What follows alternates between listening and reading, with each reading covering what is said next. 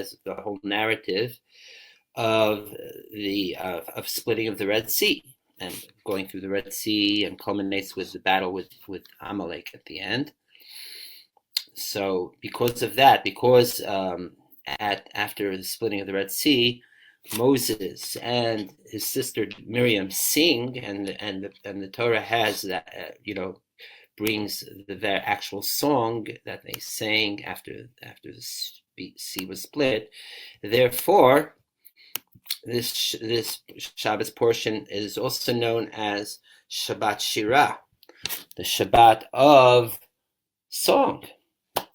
So it's a really auspicious time to sing and get in touch with that part of our tradition. And in fact, there is a tradition to feed birds for Shabbat, the Shabbat, because they sang at the splitting of the Red Sea, and participated in that in that celebration.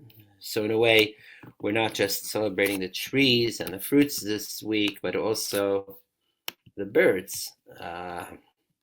So that is awesome. And then in addition to that, today, in fact, into tonight, is what is known as Yud Shvat. Yud Shvat is the 10th day of this month of Shvat, and it is more of a specific commemoration and celebration of the Chabad community, Chabad Lubavitch, because it is this day 72 years ago that the sixth Lubavitcher Rebbe, Rabbi Yosef Yitzchak of Lubavitch, passed away. And 1 year later, 71 years ago, his son-in-law succeeded him. He took over the leadership of the community. So for the Chabad community, which is where I grew up, it is a very auspicious day. In fact, I'm going to now put up some some interesting images of Rabbi Yosef Yitzchak Schneerson. He was born in 1880 in the town of Lubavitch. Yes, it's a town in White Russia. That's why it's called Lubavitch. Lubavitch translates into English as the town or city of love. Like Philadelphia, it also means the city of love, right? Or brotherly love.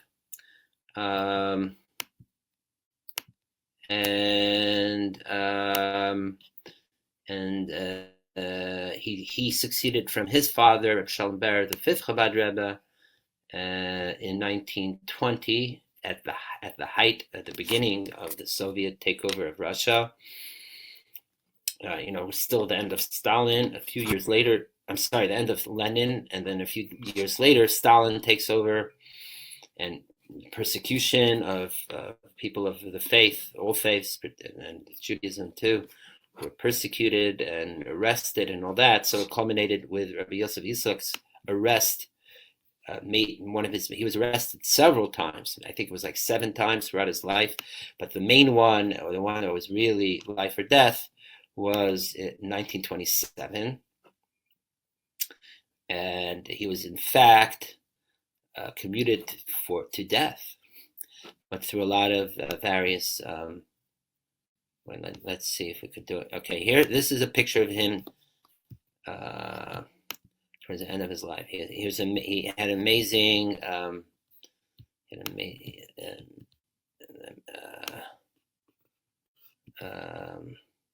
What's the word?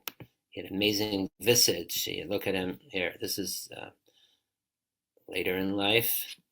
Stern. He would also smile. He was also a very joyful individual. This is him a little bit younger. And then he was he was sent to death, and then his sentence was commuted, and eventually he left the Soviet Union. Stalin let him leave reluctantly in 28, I think it was, or end of 27. He made it to Latvia for a few years and to Poland for a few years. This is him in the 1930s. And then when World War II broke out, he was stuck in Warsaw. And he was actually there at the first wave of bombings in 1939. He wasn't even there for really when there were bombings and running from home to home. He almost lost his life, and he was in hideout in Warsaw, right? I don't even think it was officially a ghetto yet, but and then what happened was, through very interesting intervention of the State Department of America and other governments, they snuck him out of Warsaw, ironically through Berlin, and put him on a plane to Stockholm, and then eventually made it on a steamliner to New York, beginning of 1940. And he eventually moved after half a year to Crown Heights in 770 Eastern Parkway. That's how Lubavitch's headquarters came to be at 770 Eastern Parkway. He lived out the last 10 years of his life there and passed away the 10th of Shvat, this day, exactly 72 years ago. Here I show a couple more images of him.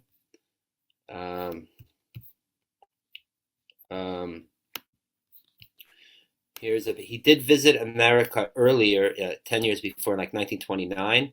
Here's a picture of him. It's a little truncated, but this is him coming off the boat or so a little bit in 1929. He visited America for close to a year. Interesting picture. So he had 3 son-in-laws. He had 3 daughters, 3 son-in-laws. 2 of them were prominent rabbis. The older one was Rabbi Shmaria Garari, who ran the yeshiva. Oh, this is the picture. This is a picture taken right when he came here in 1940. Came off the boat. That's him. That's Rabbi Shmaria Garari with the cylinder hat, and his son Barry. But the one to succeed him was actually the middle son-in-law, Rabbi Menachem Mendel Schneerson, where here's the image of them 2 together. Here. What happened? I must have. There's a couple images of them together. Well, let's put that back, even though it's smaller. Here. This one was taken in Europe still, in the late or mid-20s. That this is Rabbi Menachem Schneerson, the 7th Lubavitch Rebbe, the last one that we know of. Here it is, larger. They were distant cousins. Therefore, they're both called Schneerson, both from this the prominent Chabad family. I just had before a picture of this is them playing chess together in 1930s. Here too, again in Europe together. There was a picture, I think, before of them, like later in life. Sorry there. Let's see. Oh, yeah, where did it go? Here, this picture was taken in 1949. Sorry, here, this one. This was when Rabbi Yosef Yitzchak Schneerson accepted American citizenship, and this is Rabbi Menachem Schneerson. So these were the 2 last leaders of the Chabad Lubavitch movement. They both brought Chabad Hasidism to America and were the real spearheads of spreading traditional Judaism here in America. Rabbi Yosef Yitzchak, for those in Jewish renewal and such, he was also the teacher of Rabbi Zalman Schachter. For those that who studied with him, I know a couple people here view Rabbi Zalman as their teachers, and Rabbi Zalman would invoke Rabbi Yosef Yitzchak many a times. He would refer to him as my Rebbe. My Rebbe, right? So, this is so it's a mix. It's a day of mixed feelings because they both of the passing the yard site of Rabbi Yitzchak, but it's also the day when his son-in-law succeeded him and continued the movement. Here's a picture of Yitzchak smiling. He was also, and here of him writing. He was an amazing writer. He wrote memoirs and various stories, and he was one who really kept the traditional culture of Hasidism, Chabad Hasidism alive. So there was a great Farbrengen last night here in Crown Heights in 770, and tonight is the main time that they're Farbrengen all over. So that's what we're doing here in a way also, Farbrengen for this very auspicious day.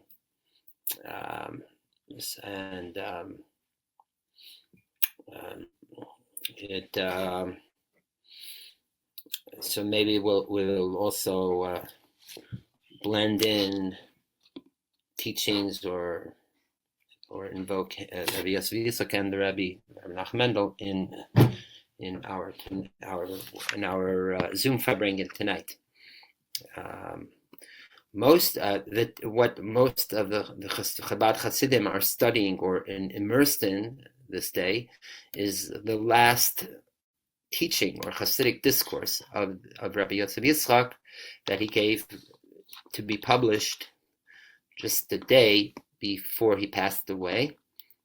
And then a year later, his successor, Rabbi Nachman Mendel, picked up on that teaching and theme and expanded upon it. So maybe we'll start a little bit with that, and then we'll go into the Parsha, okay? This, again, as mentioned, the Parsha is very full of interesting stuff. It's the story of splitting the Red Sea is like the end of Joseph in Egypt, right? I forget that Disney movie with Ofra Chazal singing. Of course, we know it from the Passover and the Seder, and it's a beautiful thing that we have, and in general, that because we read the Torah portions having to do with Egypt and Exodus, leaving Egypt, we read it now, a couple or few months before actual Passover. So we get to be involved with the Passover narrative at least twice a year. In fact, there's a mitzvah to remember the leaving of Egypt every day. It's part of 6 memory. Zemirot, it's called 6 items to remember throughout a day, every day, and we invoke it in our prayers every day, and we invoke it in our Shabbat prayers particularly, and even in Kiddush, when we and maybe we'll explain why is that too. Why is this so essential to the Jewish identity and even more to all of existence in a way? But certainly we not only mention it, but we really unpack it 2 times a year. Again, these few Torah portions from 3 weeks ago, Shemot, till next week, which will be Matan Torah, giving of the Torah, right? So it's Egypt with all the labor and servitude, and with the 10 plagues. Then there's Exodus of Egypt, 7 days going through the desert till splitting of the Red Sea. Then another 6 weeks later in the original timeline of events, and then 6 weeks later was giving of the Torah, 10 Commandments, and the whole Torah at Mount Sinai. So that's the part arc of the narrative. And as we'll see, they're all connected. It's all one leads to the other. So it's just amazing. Like it's almost like it's like the warm up, preparing already now for Passover, for Pesach, and because even though we're in the thick of winter, in general, Pesach is like, you could say, it's the climax of the Jewish of all Jewish holidays, and there's also so many laws and rituals involved around it that it takes a long time to prepare. Some people begin preparing things already now. Traditionally, you start from the end of Hanukkah, like the matzah bakeries start baking matzahs already from like end of Hanukkah. Some people begin preparing things in the house even. Maybe if they want to make their own special wine or things for Passover, they're already starting now. Or even if they want to obsessively clean out their house, they're already doing it now. In fact, just remember that there's a story, I think they say it with Rabbi Chaim Brisker, the Rabbi Chaim Soloveitchik, who was the Rav in Brisk. That so back in the shtetl days, they wouldn't use oil for Passover, but they would use schmaltz. But in order to have enough schmaltz for Passover, you have to start collecting it early enough. So they would start collecting it from the end of Hanukkah and on. So the story goes that a simple housewife came to the Rav, to Reb Chaim Brisker, all hysterical, she came like sometime maybe like a few weeks before Passover. What's the issue? The issue is that she forgot to start collecting the schmaltz for Passover right after Hanukkah, and it's already weeks later, and it's just a few weeks before Passover. What's going to be? Could she start collecting the schmaltz now? And if she does, will it be kosher enough? And she was all really distressed about it. So Reb Chaim was there with his students. In general, it's known Reb Chaim Brisker he had an open house policy. He, unlike many rabbis, where their home is their very private place, Reb Chaim Soloveitchik was known. He even had like homeless people and widows and people just living in his house. That's how open he was. So this woman's in his study, and Reb Chaim has his students there too, and she's asking the Rabbi Chaim, what should she do? She didn't prepare all the schmaltz early enough, and the students on the side are just like trying, just barely containing their laughter, because they know there is no law about this. There is not even a custom about it. It's just a practical thing. To have enough schmaltz for Passover, you start from after Hanukkah, but nowhere does it say so. You should do this, etc.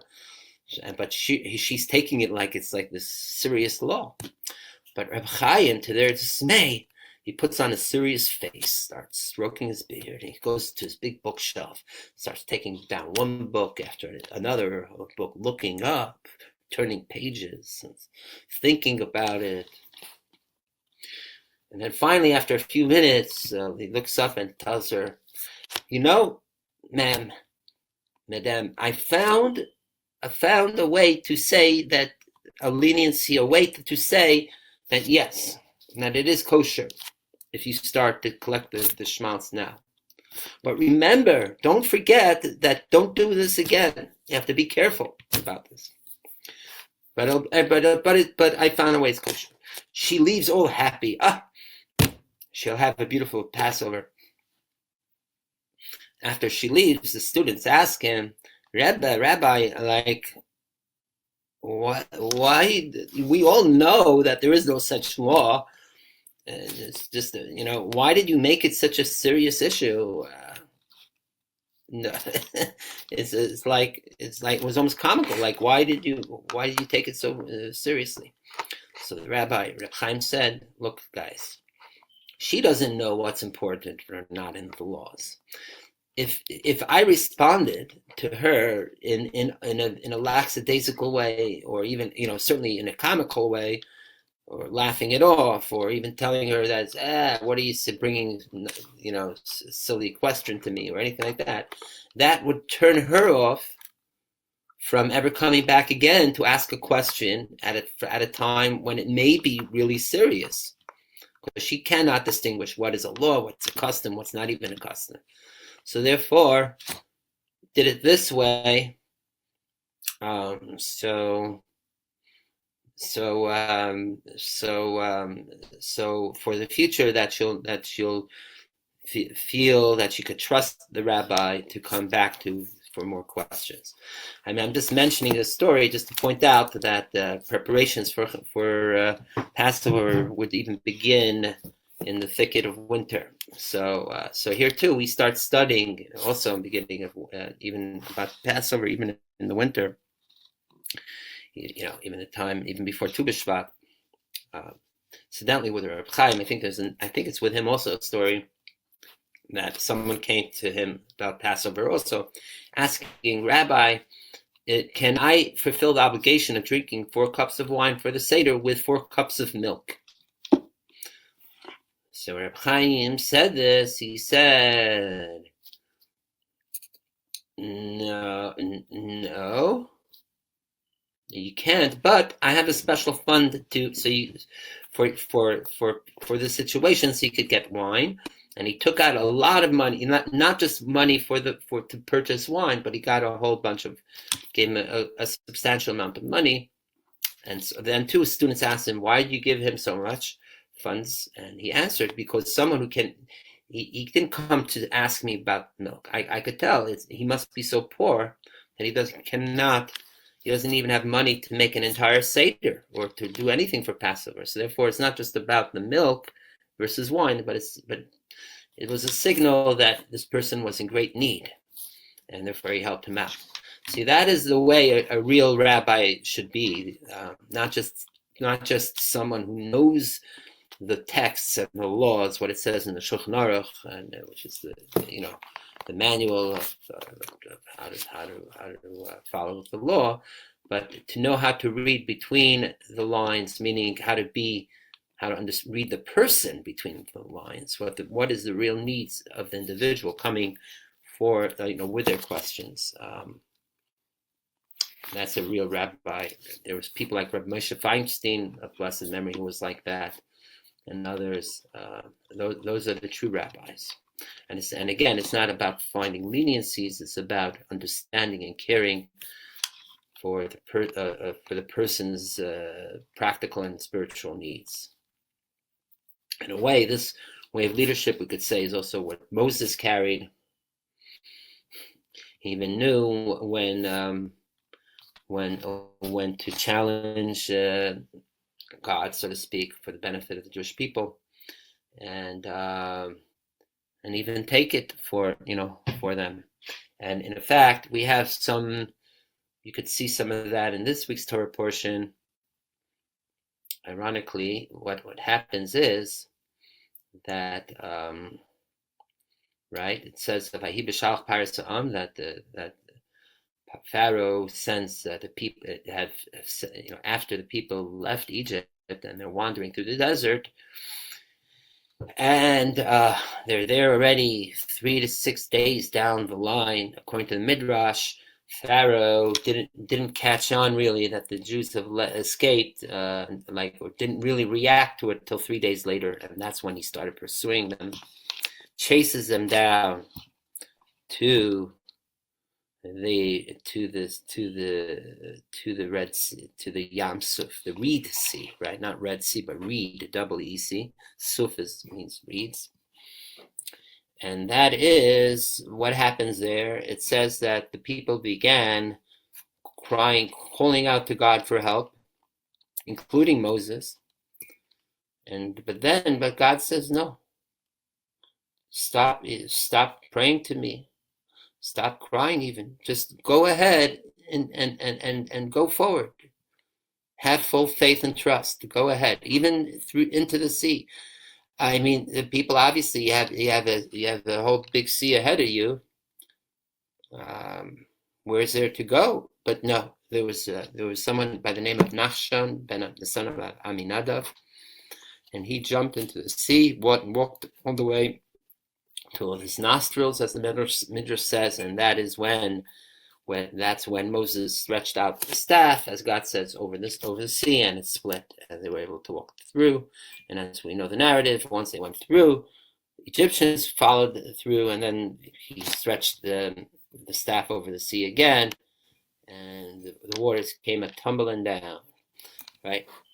But if you read in the text, it's interesting. You know what? Maybe we'll do that. We'll read a little bit in. Let me find so you could see the way it plays out with a certain midrash and a great teaching.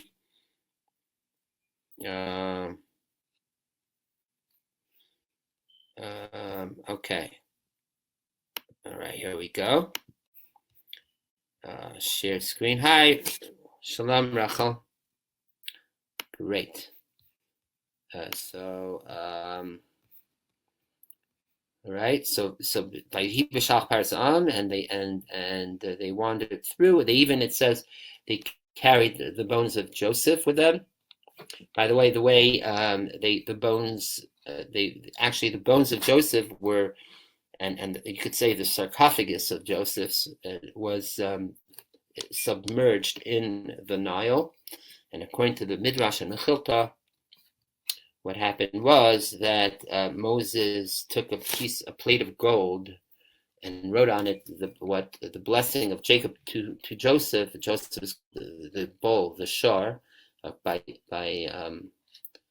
his father, and he wrote Alei Shar, rise, dear O bull, on it, and he threw it into the Nile, and that is how that's how they found the long submerged body of Joseph, and took him out. And incidentally, it is this, we'll learn this in a couple of weeks, with the golden calf. That is how the golden calf was activated, because they took that very same plate of gold and threw it into the fire, and that created the golden calf. The story. But be it as it may, he surfaces, takes it, and it's also with the bodies of the other brothers of the 12 brothers and sons of Joseph. They continue through, and so they're going through the desert, and there's the columns of fire, of smoke, and by day, and fire by night to lead them, protect them. And then, where are we? Here. And then it says so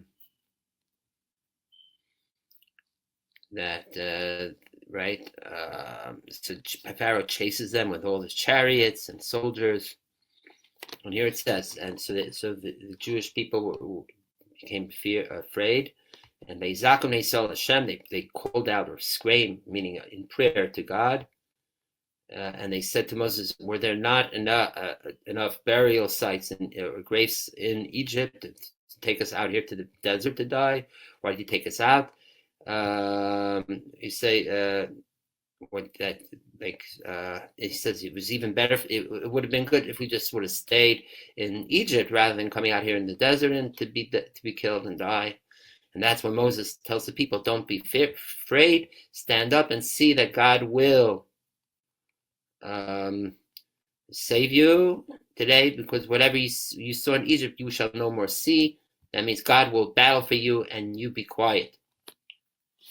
So from these, and right, so that's what he says, God will battle, and then God tells Moses, "Why are you calling out to me? Tell the people to travel forward." So from these verses, the Midrash says it gives an interesting breakdown, that when, whenever there's an emergency situation and you have a group of people, many times you have different opinions arise to how to deal with the situation.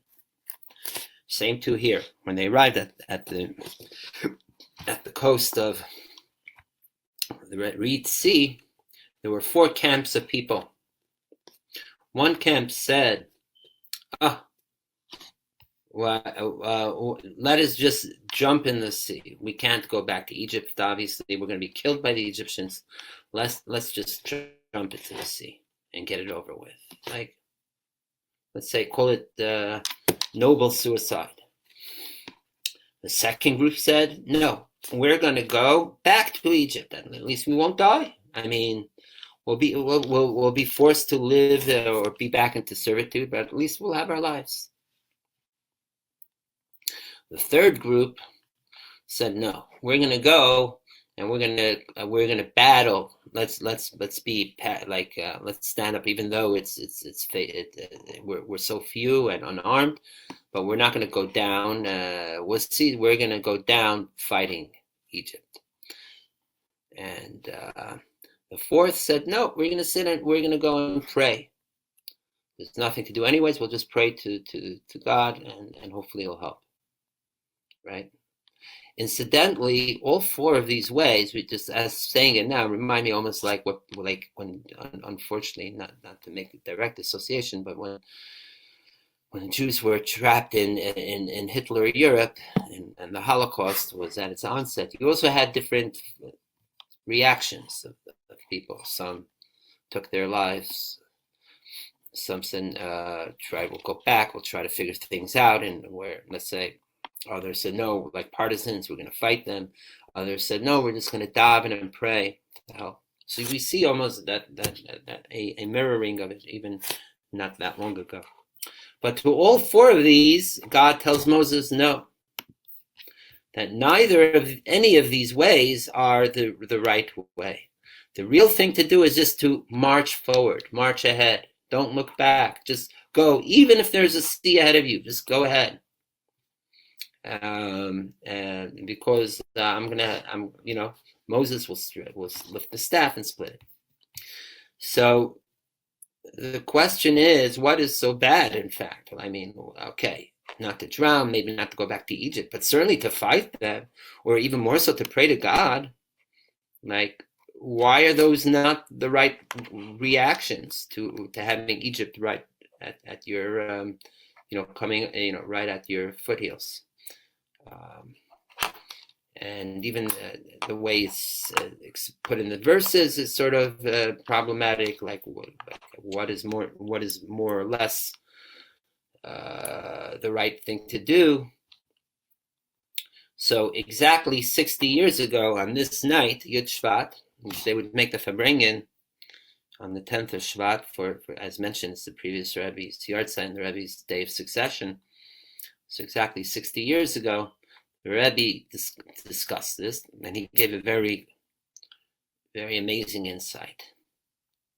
And he said what these four groups of people represent are four ways to be involved in the world, four ways to do our work in the world.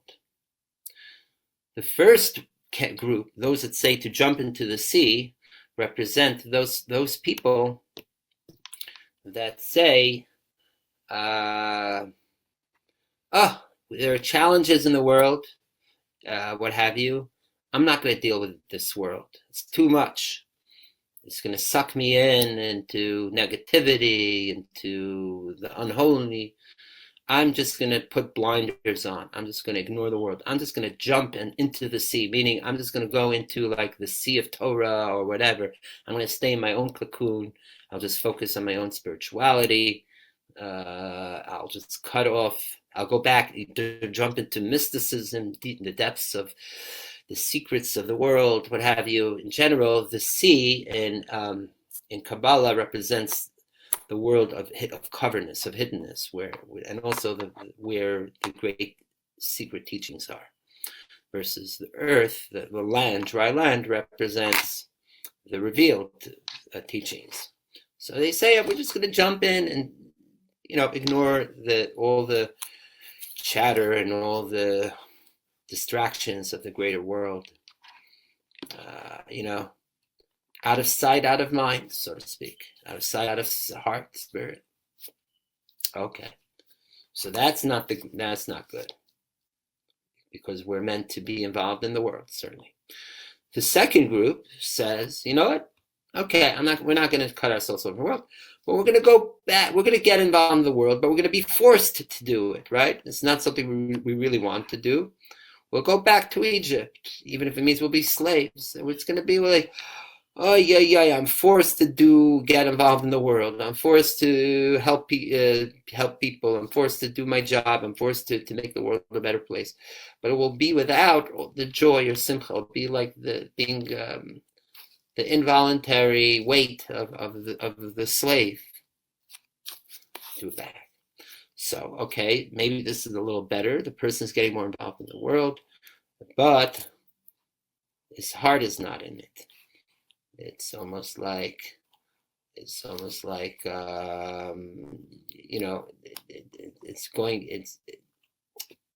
he may even make the wrong moves and make mistakes because he doesn't mean well by doing it.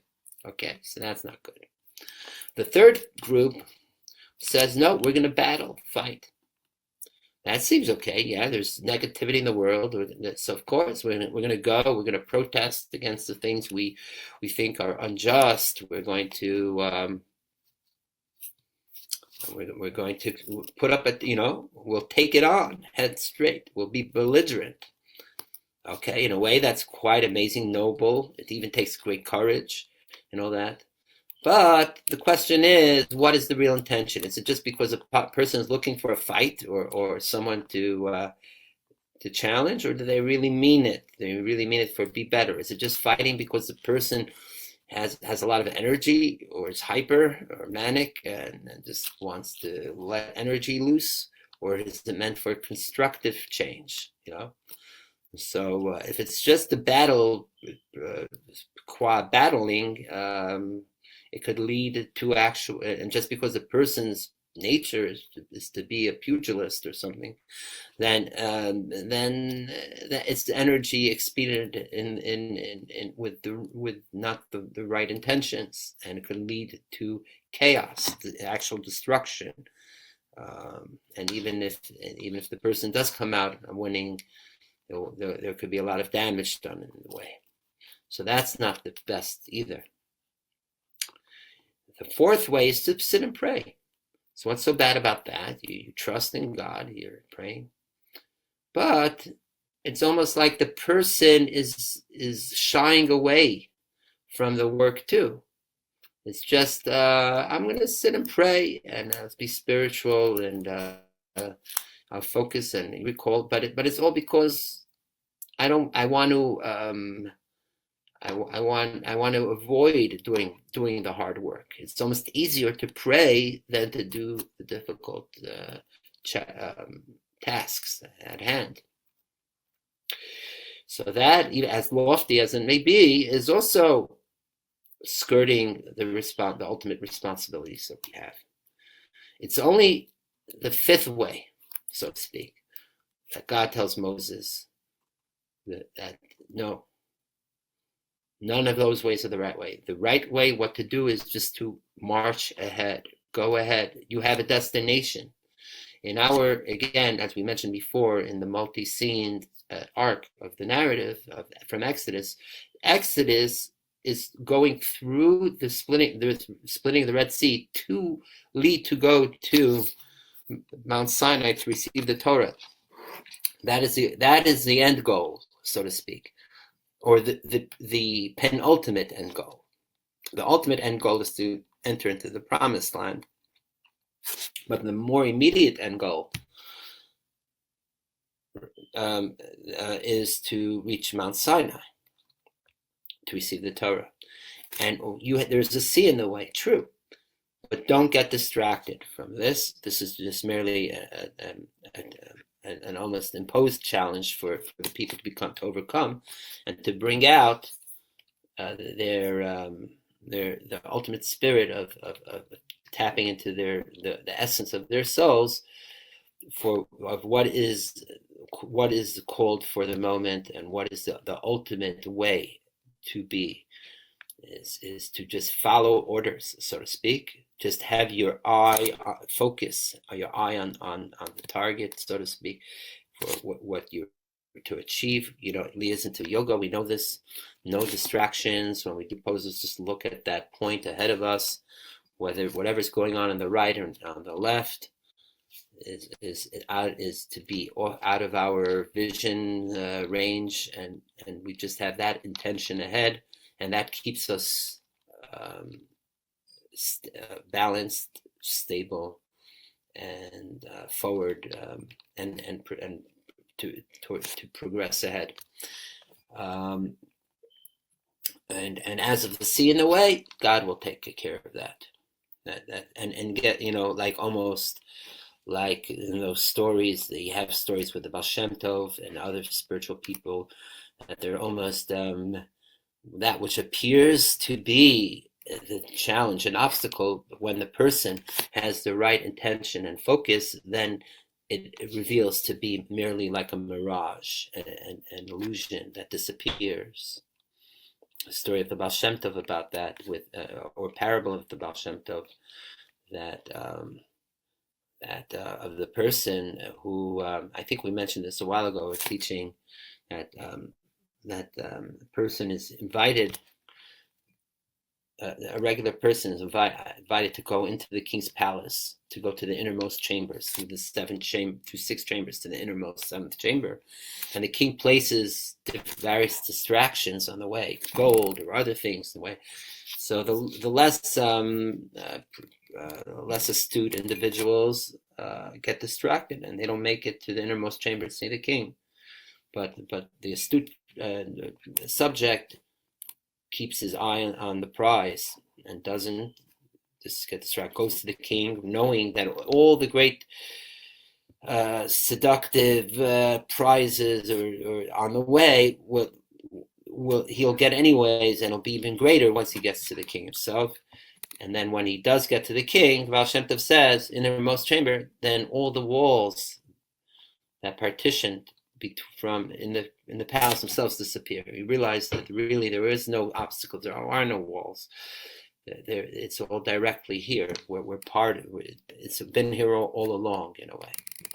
So too, the Yam Suf is also the Red Sea represents an obstacle that actually becomes not only does it disappeer, so to speak, right? The water splits, and whether not, as the tradition says, into 12 different passages for each of the tribes to go through, but in fact it embodies the full potency of miraculous, that even water, which is liquid, and it becomes solid and stands. So it's like transforming the laws of nature. And that because the Jewish people at that point just walk ahead with pure faith beyond whatever logical calculations, even spiritual calculations that each of the members of the four groups we just mentioned made. But when they got into their essence, just going ahead, following orders, so to speak, then they're able to transcend all, from the worldly way to the miraculous way. And that too is why we invoke so much the leaving of Egypt, even more than creation of the world. Because creation of the world was set up from creating the world Genesis, creating the world from nothing, ex nihilo, as it says. That is establishing the laws of nature. The splitting of the Red Sea was the ultimate miracle that changed the laws of nature, so to speak, showed that nature itself it can be overturned, so in a way that's a greater chiddush, as we say, greater novelty than just creation. That we say that not only was something created, but something that's already created to be in a specific way changes its way to be, is in a way greater. And that's why when we invoke the miraculous many times in our prayers, kiddush and other things, we don't invoke as much creation of the world, but the miracle of Exodus. In fact, Hasidic teachings have that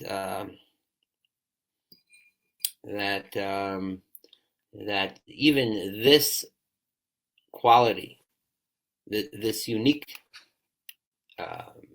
breaking or upturning of the laws of nature that happened at the Red Sea was itself embedded at the beginning of creation. It was almost a condition made with the sea that it will eventually split, because everything is created by God, but it only and for people to transform the world and to express the miraculous, and for us to access and tap into that miraculous state. So even that is in itself something that originates from the beginning of creation. In fact, so there's a teaching in the Baal Shem Tov about this. Maybe you know what I mean. You know what I'll do? I'll show. I'll share with you. We'll read a little bit from the book of the collection of the Baal Shem Tov's teachings of a story that happened with the Baal Shem Tov on this very subject. Okay, let me see if I have it here opened.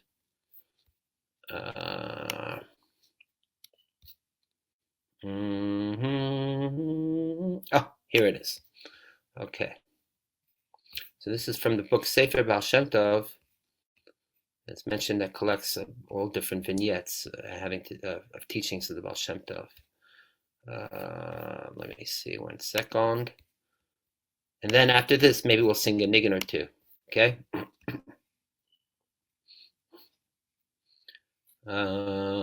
Okay. Ma'isim Baal Shem Tov, a story that had to do with Baal Shem Tov. Shabbat echad etzloi, that someone came to the Baal Shem Tov and wanted to ask him the following question, or did ask him the following question. Since this individual studied science of nature and philosophy, and based on his study of these disciplines, these subjects, he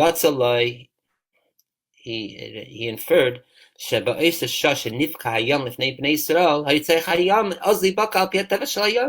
that time moment 3,300 plus years ago, when the Red Sea split, wasn't a miracle, but by whatever natural causes, it was meant to split anyways.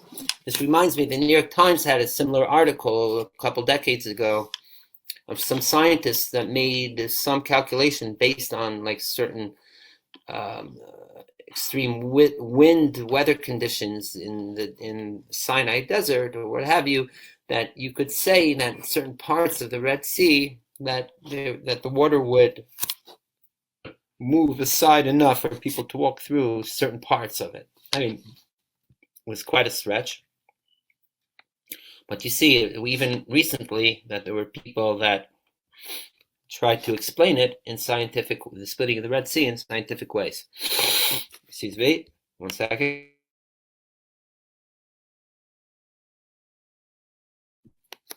Okay. What is this big fuss about the miracle of splitting the Red Sea that we believe in? And this question confounded him, perplexed him greatly. So he traveled to the Baal Shem Tov to ask this question. Right, he started doubting that of the miraculous element of splitting of the Red Sea.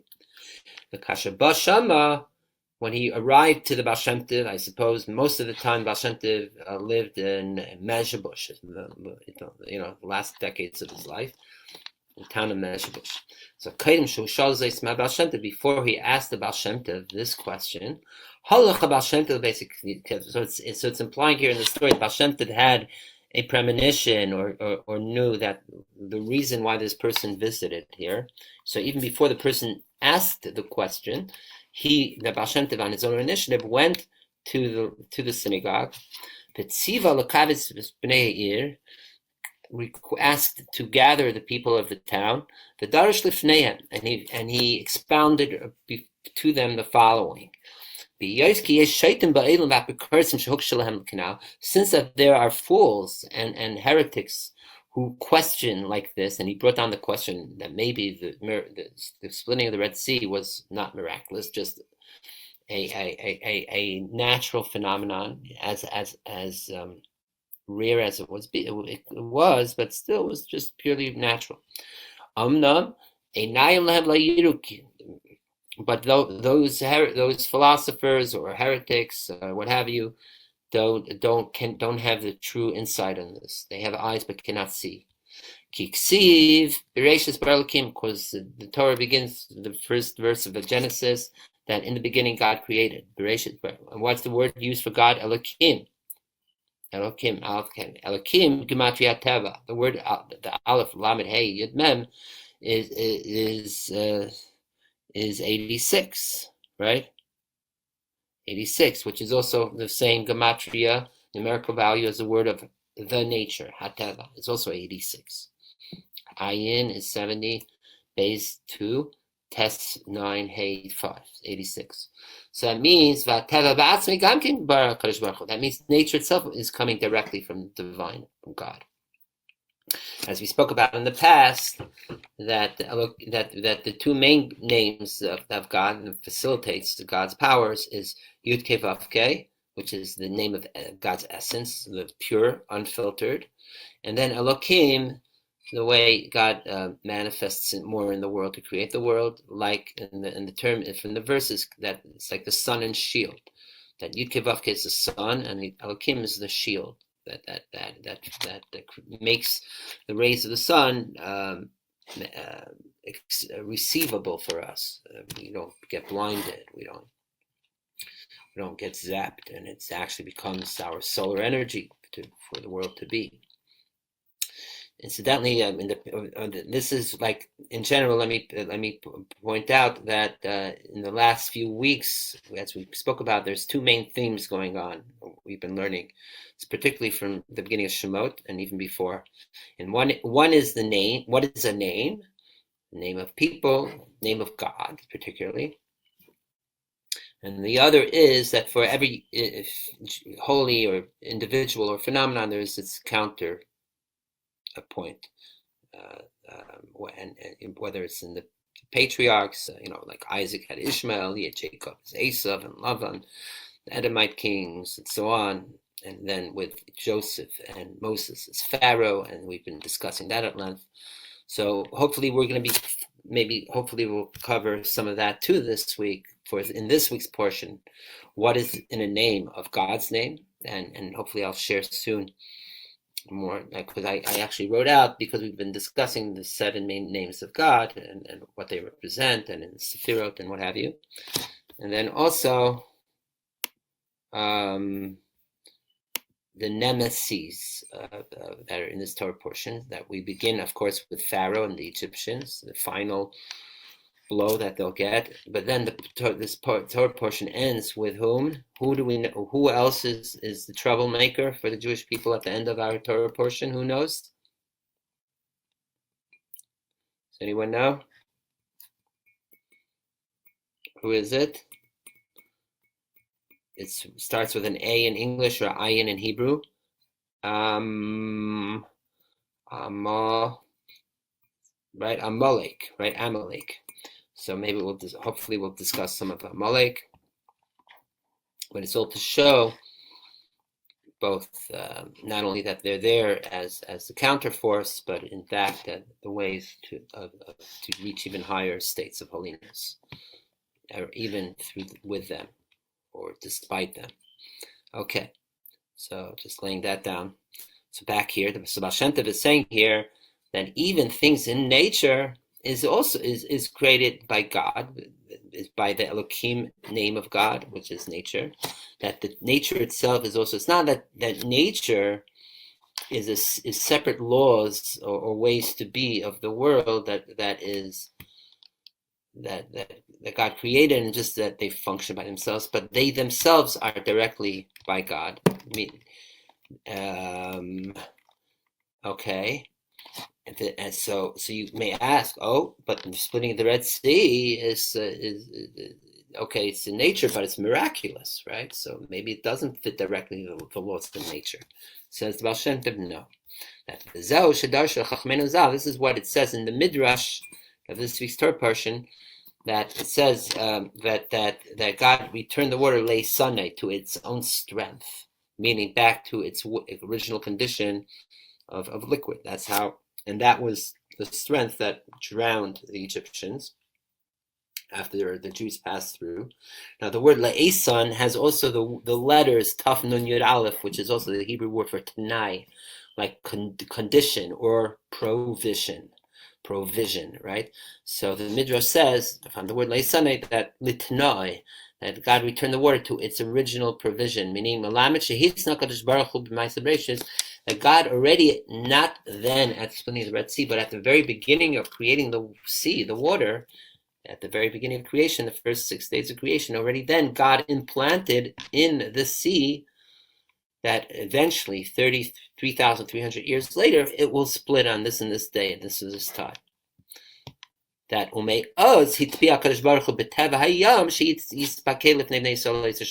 that from then, beginning of creation, God implanted in the nature of the sea that it will split for the Israel. Incidentally, it's interesting, the word for nature is the same word for tuvu biyam, for drowning or being immersed in water. So the play of word nature and drowning, which is what happens when the water returns to its original state, is itself a play of what's the word, is multifarious, has more, right? They have separate meanings, but in this case they fit well. That it was the nature of the water to drown the Egyptians from day one of creation. Therefore, the miracle is even greater. Because at the very beginning of creation, God instilled this nature in nature, that it should go against nature, but it's all still part of nature for the benefit of Israel that will pass through. Like the word Beis Bereshis, we know Rashi says means for two things. The God created the world at this beginning, for Torah and for Israel. So therefore, it was made for Israel.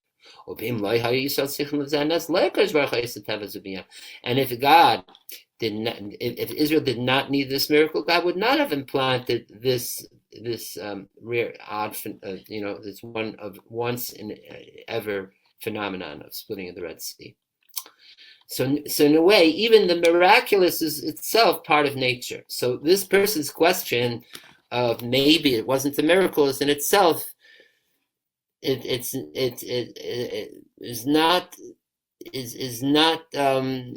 a misplaced way of defining what nature is, because in truth, every miracle, in a way, specifically of splitting the Red Sea, is part of the laws of nature, because it was all intended, it was all set out from the beginning of creation that it be so in such a way. Okay. So that is a beautiful teaching for us too, that some people think that the miraculous is something it's beyond our experience. It's almost like either people are skeptical about miracle, or they've even become so amazed by miracles, but if you see even this disruption of the laws of nature as being in itself part of the way things were set out to be, then we embrace everything as it was meant to be this way. Yes, it's true. Ultimately, it is the miracle is amazing. I mean, we're humans. It's, if anything, if right, movies are when the kid is with E.T. running away from the feds, and then the bicycle takes off and starts levitating, floating up there, we all go, oh, wow, that's like the moment in the movie where nature breaks its rules, right? But if we think that it was meant to be that way, or that E.T. has those powers, it was meant to be. So it makes sense, of course. We're still amazed, we still appreciate it, we still embrace it as amazing, but we don't question it or its experience. And that is a beautiful thing, that in fact the Jewish people are then being taught at the splitting of the Red Sea to embrace a life in a way that not just to be purely that to expand our experience, that and be open to anything to happen, even something that seems impossible. And when it does happen, yes, we appreciate it and we thank gratitude and all that, but we accept it at the same time for what it is. So there we are.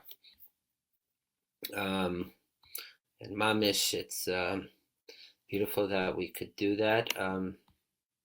So, I forgot, we usually begin or start or bring a Niggun in at some point. So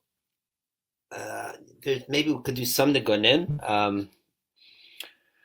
Let's see. So firstly, I think I mentioned in the past, as we're learning, that I made a bunch of Niggunim for Passover themed Niggunim, whether it is on the Haggadah or just for Passover.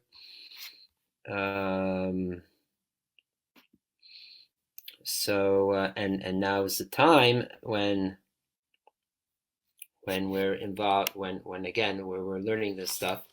So maybe what I'll do is I'll share. Okay, I have an idea. I'll share two. I'll share two songs having to do with the song of splitting of the Red Sea. Two short songs that I came up with, simple ones, and then maybe I'll do another one about the idea that we should all experience leaving Egypt. And then before I forget, also at some point we'll sing a song for Shvat, a song that the previous Rebbe loved or something like that. Okay. So splitting of the Red Sea, we say that is Adzi Yashir Moshe. That after the splitting of the Red Sea, Moses sang the song Ashira LaShem Ki Gamala Ki Ga'a. Ashira LaShem Ki Gamala. Yeah, and there's different verses. There's Azi v'Zemirot Vahili Lishua. My strength and song is to the Lord, and for me it's salvation. And there's a popular song to those words sung. We sing it, sung in renewal circles certainly. Azi v'Zemirot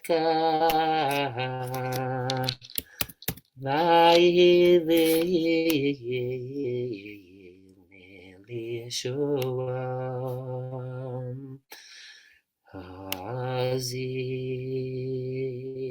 Mesirut Vayhile Yeshua Azi Mesirut Vayhile Yeshua Azi Mesirut Vayhile Yeshua. I put up on the screen the words so you can see. Azi Yashir.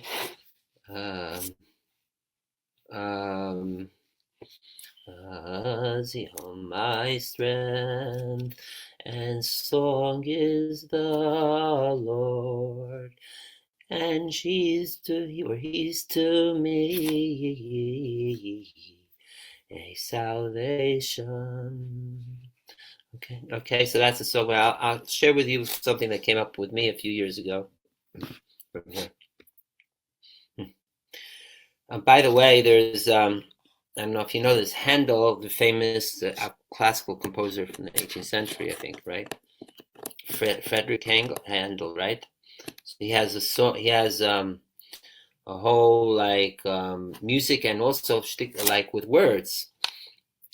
both of Moses leaving Egypt and Moses at the sea, and he takes the whole song of Moses here, the Az Yashir in English, sung by tenors and baritones and male voices, female voices, and some of it, like the female voices, some of it is represented with the different elements, like drowning in the sea. You have this deep voice going. If I find the link, I'll put it in the chat. Okay. Anyways, here's one that came to me from verse 1. Shira Lashem ki goy gam so zveroich vay ramav vayam ozi Zemirot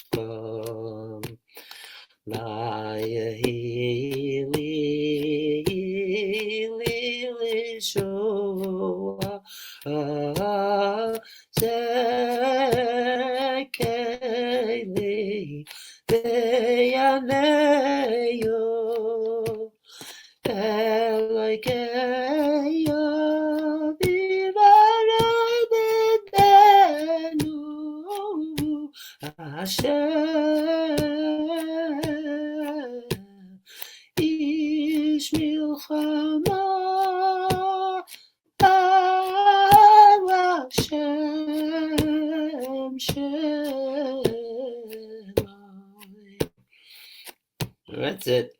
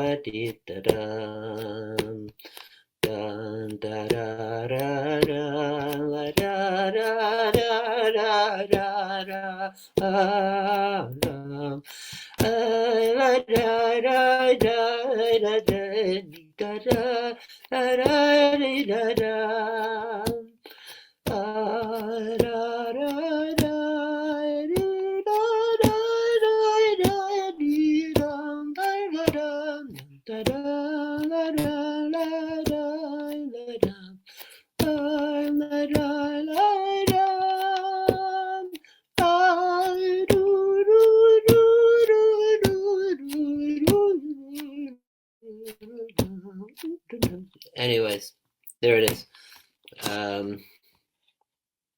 It's just like something that came while I was davening or learning. And then here's another in verse 11.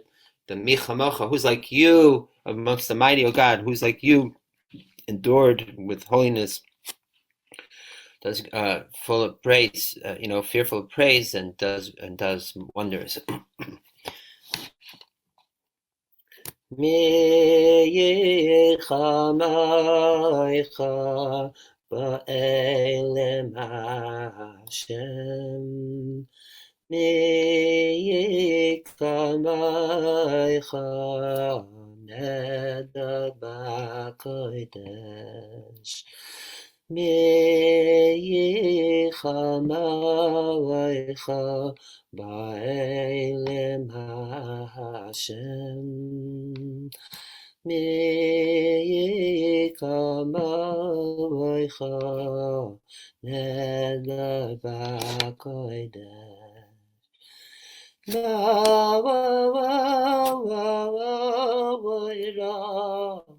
Say love, I say farewell, I say farewell. No,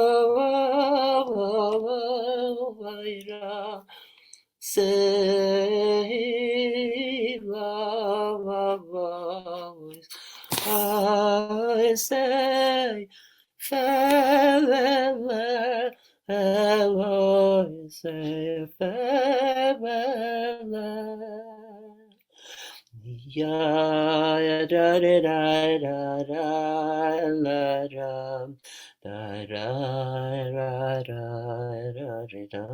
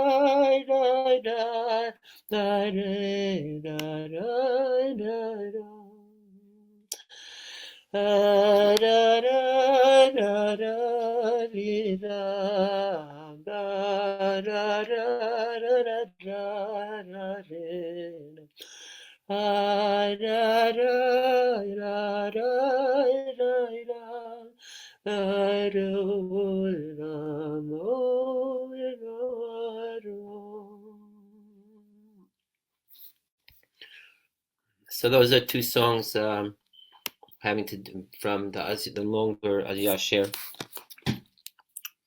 Let me see if I could find. I'll just try to find the clip for Handel's song of Egypt at the sea. And you could copy it and play it or listen to it on your own.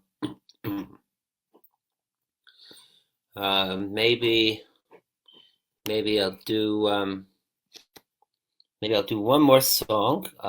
Also having to do with, as mentioned, that we have not only like we had the obligation or to remember leaving Egypt every day of the year, particularly when we're reading it in the Torah portion, leaving Egypt. And so that's just to remember, like, as something of the past. But then the uniqueness of the Passover Seder is that we say not only are you supposed to remember, but you're supposed to lirot et atzmo. You're supposed to view yourself as if you went out of Egypt. And some versions is this as if you left Egypt today, that day of Passover. So it's not just a memory of the past, but it's a re-experiencing, seeing oneself, or also to show and act and behave in a way like we are leaving that very day from Egypt. That's why so many rituals and parts of the Passover Seder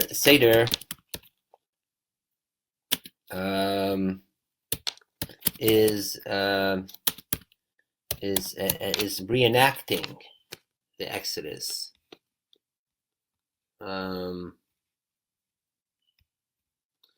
Okay. So, well, I'm sorry. So what? So I came up with. I made a song. It was channeled through me. Let's say, having to do with those words. V'chol davar dar. In every generation, chayav adam. A person's obligated lirot atzmo to view himself ki'ilu hu yatsa hayom mitzrayim, as if he left that day from Egypt. Okay, I found the Moses' song by the composer Handel. I found a YouTube clip of it, so I'm going to put it in the chat, and you could probably find other versions of it, but at least. Oh, someone's here, coming in. I'll put that in, and then what I'll do now. Okay, you know what? I'm gonna. So the Moses' song is part 2 of Handel's long composition. So and I'm gonna put a link of the whole version of it. Oops, sorry. Wait a second. And you may even be able to find on YouTube actual. Because I don't know if the clips I sent you shows an actual live symphony or performers, but I'm sure it's out there. I actually went to a rendition of it at Carnegie Hall many years ago. A friend of a friend was performing in it, so I just remember this because it was like hearing it, like had seats just like near stage up front, and just felt all like Handel makes the sounds of the clash of the chariots falling into the sea and the water, as mentioned. It's very cool. Okay, so now let me say we'll put I'll sing one more and then we'll go back to the learning. Is this fine with everyone?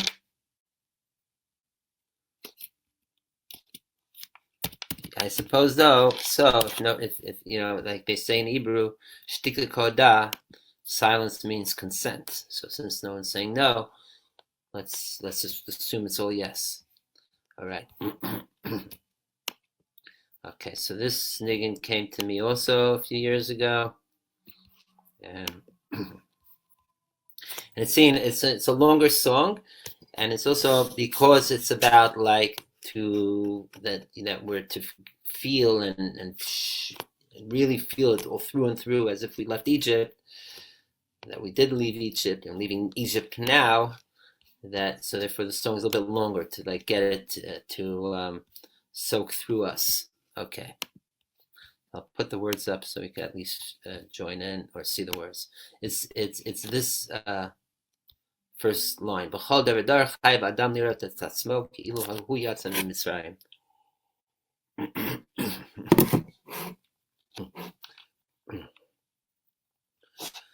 B'chol davar v'adam Chayav Adam Lirais Lirais Es Atzmai Ke'ilu hu yotza miMitzrayim B'chol davar v'adam Chayav Adam Lirais Lirais Es Atzmai Ki'ilu hu yotza miMitzrayim B'chol davar v'adam Chayav Adam Lirais Lirais Es Atzmai Ki'ilu hu yotza miMitzrayim B'chol davar v'adam Chayav Adam Lirais Lirais Es Atzmai Ki'ilu hu yotza miMitzrayim B'chol davar Chayav Adam Lirais Lirais Es Atzmai Ke'ilu hu yotza miMitzrayim B'chol davar v'adam Chayav Adam Lirais Lirais עצמי כאילו יצא ממצרים בכל דבר ודבר חייב אדם ליראה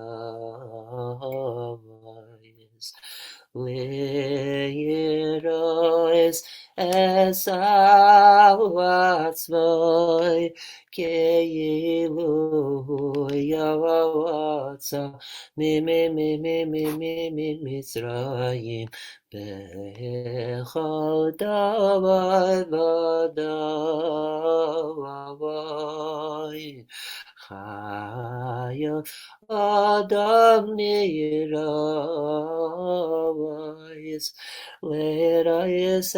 עצמו כאילו יצא ממצרים בכל דבר בכל דבר חייב אדם ליראה אדם ליראה עצמו כאילו יצא ממצרים בכל דבר ודבר חייב אדם ליראה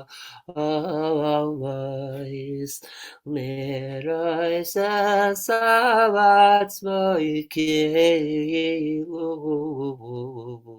יצא ממצרים בכל דבר ודבר חייב אדם ליראה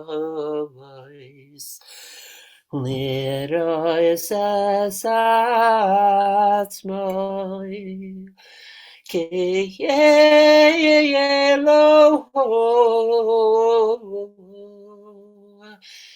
יצא היה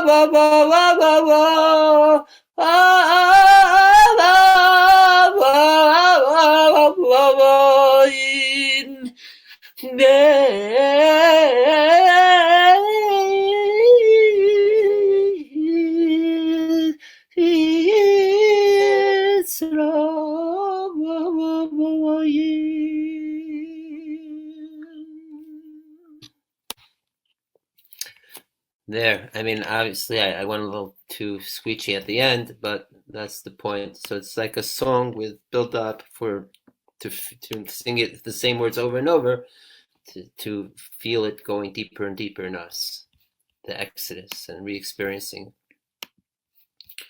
the leaving of Egypt. Okay, Leah, take care. Great. She signed off already. Yes. All right. Great. So there we are. And so now what we'll do is we'll as promised, maybe we'll delve a little bit into the names of God, because right, and then a bit about having to do what has to do about Amalek, who is the other nemesis, just to keep the two themes of names and whatever there's of holy, there's also the opposite and unholy, and how we can transform. And then we'll delve into Shabbos stuff. That is our main overall theme, is about Shabbos. We're in the third song of Rabbi Arizal, having to do with Shabbos afternoon.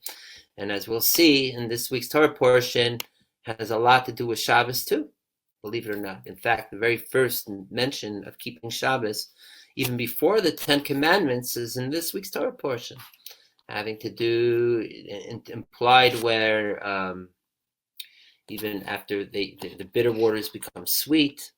They start learning about Shabbos then, but they actually start observing Shabbos. It has to do with who knows what. What event happens in this week's Torah portion has to do with Shabbos. Does anyone know? 5, 4, 3, 2, 1. Okay. The answer is it has to do with the manna, right? And as we'll see, its connection with Shabbos and all that, and the deeper significance of manna too. But first, about a name.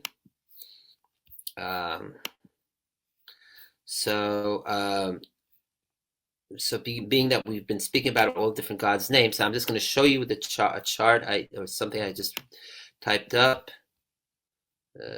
recently, so Chaver could get a sense of what we're talking about when we talk about God's names. It's all in a name, right? Call me by my name, right? You know that. But my feeling is, I hope I have the right window open. I hope I didn't. Okay, let's see if I can find it. Is this it? No, hang on. I remember now. All right, hang on there. So basically, as I'll just start talking until I find it, my multi-windowed computer. Sometimes you have too many windows, you can't find what you really need when you're looking for it. Unless I had it open already? No, because I thought I put it aside. Hang on there. So so there are 7 names, as we mentioned. This is even in the Talmud, that there are 7 names of God that cannot be erased. I hope I didn't accidentally close the window. Okay, so the first name,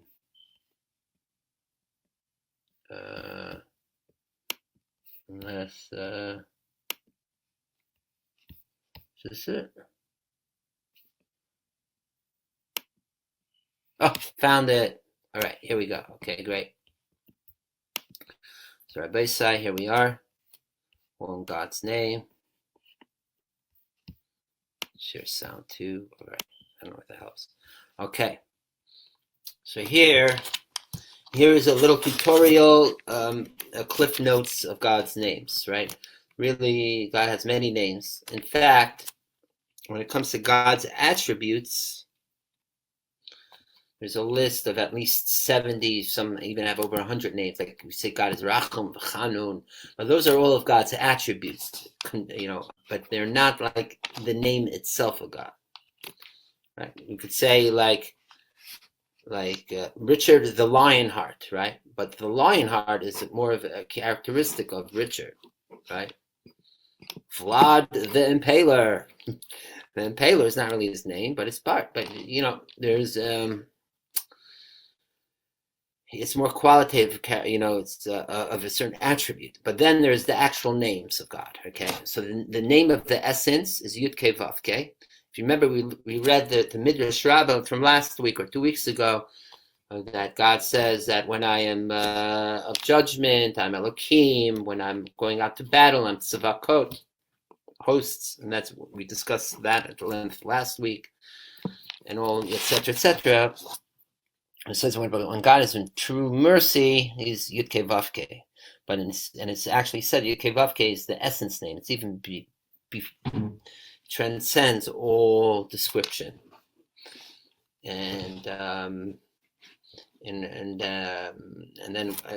once we go through the names, we'll go back to Yud Kei Vav Kei and explain it, because we were discussing this also a couple of weeks ago in the portion of Ve'era. Remember, it says Ve'era Abraham, it's going to kill Shindal Yud Lo Nadaita Lahem, and we spoke about 2 levels of Yud Kei Vav Kei, lower Yud Kei Vav Kei, higher Yud Kei Vav Kei. Okay, but let's just go down the chart here so we get an idea what's going on. Yud Kei Vav Kei, right?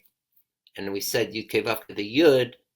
The line in here is because it's like a holier name. We don't want to fully spell it out. So the Yud is right. So we say Hoveh. The base of the word is Hoveh, existence. The Yud makes it constant, not just future, like it's in Hebrew grammar. It could even be in the present of something that is constant from the present into the future. That's God's presence is constant. Or it could also represent the conflation of past, present, and future tenses beyond time, or beyond time in time. So that's Yud Ke Vav Ke, right? Then sometimes it's spelled halfway, Yud Ke, like Kiva Yud Ke Hashem Tzurei Lamim. Where else do we have only Yud Ke? Hint, it's in this week's Torah portion, and we'll get to talk about it, and we spoke about it, I think, briefly in the past. It's at the end of the Torah portion, with the battle of Amalek, and when they and after they make the altar and such, it says ki yud ke al ki yad al kos yud ke. We'll go back to that when we discuss it, because that's how that's one aspect in this week's Torah portion have to do with God's name. It says only Didn't God's you name. also sing it a few moments ago? Oh, Oziv Zimrat Ka. Ka, very good. Oziv Zimrat Ka, very good. Thank you, Jonathan. 100%. Ka, Yud Ke, right? All right. So that's sort of a short version of Yud Ke Vav Ke. Why do we do it that way? We'll explain soon. Okay. Now in Yud Ke Vav Ke itself, there's 4 different main permutations of many others, but there's 4 main ones. I think there's a list of 27 or more. But there's Ma Ban Sag Av. It depends on how you spell out each, like Yud. Let me type it out here, like just so you get a sense, or I'll do it right underneath here. Like Yud could be, that's Yud, Hey, Vav, Hey. Like if you take each letter and spell it phonetically in the way you spell it out like a word, like you'll have that. Like that would be 45. Yud is 10, Vav is 6, Dal is 4. So Yud itself is 20, even though just the Yud is 10, right? Hey here would be not 5 but 6. Vav would be 13, not 6. Hey with the here again 3, such. So that's Ma. Ban is another way to spell it, where the hey, instead of being a hey, it would be hey, okay? Sag is another, so that Ban is 52. Sag is 63, would be a way it would be spelled out with like hey, Yud, where the Vav could be also, right, either Vav too. And then Av is the highest numerical. That would be like this. Yud, hey, Yud. Understand? And then Vav, I forget, it's Vav or Vav Aleph Vav. And then hey, Yud, okay? So you're getting the sense of how you could take the name, because Yud Ke Vav Ke by itself is how much? Yud Ke Vav Ke by itself is how much numerical 26. value? 26. But this is a way to flesh it out even more. And each of these, according to Kabbalah, the Ma Ban Saga 45, 52, 63, 72, has different meanings. Usually the Ma Ban is on a lower order. That means on our realm, our world. After the Tzimtzum, Tzilut, and lower, such. Ma represents the masculine, Ban the feminine. So too, in the upper realms, you have Sag and Av. Sag is the masculine, and Av is the feminine. So here too, you see how Yud Ke Vav Ke has 2 orders: a lower order, the Ma Ban order, and then there's the Sag Av order of higher, the Havaya Delayla Yud Ke Vav Vav. Okay, so that's Yud Ke Vav Ke in a snapshot. You know what? Since we're okay, let's continue, and then we'll come back to Yud Ke Vav Ke. The next name of God is Eke, or Ehya, or Eya Asher Eya. Where do we have this? We didn't speak that much this time about it in the last few weeks, but it is in which Torah portion? Who remembers? That was 3 weeks ago in Shemot. At the beginning, when Moses asks God, what should I tell the people if they want to know what's your name? He says, I think we mentioned it, but we didn't go into it into depth. God says, tell them, I will be the one that I will be. Or as they like saying in, one second.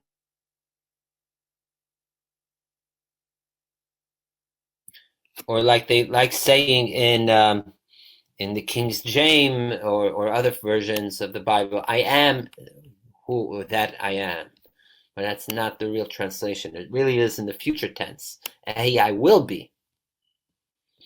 Because it's God telling Moses that God will reveal himself and through miracles and Exodus and such. So Eya in itself is considered in certain ways God's name. Depends how it's used. If it's used like some of these names, like Kale too, if it's used just as a human Lord, not just Lord, then it's not a sacred name, a holy name. But same thing, if someone says Ani Ehyeh Behabayit, I will be in the house, bebeiti, bebayit sheli. I will be in my house. You have it in modern Hebrew too now. You use the word Ehyeh as I will be. But if you're using it for yourself or for humans, then it's not a sacred name. But if it's used for God, it then becomes so. You could say the same for almost every of these Kel, Tzvakot, Adonai, right? Or Adoni, you could use for humans. And the Talmud says that as long as it's used for human, it's not considered an unerasable, unmentionable name. But once it is used for God, then it becomes holy. The only name, God's name, that is always holy is Yud Kei Vav Kei, right? The very first one. The essence name. Now, so Eke, I will be. The Zohar also says, what does Eke mean? I will be the one that is here, will be doing miracles for Egypt, and also the one that I will reveal myself in the future.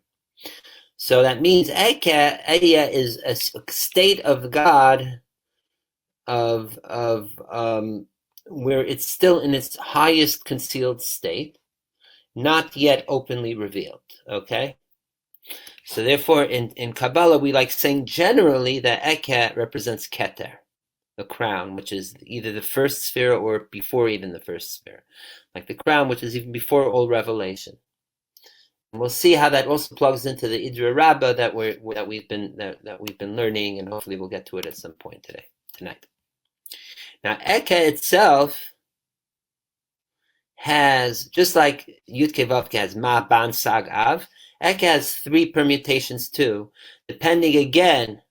Let me put it again here, make it clear. Oops. The 3 ways that you could spell a Hey, either Hey Aleph, or Hey Hey, or Hey Yud, and that would change the gematria from the lowest value. Hey Aleph is 6, right? Equals 6. Hey equals 10. And Hey Yud equals 15. Okay, so depending on how you use the 2 Heys of Eya, how you make this the spell it out. So then it would either make Eke, and it's also if you spell it fully, because Aleph is how much?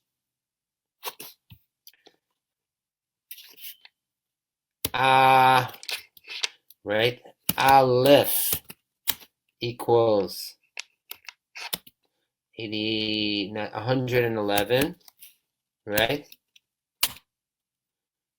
All right. So then plus, however you do the Hey, and the Yud is, as we said, is 20. So again, the 3 variations that Eya or Ek could be is either 142, that's Kuf Mem Beit, or 151, or Kuf Nun Aleph, or 161, Kuf Samach Aleph. And if you look in Kabbalah, they will use various forms of Eke for different states of God's name Eke, and as related to Keter, how revealed or concealed.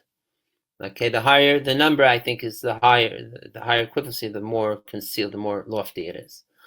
Okay, and in the Kavanot of the Arizal and Baal Shem Tov, they use, let's say for mikvah and some other things, they use I think the kufna. Now they even go through more than one of the permutate or gematrias of Eke. Okay, the point being the Eke represents most of the time Keter.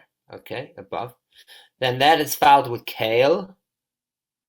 There's even a verse that says Chesed Kale Kol Hayom. The kindness of God is all day. So that is Chesed. So again, we're not even counting Chachma bin Adat here. And I will explain where it is found after once we go through. But here we are. Kale is Chesed. Okay, kindness, or Elokah. Sometimes it's more spelled out as Elokah. Would be Chesed. Elokim is Gvura, aka I'll write it in Din, right? Because we say you have Chesed and Din. I'm sorry, or we'll soon see. Actually, okay, let me just do this.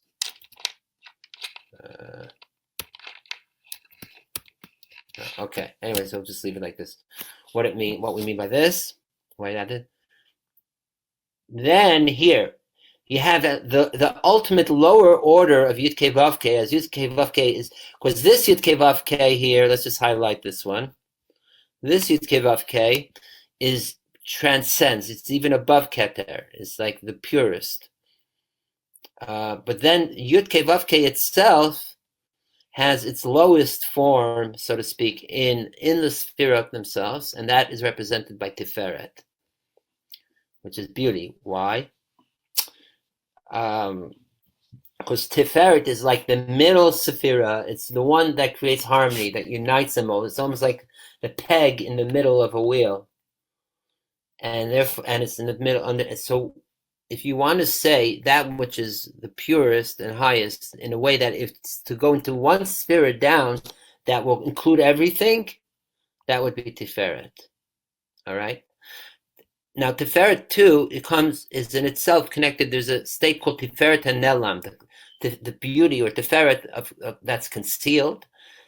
That Tiferet HaNelam is actually up here, so to speak, up here with the upper Yud Kei Vav Kei. Okay. One. Okay, let's go continue, and then we'll come back to one final insight about Yud Kei Vav Kei. Below that is Tzivakot, and that's what we spoke about last week when we spoke about Yotzat Tzivot Havaya, the difference between Tzivot Yud Kei Vav Kei and or Yud Kei or Havaya Tzivakot, Yud Kei Vav Kei Tzivakot, right? And we said that in last week's Torah portion, Tzivot Havaya means that Tzivot, the lower realm, is subservient to the Yud Kei Vav Kei itself, whereas in Navi, by Chana and other places, it says the opposite. Or we say in prayer from Ezekiel, Kadosh, Kadosh, Kadosh, Yud Kei Vav Kei Tzivakot, Malach Haaretz Kvados. So there, the Yud Kei Vav Kei is first, and then as it goes down into Tzivakot. Tzivakot meaning hosts or even armies. So that's represented by Netzach and Hod. Netzach, of course, is victory, endurance related to battle and such.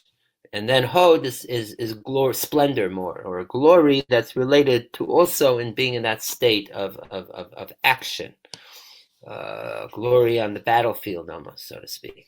So these two, and they're also Netzach and Hod, are known as the two calves, the two sides of the body. They're most partnered up in Kabbalah. Just like Chachma and Bina are frequently paired up, they're known as Trei Reim de Lam, the two companions that cannot be separated. So too Netzach and Hod, in its way, many times are also placed together, paired up together. So that's why Tzivakot, and Tzivakot is also plural. It's not just one Tzava army, it's Tzivakot, plural. So that the plural is also signifying minimal of plurals too, would be Netzach and Hod. Then we have Shindal Yud, Shaddai, Shakai, and that is the sphere of Yesod. Shindal Yud is also the Midrash. I think says that comes is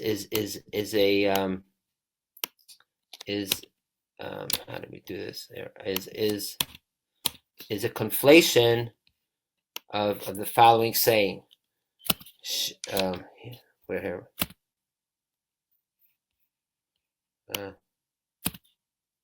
she'omer le'olamo die. So I'm just here. So it's like saying, it's also known as like a nutricon when you use certain letters as a shorthand for a larger word or term. So that is the state where God tells the world enough, meaning it's the state of where God is already concentrating and putting the final limits to the world. That's Shindal Yud. Also, Shindal Yud, we know, is written on the outside of the mezuzah. If you look at your mezuzah, you'll see it says Shindal Yud. All right. Yeah, but there it's an acronym for Shomer Daltos Yisrael. Very good. Thank you very much. Let's write that down too. Right. That it has come to mean Shomer. Let's see. Shomer Dal Tot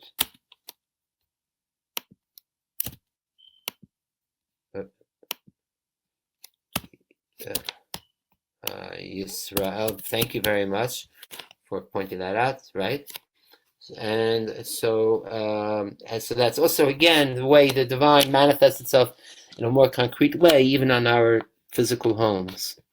All right? And then the final name of God is Adonai, or my master, which is represented by the last Sephir of Malchut, which is right.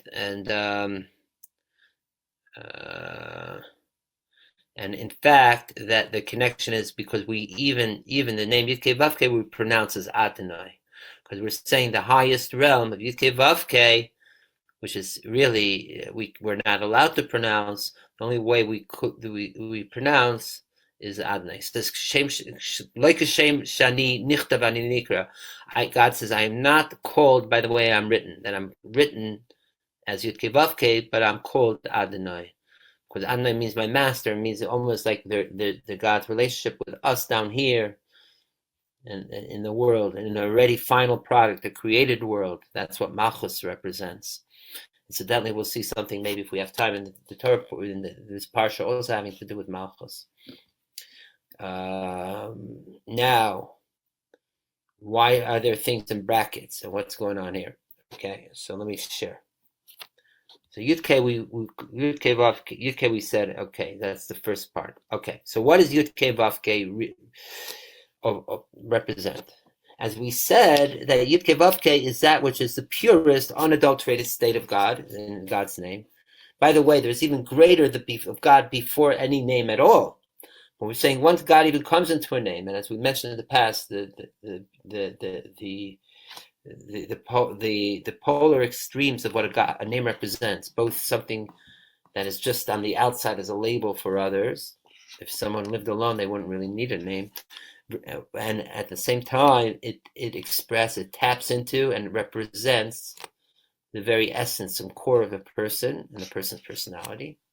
And that's why Yud Kei Vav Kei is God's constant existence and being beyond time, in time, etc. That's what Yud Kei Vav Kei.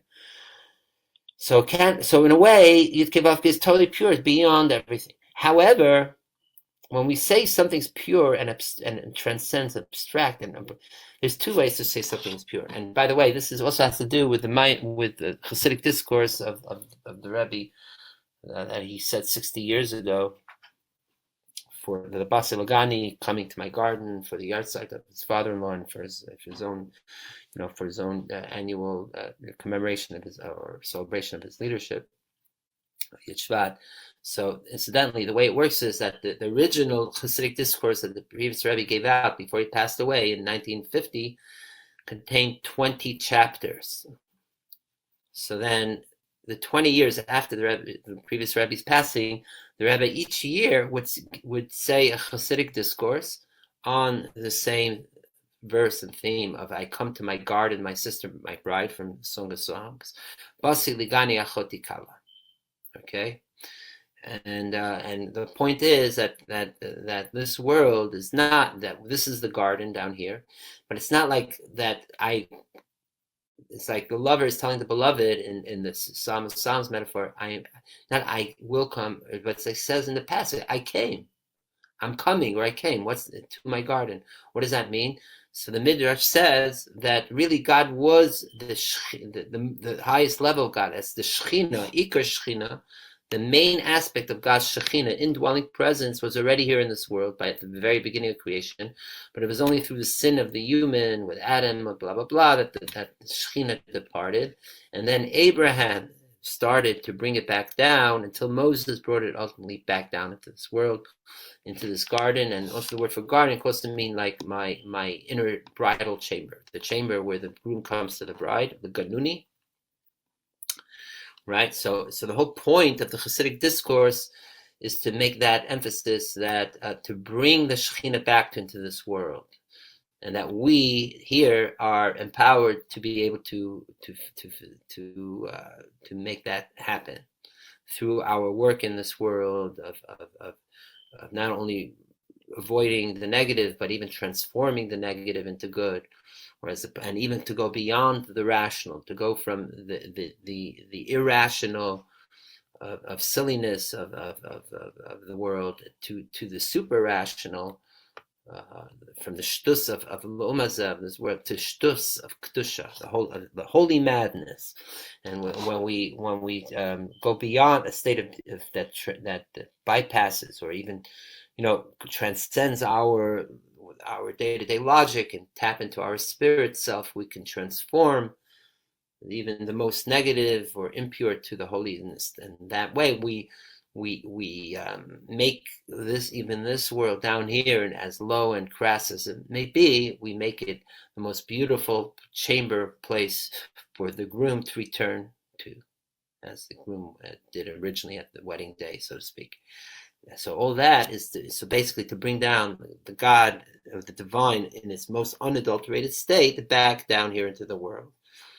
In our parlance here, it would be to take that state of Yud Kei Vav Kei and bring it back into all the way down to Aleph Daled Nun Yud Adonai.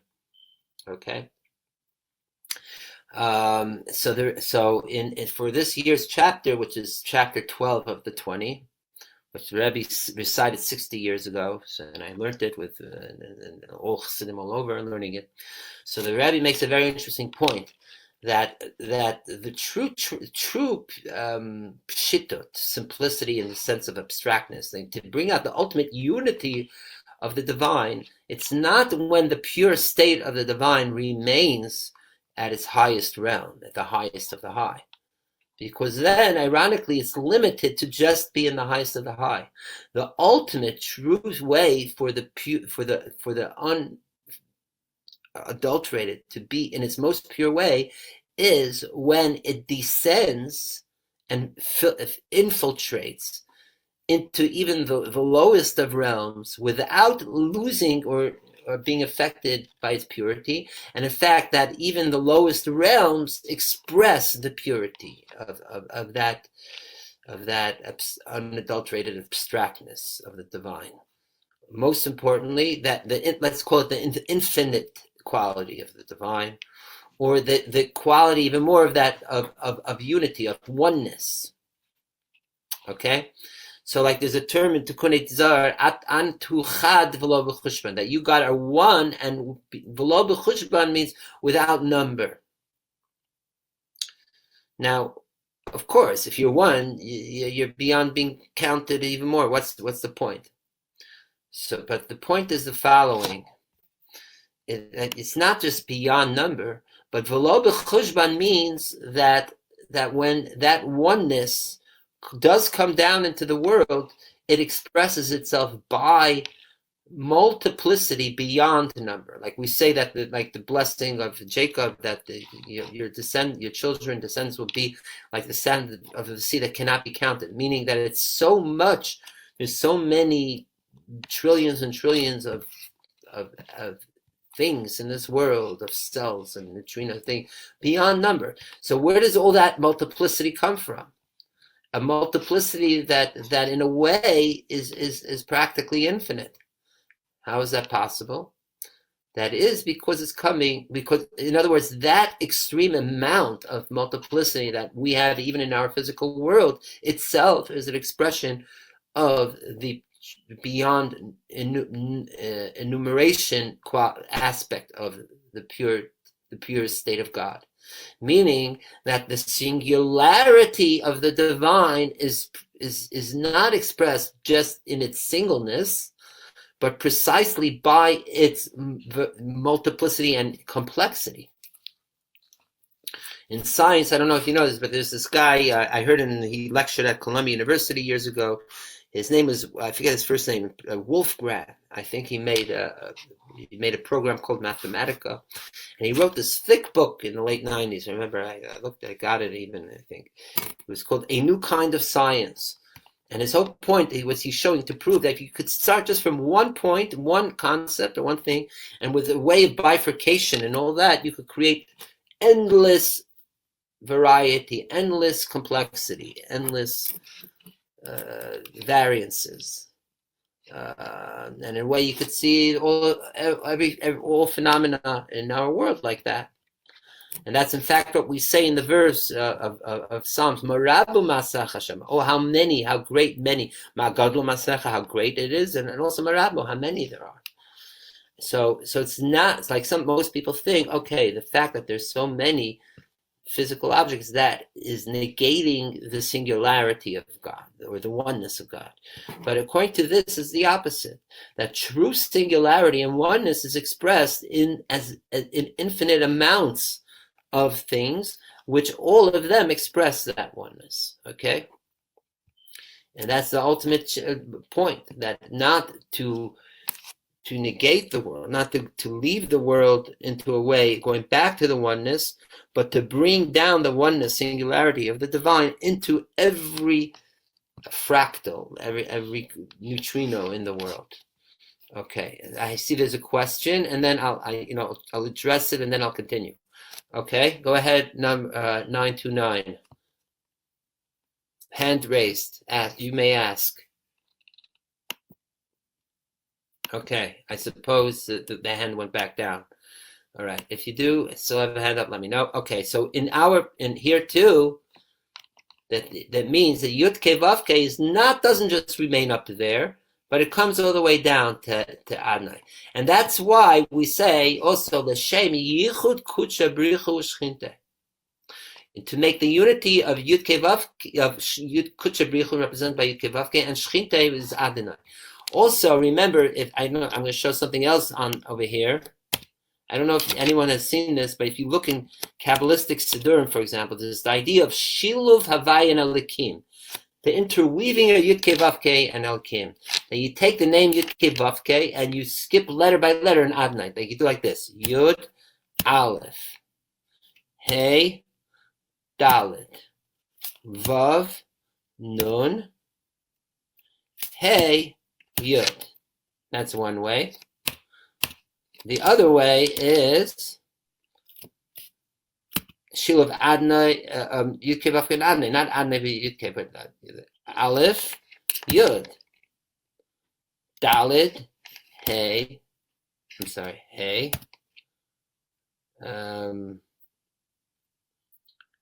Nun, Vav, Yud, Hey, Yud and Hey. What is the difference over here? The first one, you're starting with, it's combining the two names into one. And this is the number one thing you'll find in Kabbalistic prayer books, Siddurim. This idea, either this Shiluv, interweaving of Yud Ke Vav Ke with Adonai, or this lower one. Are we starting with the upper realm of Yud and saying that how Yud is going into the Adonai, Yud Ke Vav Ke into the Adonai, or are we starting the lower realm, Adonai, and showing how it expresses the higher realm of Yud Ke Vav Ke, okay? And this is the point, that we don't leave Yud Ke Vav Ke separate, or Adonai separate, lowest, but we bring them together. We express the Yud Ke Vav Ke through the Adonai. We express that's what's beyond the sphere into the lowest, through the lowest sphere of Malchut. Now, there's actually, I'm sorry. Go ahead. Yeah. No, I was going to say this. Actually, I've noticed a third shita in a lot of Sidurim, Chassidish Sidurim, where you'll have the Aleph and then a large Daled, and then underneath the Daled, Right. you'll have the Yud Yes, Vav. very good. Yeah, I don't have such siddur here with me. I have it somewhere else, but you're right. They're sometimes done like that, or the Dalit is like right that they will slip it. It's not the Shilov, but it's contained in it. Right. Good. Yes. And even in these, there are different ways, especially if it's spelled out more in the Miloi, meaning the Yud is Yud Vav Dalet, blah, blah, blah. And there's a Siddur Rashash, Rabbi Shiravi, which is very, very detailed in this. It has hundreds of pages just for I don't know, maybe like 100 pages just for Shachrit, you know what I mean? And some people who pray with it, they're spending more time turning pages than praying than focusing, because there's so many kavanot and these around it. But this is the main one. So this is the upper shiluv, interweaving, and then this is the lower one. And that's the point. Now, how is this possible?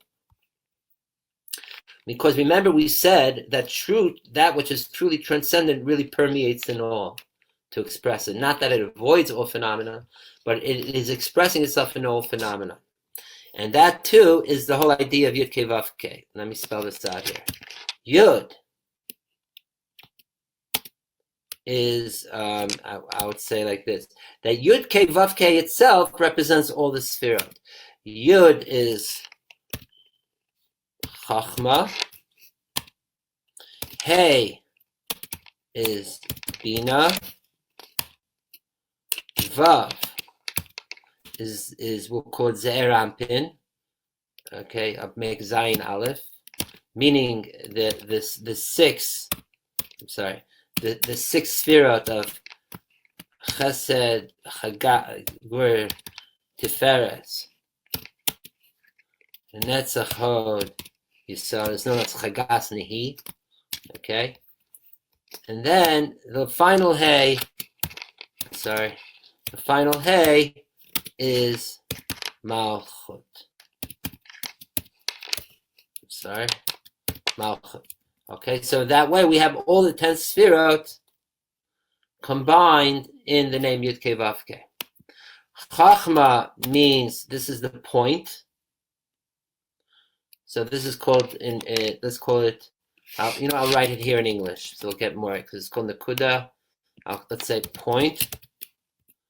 Bina is expansion, okay?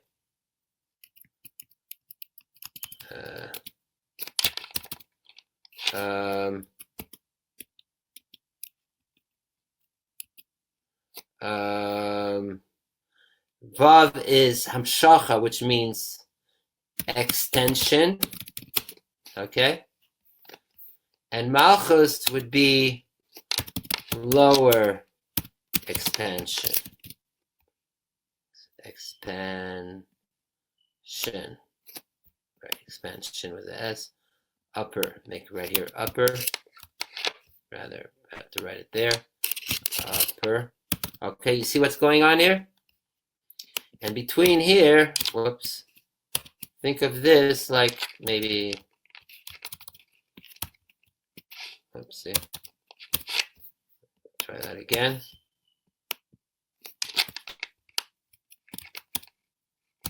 All right, something like that, a little bit.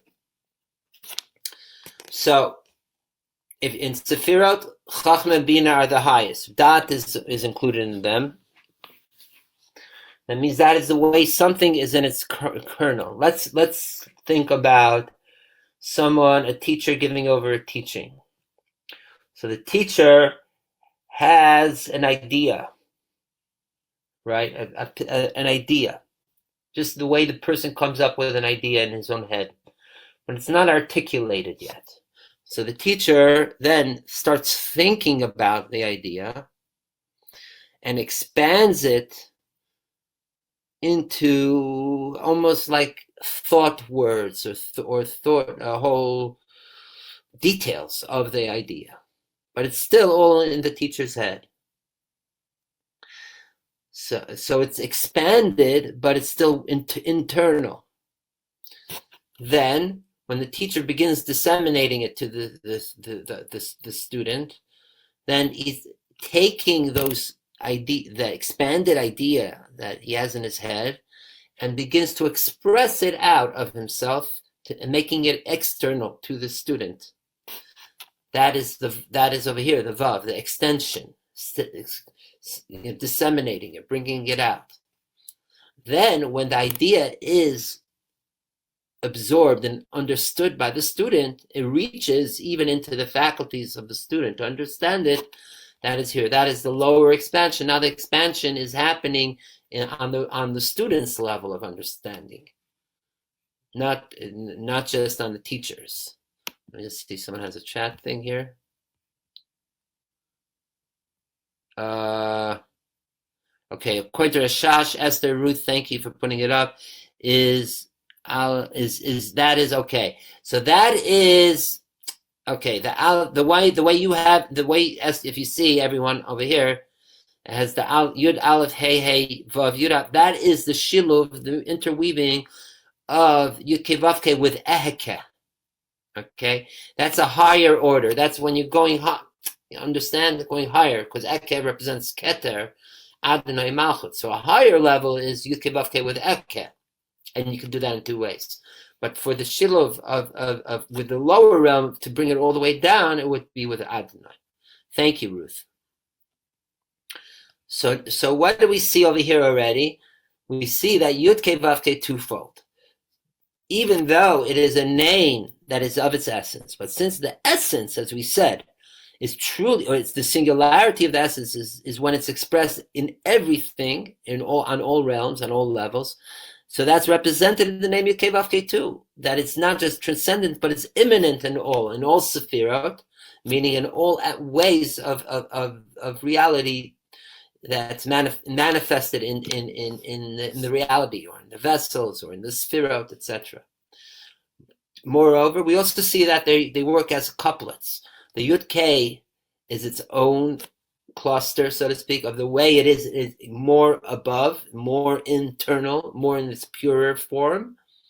And the Vav Ke is the way it's already being expressed down more externally. In our parlance, Yud Ke Vav Ke is still more within the Godhead, so to speak. Vav Ke is already more the way it spreads, that purity of the essence of the divine is coming out more into the world. Okay? It's also represented by the different worlds, right? Yud, you could say, is Atzilut, Hey, Bria, Vav, Yitzira, Hey, the second Hey, Asiya. And there are other ways to see it. You could see there's even higher ways.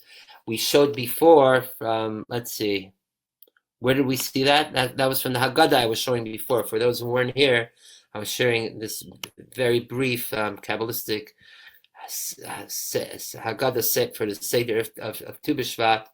So here too, for each of the worlds, for Asiya you have the lower Hey, Yitzira the Vav, for Bria the upper Hey, and for Atzilut the Yud.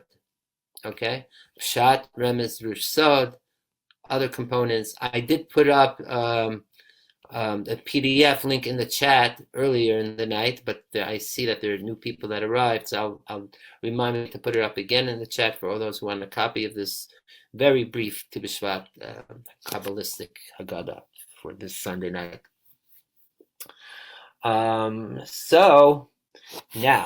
So this is all in the names. These are the names. This is the names. It's a very brief primer. So now let's go back here. So here too we see that Yud Ke there is this most pure form, the way it's up there, but then there are ways where it manifests lower. One we said is in the central Sephira of Tiferet, because that would be equivalent of the being manifested here in the Vav, the way it comes down more than the Vav. It's just the way that it's all joined together. In other words, the way that Yud Ke Vav Ke most manifests in an imminent way in the Sefirot through one Sefira. And that one Sefira would be Tiferet. Okay? Having said that, we still know, it says in Midrash and other places, that generally, let's say it says Bereshit bara Elokim et hashamayim v'haaretz, and The whole first chapter, Genesis, only uses Elohim. It's only chapter 2 where it says that God created, Yud Kei Vav Kei Elohim created the world. And the Niddush explains, because really when God began creating the world, he began with the name Elohim, which represents Gevura, or judgment. But then God saw that the world cannot exist only by harshness and judgment. Therefore, he partnered up with Elohim the name Yud Kei Vav Kei, which Yud Kei Vav Kei, according to that, it represents chesed, kindness. All right? Or some places in the Midrash that we spoke so last week, Rachmei, mercy, which is an expression of kindness. So we do see in traditional sources, even non-Kabbalistic sources, Yud Kei Vav Kei is represented also with Chesed. Why? Because ultimately Yud Kei Vav Kei is about expressing. The full name is taken from the point of Yud, expansion, extension, second expansion. That means bringing out. That is what Chesed is. Chesed, kindness, is giving, expanding, till the person who the receiver receives the good. Whereas Gevura usually means something that's more limited, constricted, holding back. So therefore, by saying that Chesed could be represented by Yud Kei Vav Kei, that's also true. Again, Yud Kei Vav Kei in a way expresses in all Sefirot. Meaning, even when we said down here, Yud is Chachma, Hez being a Vav is the sixth spirit, and Hez Vav. But Chachma itself could express the Hey Vav of Yud, Hey Vav Hey of Yud Kei Vav Kei also on a certain level. And in the Bina expresses the Yud Vav Hey also. And in the Vav, the Yud Hey Hey too. And in the last Hey, the Yud Hey Vav too. It's like fractals of each other. It's not one being restricted from each other. But when we're saying what is the emphasis of each of the letters of Yud Kei Vav Kei to which Sefirot, this is the usual charting out of it. Okay. So Yud Kei Vav Kei again is, even though it transcends all the names and all the Sefirot, yet it does express itself both through through Tiferet, mostly when it comes to the Sefirot, and also Chesed in general. Chesed is also the beginning of the Midot. The idea of Midot is to express to another. Usually, thinking is you have in your head, but the Midot of Chesed Tiferet, this is already for another. So here too, when we say Chesed is could be Yud Kei Vav Kei, we're saying this is also the point of where the beginning of the expression out, right, to the other, that which would be like the Vav of Yud Kei Vav Kei mostly. Okay. So now further, why do we have Elohim on the bottom, with also in brackets with Malchut? Isn't Elohim here just Gevura restriction? Ready? The answer is yes. We do say it is generally the beginning of the, let's say, because the whole world to be a real limited world with its physical limitations is beginning with Gevura, din, and things that withhold, or even powers of potencies to manifest into a physical world. But the ultimate expression, you could say here too, that there is a lower order of Elohim, which is synonymous on the same level as Adonai, which that expresses itself through Malchus. Because Malchus is the last stage of creating the world. So that's why we said that Shemayim, heaven, would be represented by Yud Kei Vav Kei, and Elohim would be most represented by Aretz, earth. Okay. And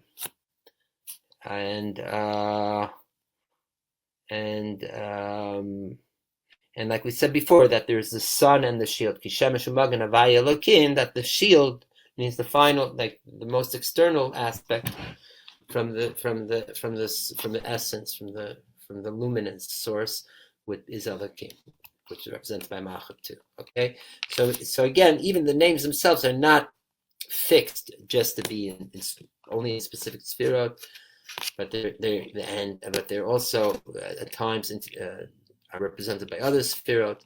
And in general, and related to this, the reason why this could happen is because there's a concept of the Sefirot known as Hiskalalot, which means that they could be interconnected and intermerging. That's why our tree of the Sefirot have the channels connecting all the 10 Sefirot to each other. That's the beautiful thing of the 3 levels of Akudim, Nekudim, and Berudim, right? As we've shown in the past, that it's not this ancient thing. Let me see if I can find it. We've done this in the past. No, not this either. Oops, sorry.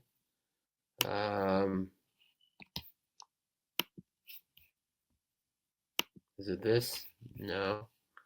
Okay, I think if you remember, I showed already, and I don't know if we need to repeat the 3 things of Akudim, Nekudim, Berudim.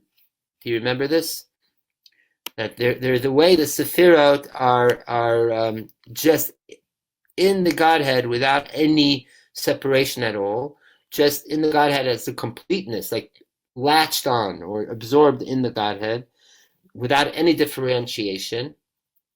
The idea is like one light, 10 lights in one vessel, so to speak.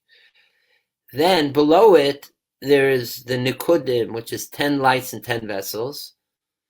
But they're disconnected and they begin reverberating, attracted to each other. But there's the vessels in between them, so that's how the shattering of the vessels happen, and that comes out into our world. So our world are remnants from the shattering of those vessels of Nikudim, of the points. That's the world of chaos, Tohu, and it's only after that and with the Tzimtzum, that reintegration of creating a world of tikkun, of repairs, that is when the Sefirot are all, they have their own vessels, but they have also channels for releases, outlets of the light from one to the other. And that's why we say that there isn't just chesed and separate from gvura, which there is, but in addition, there's also chesed of gvura, gvura of chesed, tiferes of hod, hod of tiferes, and they can go further, chesed of gvura of chesed, or chesed of gvura of hod, or hod of chesed. The combinations are limitless. Again, as we said before, we could go from a singularity to endless complexity, and with the Sefirot too. In fact, there's a concept with the Sefirot, before there were the 10 Sefirot, that there were Sefirot Ein Ketz, that there were unlimited amount of Sefirot. Because if you think of infinity, or the beyond the finite, from the ineffable singularity, or beyond description of the ultimate infinite, which is the divine. So think of it. Even if you say the word Sephira, you're already giving a certain description and limitation, right? So we must say there must have been something even beyond those Sefirot. That's the highest level. It was just like infinite light, the Aryan stuff without any Sefirot. Then what happens? Then it comes down into a concept called Sefirot. But it's still in its unlimited state. That means we cannot even give names to Sefirot. There's endless amounts of Sefirot. Just like we said before, that in our physical world there's almost endless amounts of phenomena, and that, right? So too, even in Sefirot, in the highest realms, too, there's endless amounts. And that's not a Sefirot with goes on forever. So even that needed to be limited to what? Meaning there was endless amounts of Sefirot, and each of those Sefirot were without end. So after that, there had to be a further limitation, there's already the limitation that it's at least called Sefira. So from that, there had to be a further limitation to say no. It's not going to be an endless amount of Sefirot, but it's going to be specifically 10 Sefirot. All right, but even then, each of these Sefirot, it goes on endlessly. The Chachma is endless, the Tiferet is endless, and so on. And then it's only through the Tzimtzum and etc. till it comes to Atzilut, and then lower realms, that we could say, alrighty, even these individual Sefirot, which now have a limited amount of only 10, but they themselves have certain limits. Okay. But even at saying that, and even when they're just 10, and even when they're relatively limited, because we're still speaking on the spiritual realm, where there isn't, compared to us, our physical reality is it would still be considered limitless, but still, as mentioned, with the idea of interconnection, interconnectivity, intermerging, etc. Hiskalolus. I could write that word out if you want to see it in Hebrew. So even with that, the hiskalolus can make infinite possibilities of the of this. Oh, so we're in English world here. In limit from the 10, you can use the 10 as a base, and then it goes on forever. Okay, so there it is. Iskalos, like words comes from the word klal, of general, of collectiveness, being a collective, but interconnected collectiveness. Okay, where each receives from the other, etc. And in fact, that in on personality levels, that's the ultimate way to be. It's immature to say that someone is only kind or only severe or only beautiful. Maturity is knowing the balance of how to be kind yet with restrictions, how to be restricted yet being compassionate. Knowing, like they say, a father disciplining a child, even if he uses whatever way of discipline, it's not just the child or someone from the outside you can see and say, oh, this dad is just being gevura, being tough. But no, the father is doing it out of love, of teaching the child, disciplining for the child's betterment.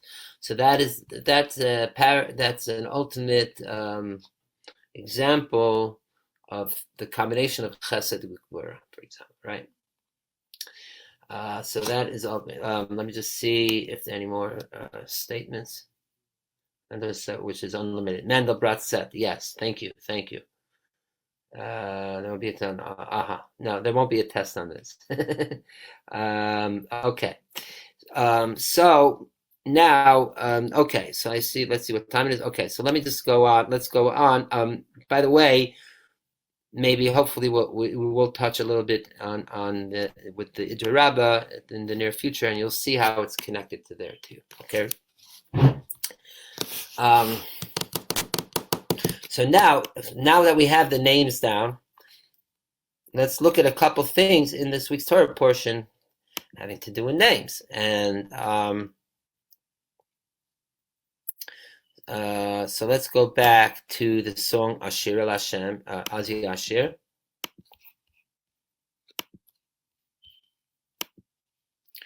So okay, as Jonathan pointed out, we have right here Aziv Zemirot Ka, only Yud K. So what does that mean? Ka means that what is most manifested?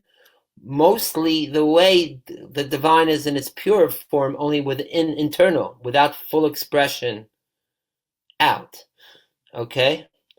So it does say at the beginning, I will sing to Yud K Vav K, the full name, but then it goes back to Ka.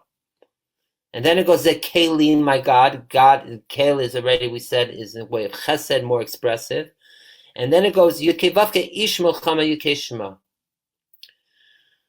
So these Yud Kei Vav Kei, so Ish Milchama, the person of battle, as we spoke about last week, is most represented by the name Tzavakot, right, in battle. But here we're saying that Yud Kei Vav Kei can manifest in all levels, even in Milchama, even in judgment.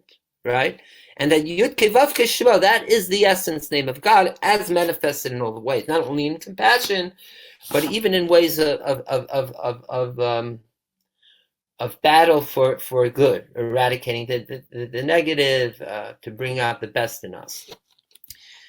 The Ashir El Hashem, let's say at the beginning, I will sing to Hashem. What's the point here? Because we say, it says also that Moses there were 10 songs sung to be sung in the world. This is song number 1. Then look through the Torah, through the Bible, you'll see there's 8 others. But the 10th song will be the song of Mashiach, of redemption. So that's why here it also says in the future that Moshe is invoking, is intimating that his song is connected to the ultimate 10th song of the ultimate redemption, going from the first redemption of Egypt to the ultimate redemption of our redemption from Galus. And that is the Ashira. I will sing La Shem Yudke Vavke, to the ultimate way that Yudke Vavke will be manifest in full glory, full revelation in the Mashiach times. Ki Ga'al, because then it will be the ultimate pride and exaltation of the divine, not ultimately with the 10th song. And then the Yudke Vavke will be in its highest state. But for now, my strength and my song is Yudke Vavke. Now, Yudke Vavke, I'm sorry, just Yudke.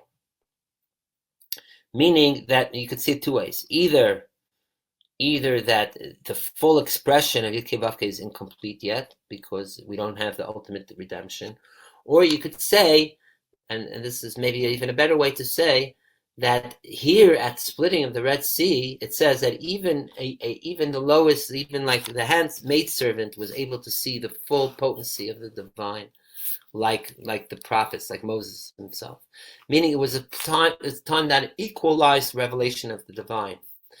In other words, saying that usually we could just see the lower realms, like the Vavke realms, but here at the splitting of the Red Sea, everyone could see the divine in its way of just the way it is in its purest way of Yudke.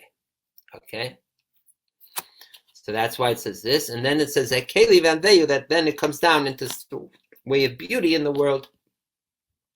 And it said Keli, Moses is saying, it's my God, my Kel of Chesed, as we mentioned, of kindness, God showing benevolence through the Exodus and so on.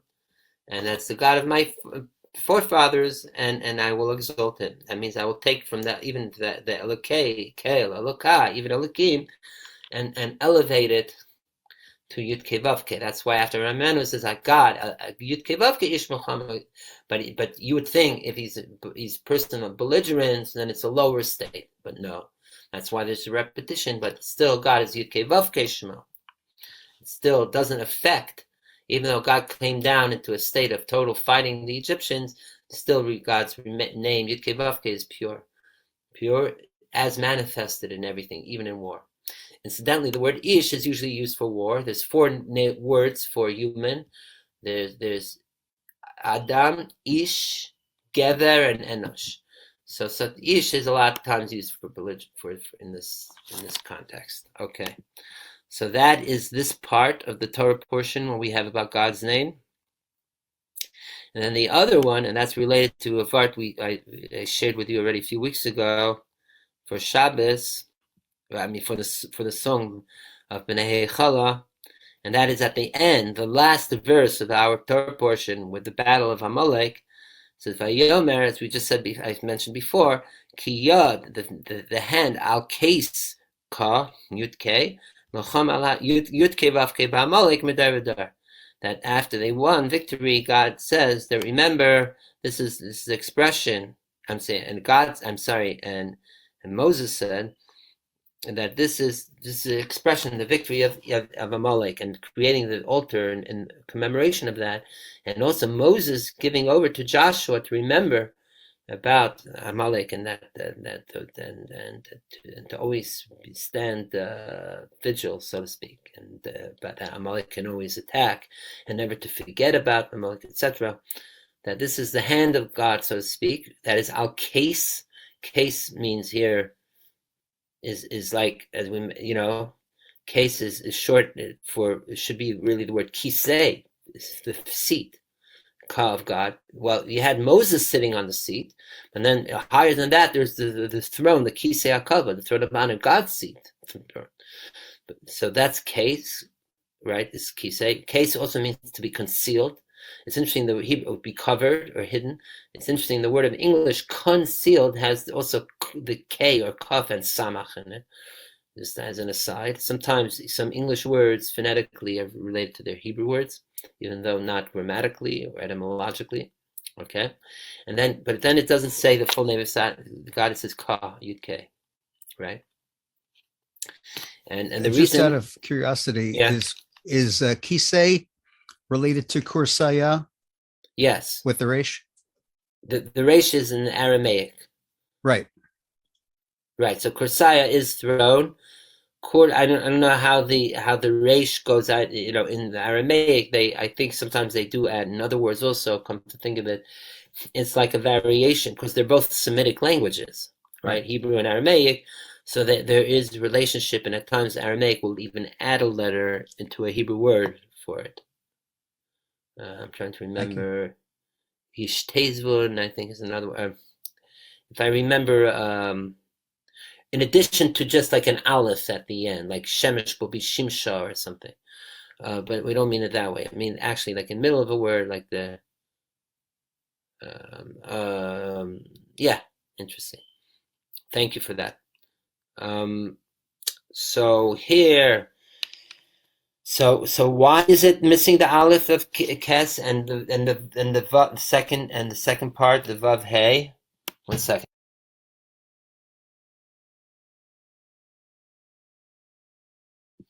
Okay, so the answer. So if you remember, I once gave a Chassidish pshat on why that it is hinted in that 7th line of Bnei Chala that we're learning. V'ha azmin atik yamin. That now shal shudis, and after we are inviting atik yamin. Remember what I said. What is the word v'ha? Vav hey aleph. Those are remember this, Ruth, Jonathan. Revealed.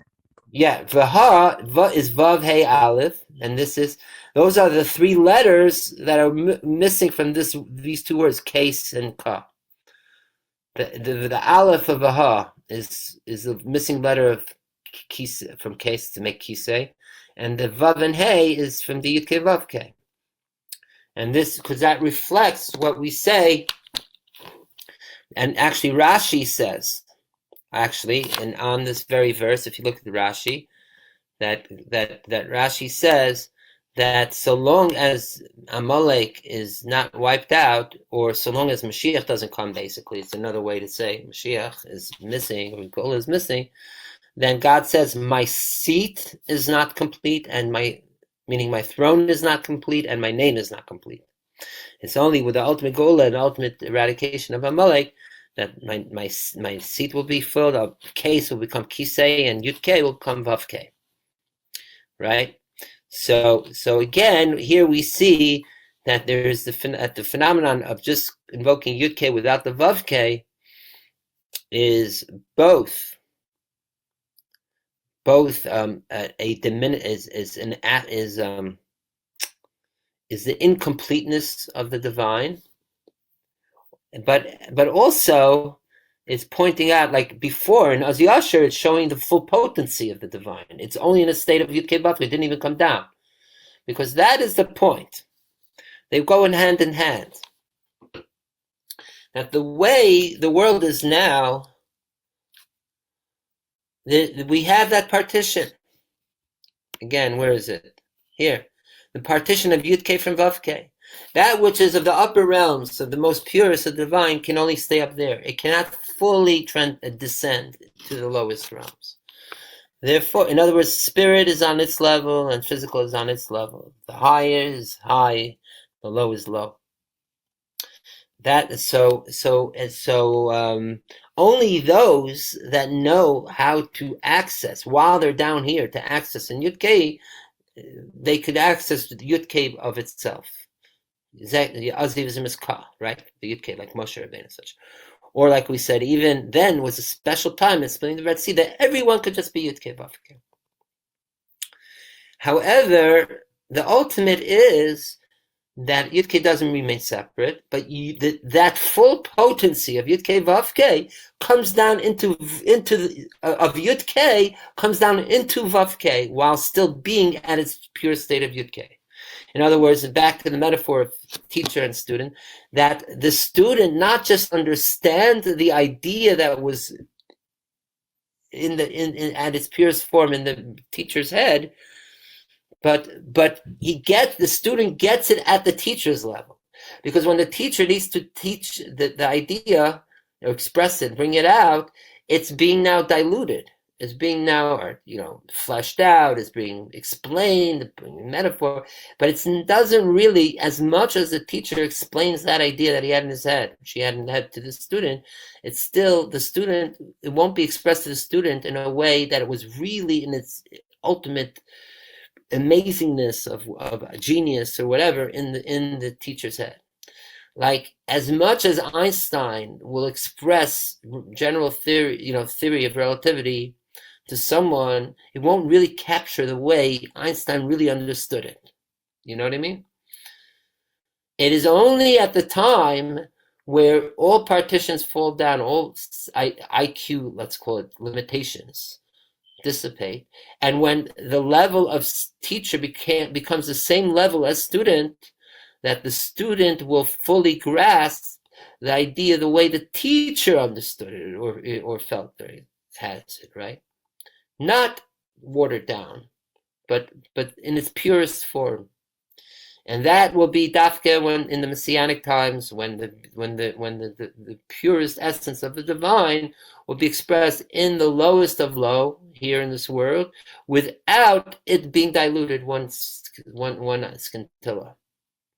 It will be the Yud-K in the Vav-K on a Yud-K level. Okay? And then it says, "Bayamahu yihi Hashem echad." That day God will be.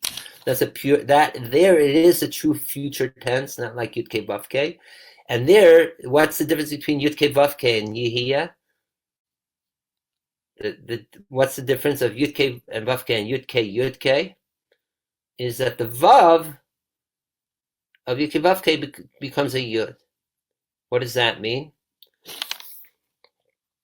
That the Vav, because Vav means, again, extending, needing to articulate, needing to disseminate it on the level of the receiver, of this, in our metaphor, the teacher to the student.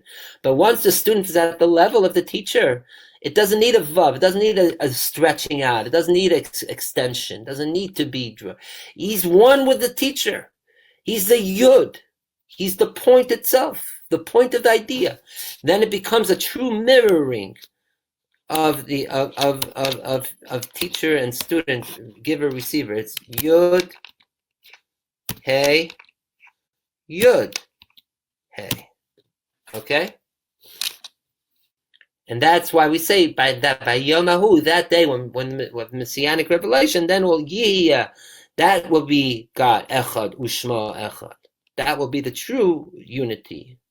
When the singularity expresses itself in the infinitude of the multiplicity, and the multiplicity recognizes, senses, it is not pluribus, but it's really unam, to use to catch what we have in our dollar bill, e pluribus unam. But then we're the true unam, we're the true one, and it's all the Yud, just Yud K. Incidentally, the Midrash says that Yud represents the creation of this world, I think, and Hey of the world to come. You know what I mean? That they go hand in hand. I'm sorry, Yud, yeah, or that way. So that too. By the way, now to riff off of this and just share you an amazing word of back to the parsha. Where was it? We said that kiyad al kes kam Hashem b'Amalek. So now let me ask you, why do you think we have this separation of Yud K from Vav K, dafka by Amalek? Okay, I'll explain to you why by Amalek. Because just like, it says that there are the 7 nations of the world, right? The ones that are the challenges. And they represent, remember when we spoke about the 7 Edomite kings?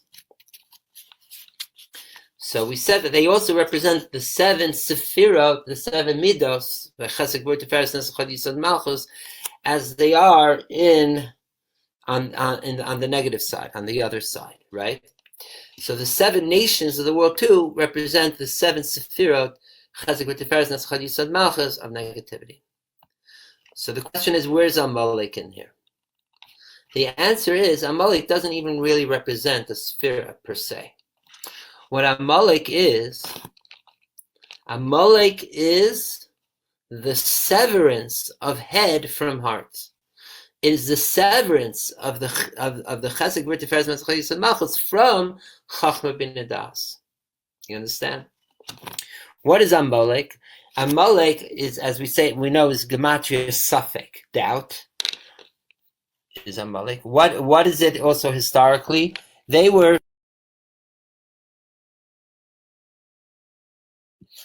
in the biblical narrative that we're learning, they are the first ones to challenge Israel after splitting of the Red Sea, right? After the great miracles. They were, and like the Midrash says, the metaphor of the person that there's a really hot bath, and no one could go into the hot bath. It's so hot. One person jumps in, right, and shows you could jump in, and you don't necessarily get fully burnt.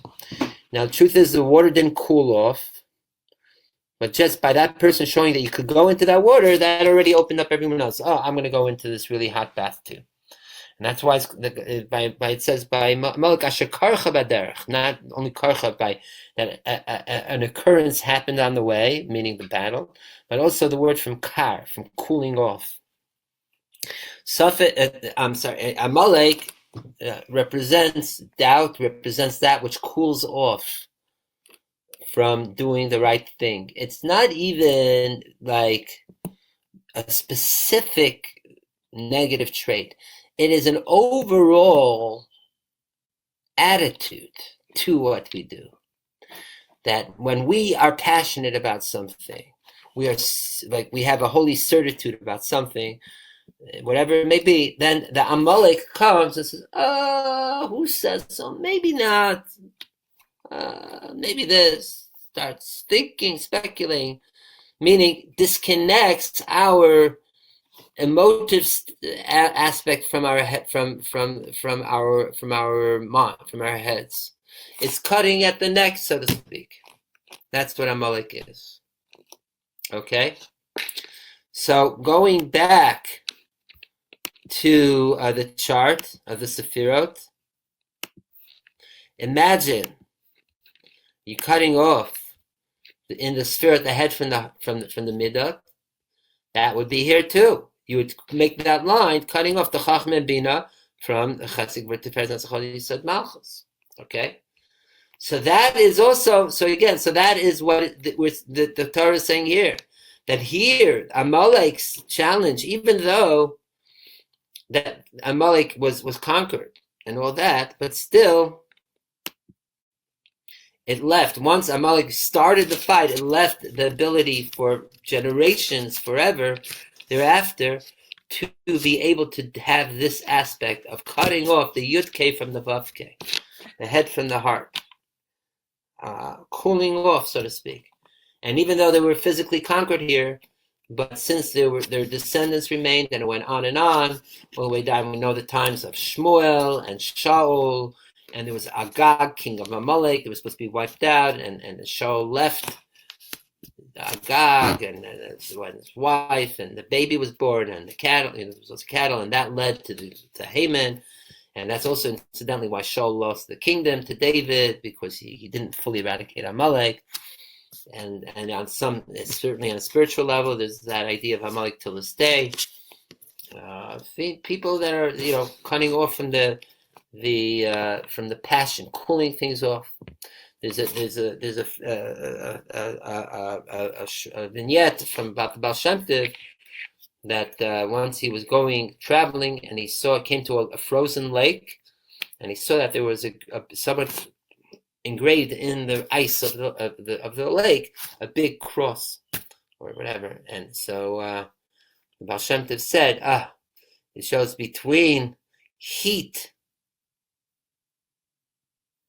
between coldness and heresy and doubt, or whatever it may be, the other way, there's only a thin line, and that is, like the ice. It's with the ice that you could start creating doubts and going away from whatever one may view as the truth, etc.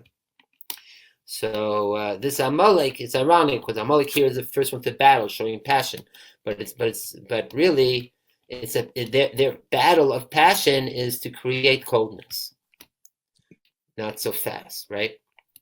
So that is why it's represented by Yud K only, cutting it off from the Vav K. Go ahead. Is this analogous to the punishment of karet?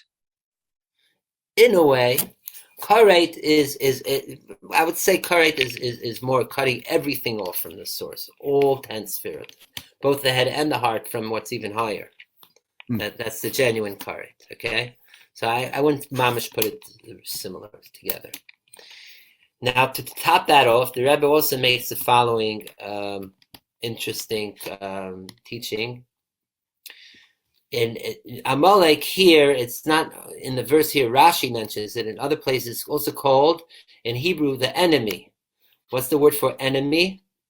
I'll write it down in Hebrew. Oyev. Right.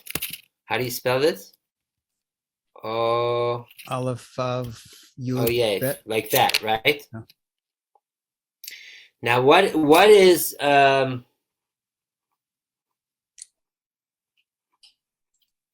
does this go? I'm trying to remember how this goes. So Oyev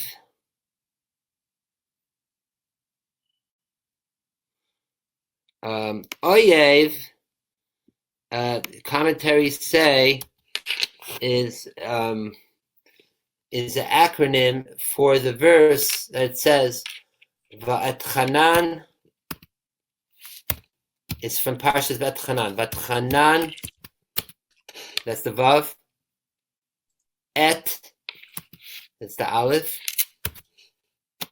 Hashem, Yud, K, Vav, K, Bayom, Hahu, right? The Et Chanan, it's Hashem, Bayom Hahu. Okay? Now, what is the Gamat? This is later in Devarim, and I will supplicate for God on that day. If you remember, we went through this when we were learning Megale Amukah on the name of Elohim, etc. I said that there's 550. So that Vatchanan, this name Vatchanan is Gematria. I just said it, 515. And they say the Midrash and such says that Moses prayed on that day 515 prayers to God. What is 515? And I'm trying to remember how it works exactly, but 500 is brought down in Kabbalah. Just take my word for it. I'm trying to remember how exactly represents the midot, because it's fine, because it's specifically the 5 gevurot and quantifiable. If I remember exactly how, I'll mention. I'll bring it up again next week. Okay, anyway, the point is that the 15 of the 15, 515, represents the Yud K, which is 15. And that, so the Oyev is the one who, again, there disconnects the midot from the head, the Vav K from the head. How does that work? Okay, I have a little gap here, but that's another Kabbalistic twist. The point is that the Yud K is, or the head is separated from the heart, the Vav K, from the Midas, okay? And that's why Dafke, by when we're speaking about Amalek, is God's represented there by Yud K. However, let's go back there before let's finish up. However, back in the verse, we end off the Melchama Hashem. Why? Because Amalek was really battling, not just separating Yud K Vav K. The teaching is Amalek is battling the whole name of God, Yud K Vav K, the whole thing, and for posterity, Medar V'dar. So therefore, we have to combat it back with our holy vigilance. Like the term is, it says Reishit Gar Amalek, the first of nations is Amalek, and his end is utter obliteration. Meaning, whereas with the other nations, there's ways of transformation and even elevation, like even all the other people, arch enemies, so to speak, we're speaking until now, whether Yishmael, Esav, Lovim, 7 Edomite, Pharaoh, all those, we remember last week, the week before, we were speaking about how Pharaoh, even though it's so low and so full of things, he's the Nile god and like the ultimate like separation and hubris to God, but still represents on the highest level. It perikas, it's extending like the highest, coming out is periuk from the house of Pharaoh, the source. But with Amalek, it's not so. Amalek, there is absolutely nothing to redeem and reveal, and in fact, it's only, the term is Shira zui takanase. By its fixing comes only by totally breaking it, totally obliterating it. It's related to the laws of like it says different vessels can be transformed, made holy, or if they're impure, but it's the kli cheres, but the clay pot, the only way for it to be purified is by breaking it and putting it back together. So like you have to ultimately break it all the way down. And that is Amalek. That's why Amalek, of all the nations, even though the other nations traditionally are also to be vanquished and conquered, the 7 nations, even the 10 nations, Keni, Kenizi, Kadmoni, or the 3 others, in addition to Ammon, Moab, and all others. But Amalek is the one that has to be ultimately wiped all the way. And that is, and according to some, that only with that will there be the messianic revelation. That's why even the Rambam puts the laws of wiping out Amalek at the very end, right before the laws of the arrival of Mashiach. So there you are. And then it's one of those things that ultimately, if you totally destroy it, then actually it reveals that really it too was serving a divine holy purpose. Just connect this. We're speaking about. We said it's the previous Rebbe's yahrzeit. The previous Rebbe used to say he used to say Amol is Amalek. Amol is a Yiddish word for once upon a time. It used to be. Now, if you go around and say, Amol was this, Amol was that. Once upon a time, it used to be like this. It used to be that's already Amalek. You're bringing in coldness over here. No, we got to live in the present. Don't make things like rocking chair, nostalgic in the past, all that. Even though it was ironic because the previous, Rabbi Yosef Yitzchak wrote amazing memoirs in the history of Hasidism and all going back in amazing ways. But that's the point, that we have to make our spirit and experience now, in the contemporary, in the here and now, not something of the past. And that's too here. Even like that idea of Amalek, we say is going to be the through line throughout Jewish history, whether it manifests in Haman and Purim or in all the other people, and people would call, in the 20th century called Hitler Amalek, right? And so on. That it's in every generation. There's the Amalek of its generation. And again, it's not even necessarily an individual, but it could be the way. It could even be in us in a way. Our attitudes to the way we behave, the way we serve on a spirit realm. Are we being with a holy passion, or are we being Amalek, creating doubts, cooling off in our service, being skeptical, being being sarcastic, being whatever it may be. That's already a tinge of the Amalek attitude, which we should avoid. Okay, so let's not, just remember when we speak about the bad, the quote unquote enemies or bad people, doesn't mean necessarily even those outside of us, but it's quite personal too. We all have some element of it, certainly in potential in us, that we need to deal with and clean up and transform and such. And then when that happens, then the full revelation of the divine can come down into the world. And then our personal goal of redemption and bringing to the ultimate personal goal of redemption. And like it says in the Basaligani teaching from we learned Shvat, to transform the word sheker, which means shin kuf reish, meaning the false values of the world, to the word keresh. Keresh means a column, beam, or plank, the planks that were used to make the Mishkan, the tabernacle, to make it the edifice of the divine, transforming. That's the transformation, these hapcha, transmuting even the dark into light. Okay, so that's the great lesson from all this, from the parsha.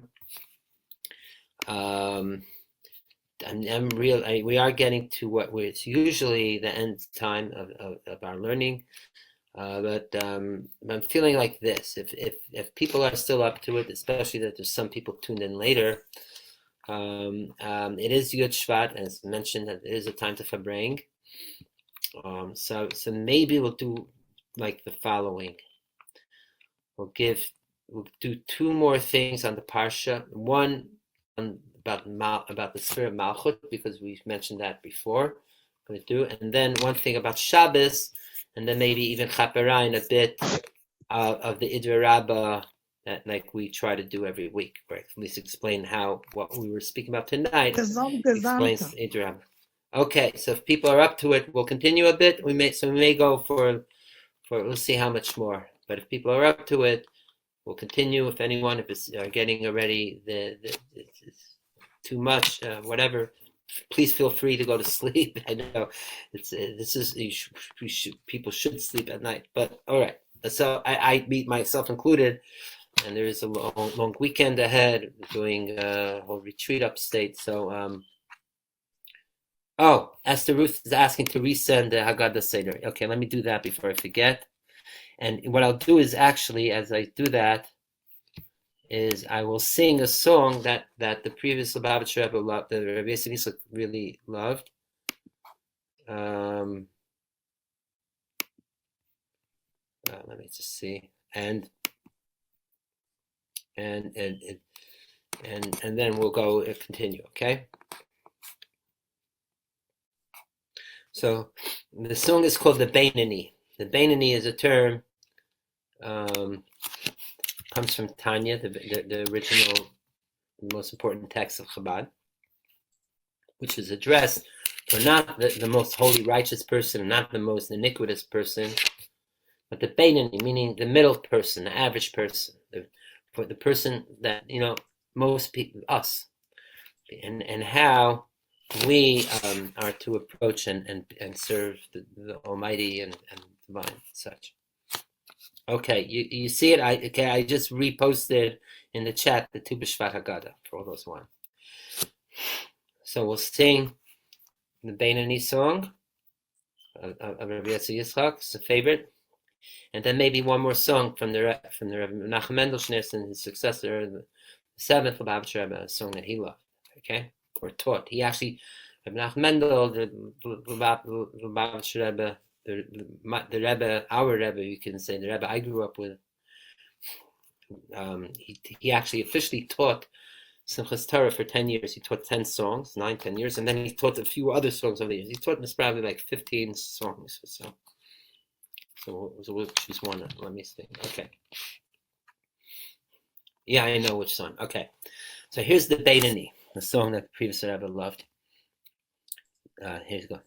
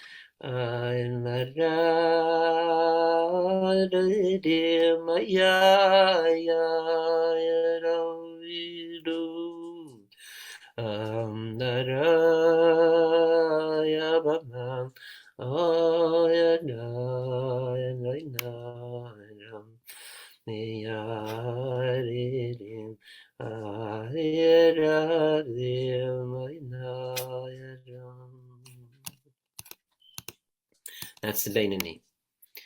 Now, the song from the Rebbe I'll share actually. It's known as Shamil, and it comes with a story. I'll tell it in brief.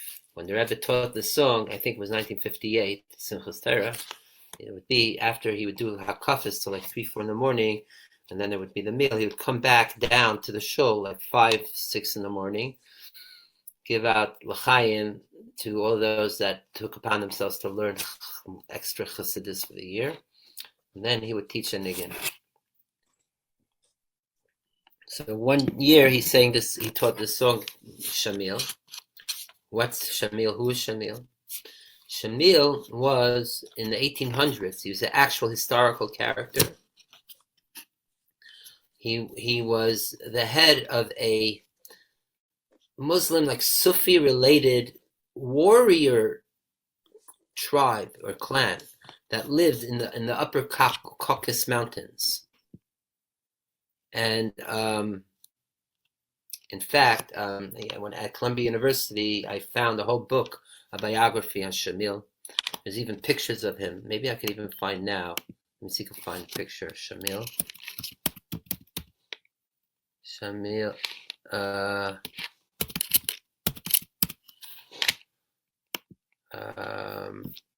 He's known. Here he is. I found it. He's called Imam Shamil. There's a wiki page for him. I'll actually put it in here. In the chat, he'll see his picture. I'm going to show you now. Here, so Imam Shamil. You see, here he is. That's his face. You see. So he's a real historical character, and the following story I'm going to share, which the Rabbi gave over, is a true historical account. It's in his biography I found. The story is that in the 1800s, I think it was the mid-1800s, when the Tsar then, I forget which Tsar, it was Paul or Alexander or someone, it was expanding the Russian Empire south over the Caucasus. I think this part of the Caucasus was owned and was controlled at a certain point even by the Persian Empire, which lost it. Be it as it may, the Shamil, Imam Shamil, the leader of this Muslim Caucasus people up there, he says he was for Naqshbandi Sufis. Naqshbandi Sufis are very interesting.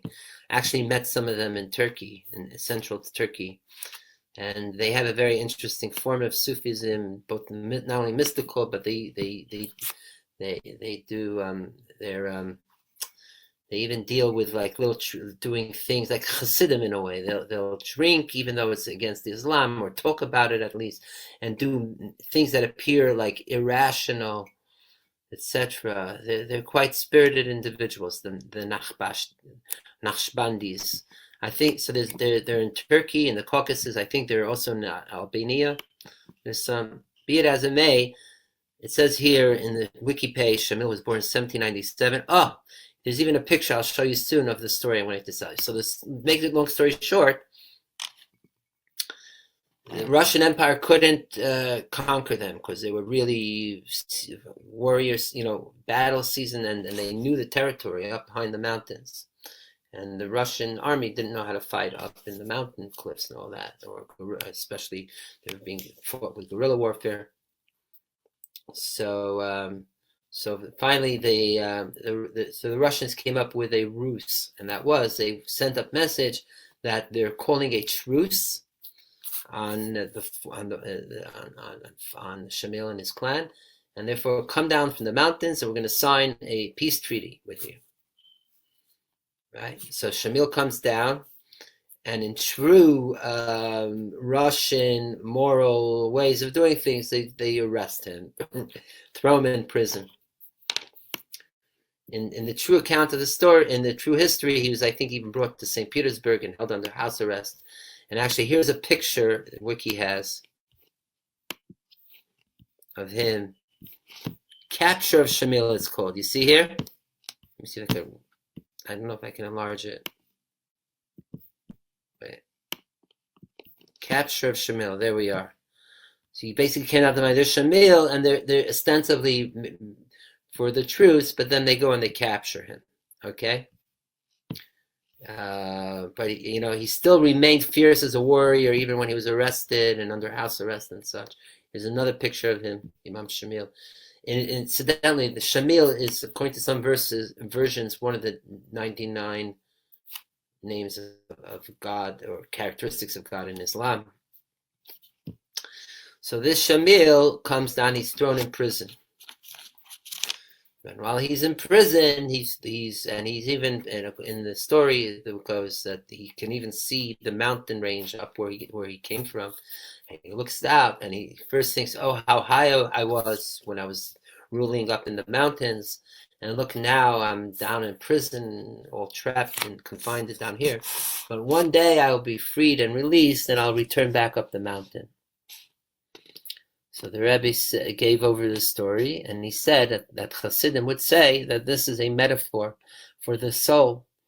The soul was originally up in the highest range mountains. There's even a term, we were one in the upper peaks of the divine with the heavenly throne. And then the soul was thrown, Me'igra Rama Labira Amikta, as the term is, from the lofty, from the high mountain to the low valley. And the soul was thrown into this world, into a physical body, almost trapped in there. It cannot be its true free self. But when we work right and do the right things, then we could free ourselves again to return. Not when we pass away, heaven forbid, but even in our bodies, we could reach that original pure spirit soul state of the way we were, all the way up in the hot mountains, and in a way even higher than before. Okay, so that is the story, and that is what the story means from metaphor into as allegory for the soul and coming down the body into the body and back and return. And with that, there is the following Niggun that the Rebbe taught that also has 3 parts to it that represent these 3 parts. Originally, the soul is high, then came down low, and then goes back up. It goes like this, and this is what the Rebbe taught. And there's even a long recording of the Rebbe singing it. Maybe I'll put that in our in the chat as I sing it. I'll try to find it. And this is the Niggun the Rebbe taught Shamil. Ne ya ya ya ya ya ya ya ra yo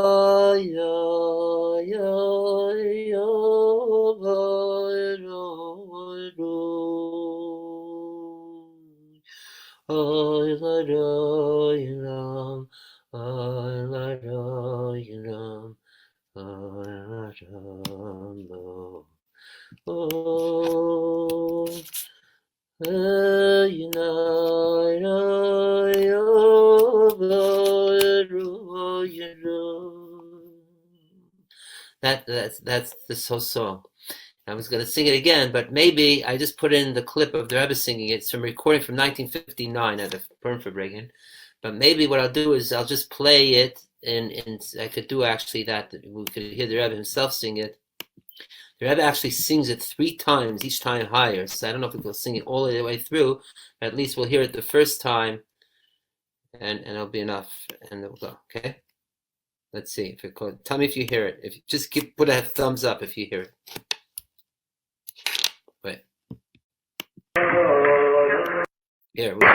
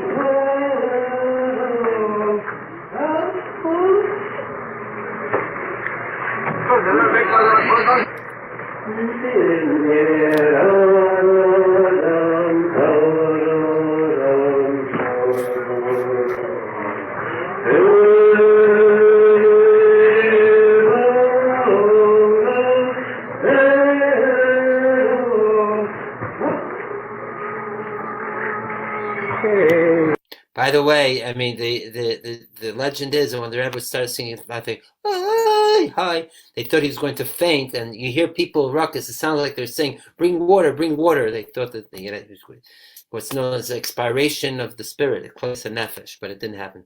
But then you know what? I just you'll hear. Let me just skip ahead. You see the Rebbe singing it on a higher octave. Let's see, because the Chassidim here, do it 3 times.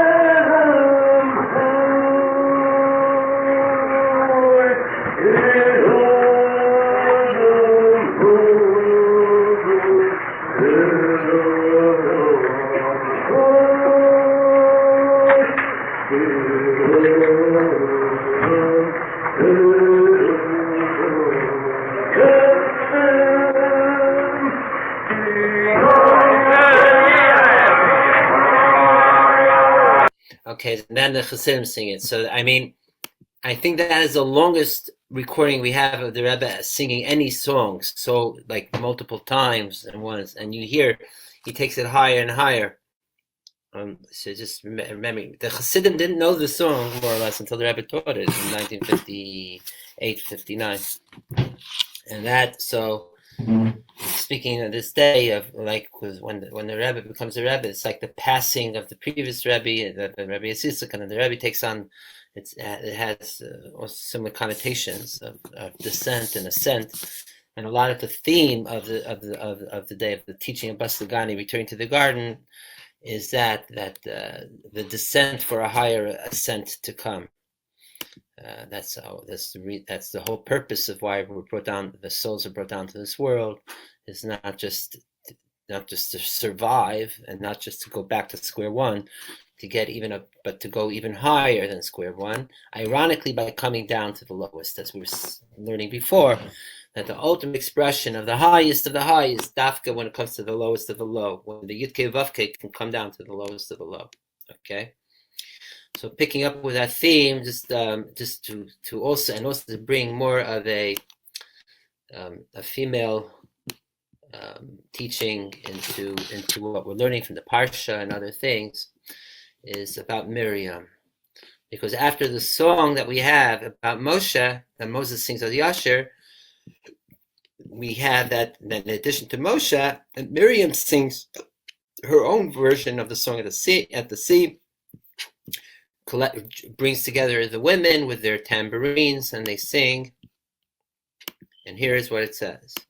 Here's a verse: Vatikach Miriam Hanavia, Miriam the prophetess, Achot Aaron, the sister of Aaron, took the tambourine in her hand, and she went out with the women, and they all sang Shira Lashem Kiga Alaga Kisus Bevayah. Just that one verse, okay?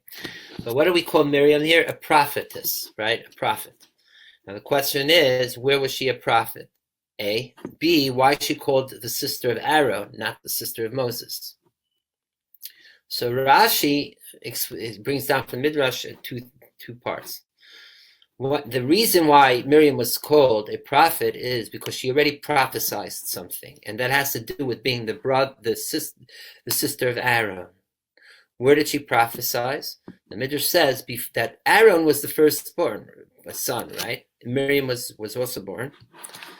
Before even Moses was born, the baby brother, Miriam prophesied that Amram and her mother Yocheved are going to have another child, Moshe, because also the Midrash says that Amram separated from his wife. He wasn't going to have children because there was the decree against firstborn, and knowing that Moses that he could have a firstborn son, so he separated from his wife. But it was by the beguilement of Miriam, in fact, that Amram came back to Yocheved, and with that Moses was produced, was born. So Miriam prophesied that Moses will be, and that's how she became a prophet, and that's why it says that she was the sister of Aaron, not of Moses, because her prophecy was at a time before Moses was even born. There was only Aaron as a sibling. Okay, that's one thing Rashi says. The other thing Rashi says is the other reason why Miriam is referred to as the sister of Aaron, because if as we'll see later at the end of in Bamidbar, at the end of Beshalach, when it speaks about the leprosy of Miriam, right, because she spoke Lashon Hara, it says, and became a leper, and she was castigated. She was sent away, secluded from the people. Moses kept her, even Moses,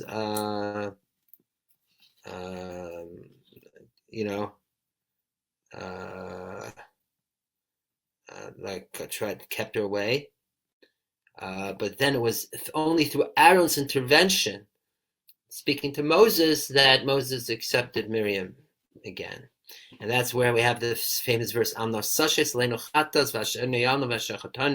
say this in Slichot, don't carry, don't think of this ill will that we did.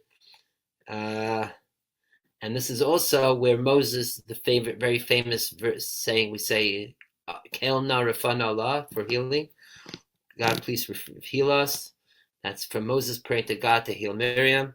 All this came about because of Aaron's intervention. So it's because of Aaron's merit that Miriam became well, etc. Okay. So what do we see here? That there's two aspects of Miriam going on here.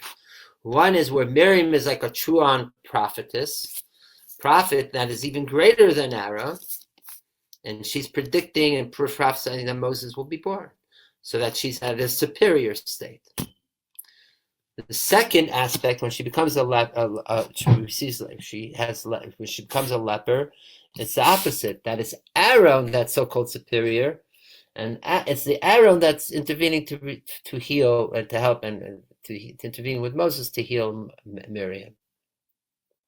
So the Rebbe explains in one place, explained once that this also represents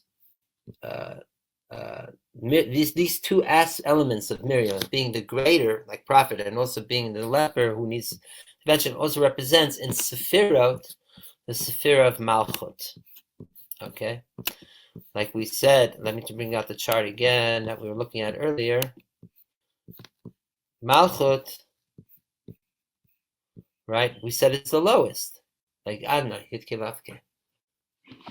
But really, the reason, and this is going back to what we were saying before, but really, we know that, right? So that as quote unquote low Malchut is, as the Zohar says, Malchut les la megarma klum. She has nothing of herself at all. She's like an empty vessel. She doesn't have any aspects to her, which is ironically why she could take in all the other Sefirot and really digest them and pass them and recreate a whole new state, going on to the next dimension of the Holy Spirit. Why is that? Because as quote unquote as the bottom of the hierarchy that Malchut is, she's not really in the bottom, because her source, she's really direct connected to the highest of the high, to what is above all Sefirot. Meaning, think of it, if all these Sefirot are more linear, Malchut is more circular. Is the vessel is like the circle that surrounds, and even though the bottom is on the bottom, but the circle wraps around all the other 9 Sefirot and goes all the way up to the Yud-Kei Vav-Kei itself. Okay? So there's both a distant and intimate relationship of Malchut to Yud-Kei Vav-Kei. Now Malchut is the lowest of them all, but at the same time, she's even above all the Sefirot at one with Yud-Kei Vav-Kei.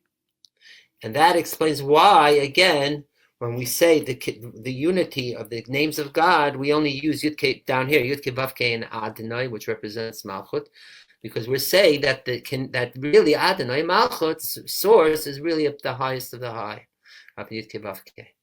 And that is the beautiful thing of the sphere of Malchut, which most manifests the feminine, most manifests what we know as Shekhinah, the indwelling.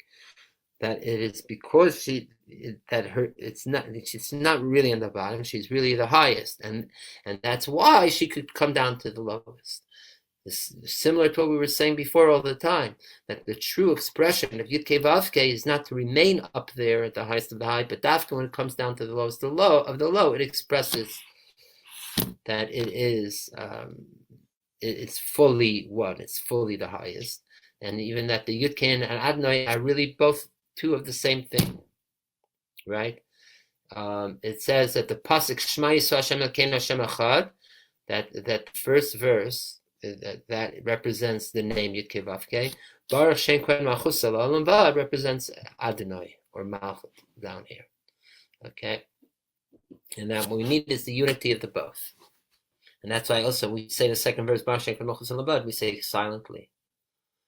And it's also Kavod Malchuso, as kingdom La'olam, that the way it comes into the world, manifests in the world. Okay. So that is again represented also in our Parsha, Miriam, who combines from being the highest lofty state of the prophetess, and at the same time being the one who contains that that is on the lowest, precisely because she's connected to the highest. But the only way that Malchut can really be connected to the highest is by being empty, by being the quote-unquote not the nothing. When Malchut is in a state of pure, true nothingness, then she could be the everything, the highest. Okay? Because ironically, once the Malchut feels anything of self, then there's already something in the way from receiving the highest. Once Adonai feels that it's its own separate entity, then it cannot take in the full Yud Kei Vav Kei. Okay? This reminds me of, I heard this from my great teacher, the Rebbe's greatest chassid, a teacher of the Rebbe's Torah, Rabbi Yoel Khan, who passed away half a year ago. So I remember hearing this from years ago, that he said once that there was an old chassid. He was actually the uncle of the third Lubavitcher Rebbe, the Tzemach Tzedek. He was known as the Fetter Yassel. So he once said the following, that once Chachma went out to make went to go make a shidduch. He wants to get married. So Chachma, we know Chachma is the very kernel, as we said before. Chachma is the nekuda, the point.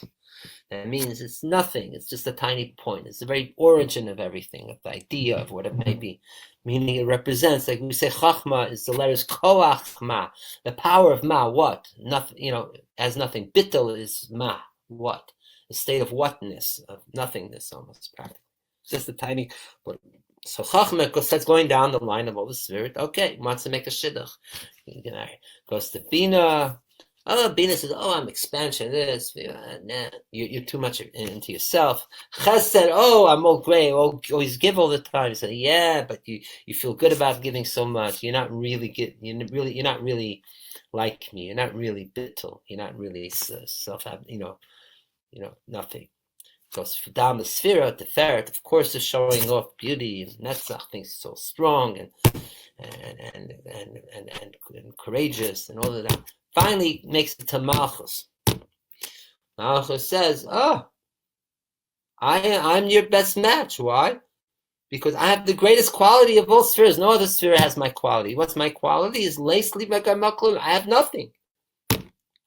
And that's something for Chachma. I'm like you. You're also like almost nothing, right? You're disappointed. So Chachma told Malchus, no, I'm sorry. I can't marry you. Malchus. Why? Because true, you represent nothing. But once you start bragging that you're nothing, then you're truly nothing. Meaning, the only way that it works to be a nothing is if you're not aware that you're nothing. You're certainly not bragging that you're nothing. Because if you think that it's a quality to be nothing, and therefore you're using it as a quality, then not only you're something, you're using the nothing to be the biggest ego. True nothing is not being self-aware that one is nothing. Certainly not to push the point. So that's the true malchus, to be really humble, to be really in a state of surrender, pure surrender. When we say surrender, it doesn't mean to be weak, doesn't mean to have no backbone. It means to know that we are just here to receive the greatness. And the more empty we are, the more we can receive. This is the way they teach Kabbalah, also in Kabbalah Center, to be a vessel, to receive in order to give, meaning that our vessel doesn't even have a bottom. It's just like a pipe. It's like a channel. Just that whatever we receive is being just passed through for others to give. We receive in order to, without even being aware of self. It's like the water that's flowing through the pipe. That the pipe isn't aware of itself. It's just a medium for whatever's flowing through it. And that is the true malchus. That's a true state, and that's the true state also of Miriam. That was because she was such had such openness to receive, like prophets are and all that she was able to give the most. And that's why it's also interesting. I didn't think of this until now, but maybe that's why if you look at the song of Miriam, it's almost verbatim what Moses sings. Maybe that's the point. She doesn't even have to come up with a new, she's just a small variation. Instead of Ashira Lashem, she says Shiru Lashem. But otherwise she says the same words. Because maybe that's the point. You don't have to even invent a whole new song. But you take what already there and channel it in a whole new way. Shiru Lashem. And it's not like Moses says, I will sing in first person and with self-referential, but Miriam saying, sing, let us sing. The plural sing means she's not even referring to herself. She has total non-selfhood here in this song, right? Because she's the true manifestation of Malchus, of the nothing that channels everything. Okay. So that's also, so that's a great lesson for us. And in a way, that's also the state of Shabbos. Of course, this is all what we're doing these days is learning about Shabbos ultimately. So we'll do one more thing of the Parsha about having to do Shabbos, which will be the great segue to what we're learning about Shabbos, specifically Shabbos afternoon. So as we mentioned before, the Shabbos comes to our Parsha through the man. It's the whole story of the man. It's not only just about the man, it's about two things. It's about the bread that the Jewish people complain about three things, in fact, in this week's Parsha. One is for water. They explain 2 or 3 times. The bitter water, and then they're out of water, and that's also when the time when Moses actually hits the rock for water to come out. Then later again, there's no water. But then the other thing is for two more things. One is for bread.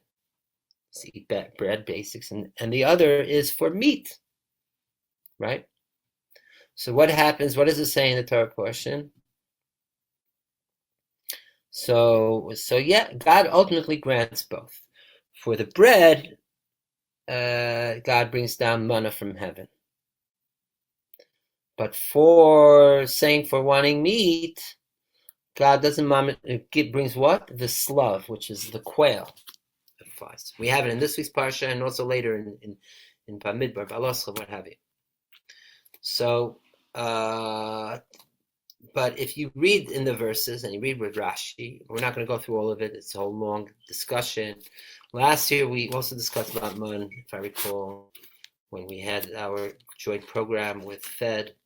And in fact, we even did it with culinary things. We used tofu as a representation of manna, that a certain type of food that has like this type of whitish substance, and that it could acquire all different tastes. So maybe that's the closest thing we have these days to manna is tofu, because it's the Midrash says that man was something that whatever one wished for it to taste like, it tasted like that. Okay, so what's the story with man? So God ultimately says, I'll grant you both, but because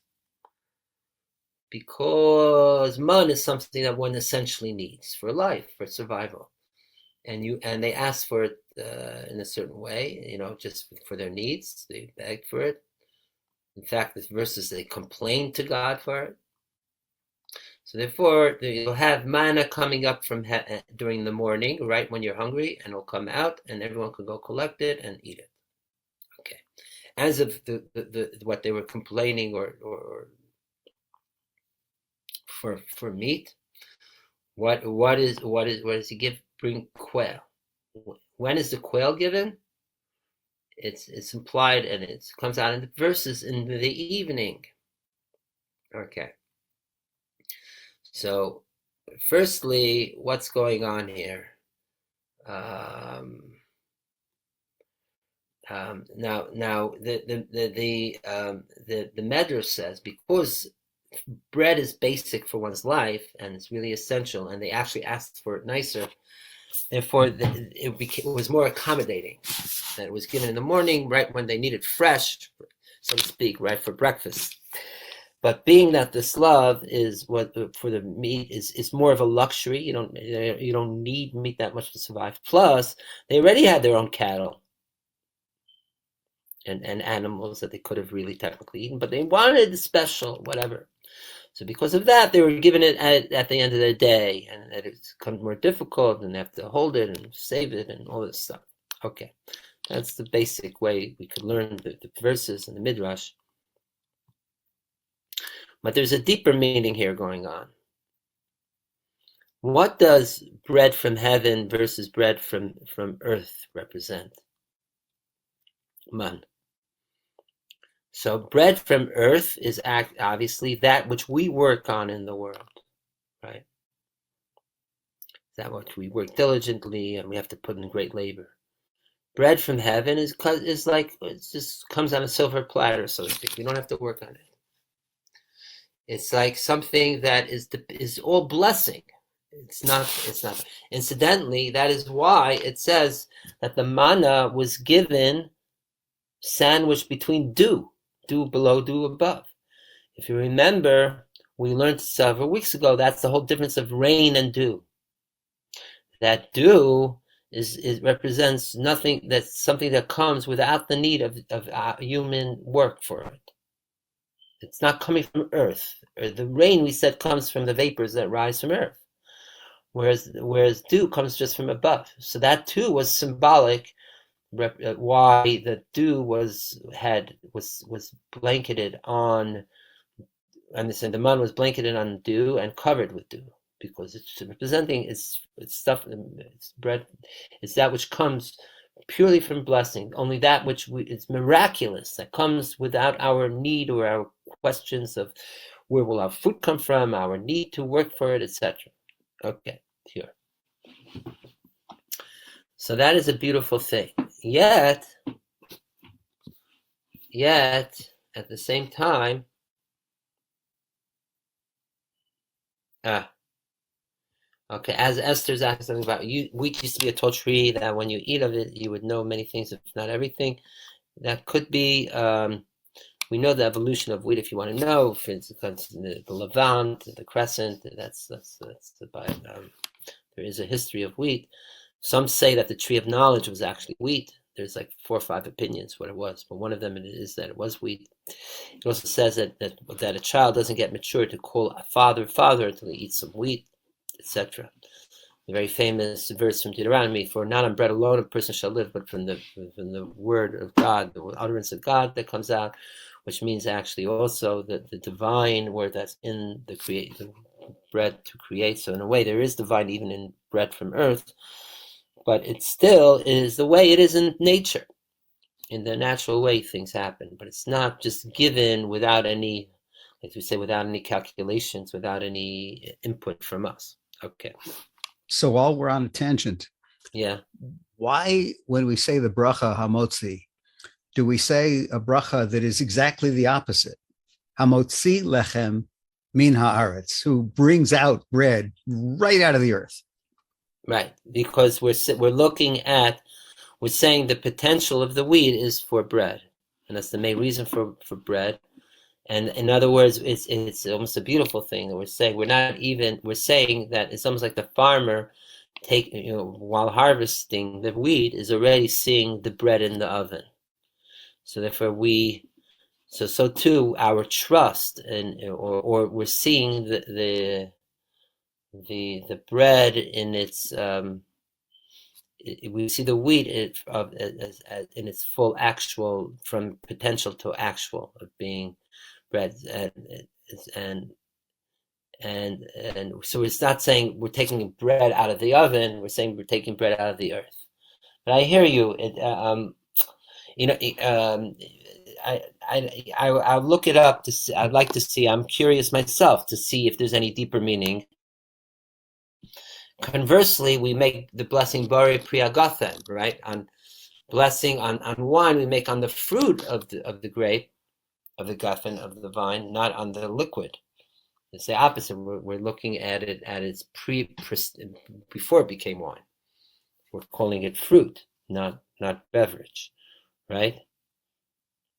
That for creating the fruit that eventually made the wine or the grape juice. So the blessings themselves have one blessing, the bread.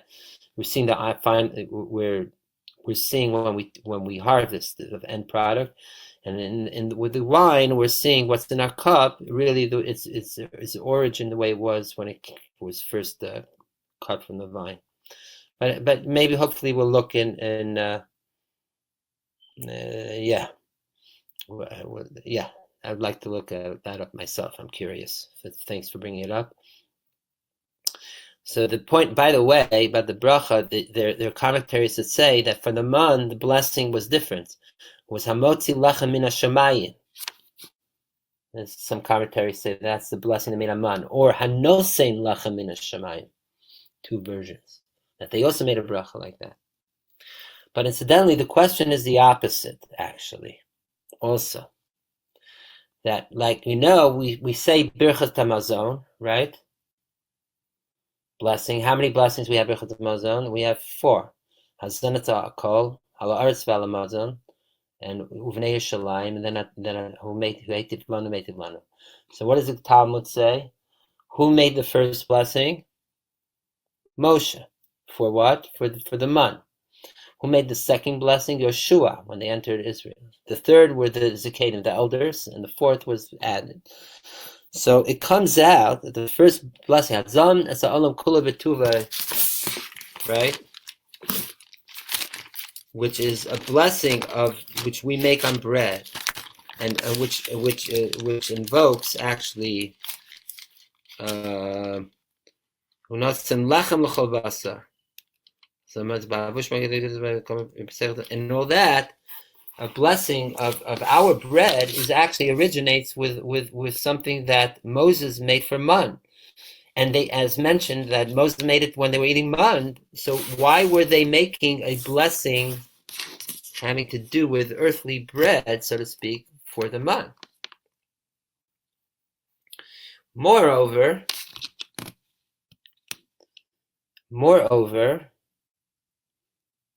as great as the man was, they came unadulterated from above. That represents pure faith, right?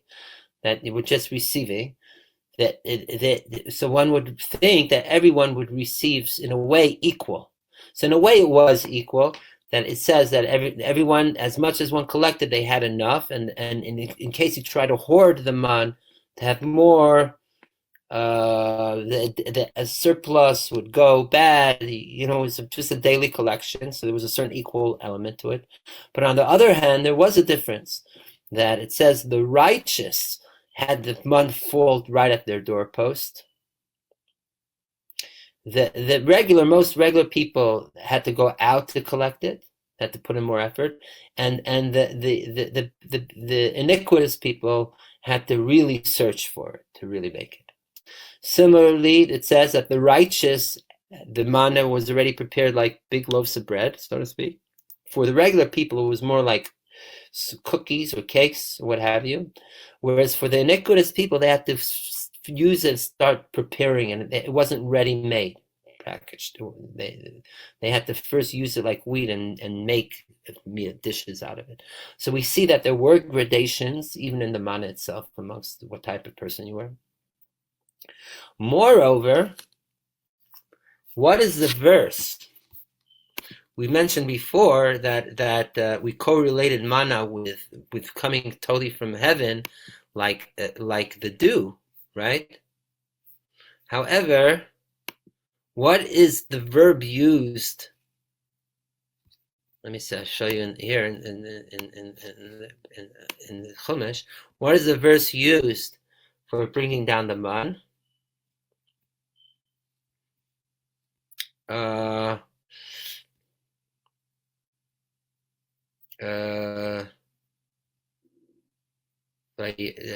me see where it says, if I can find it.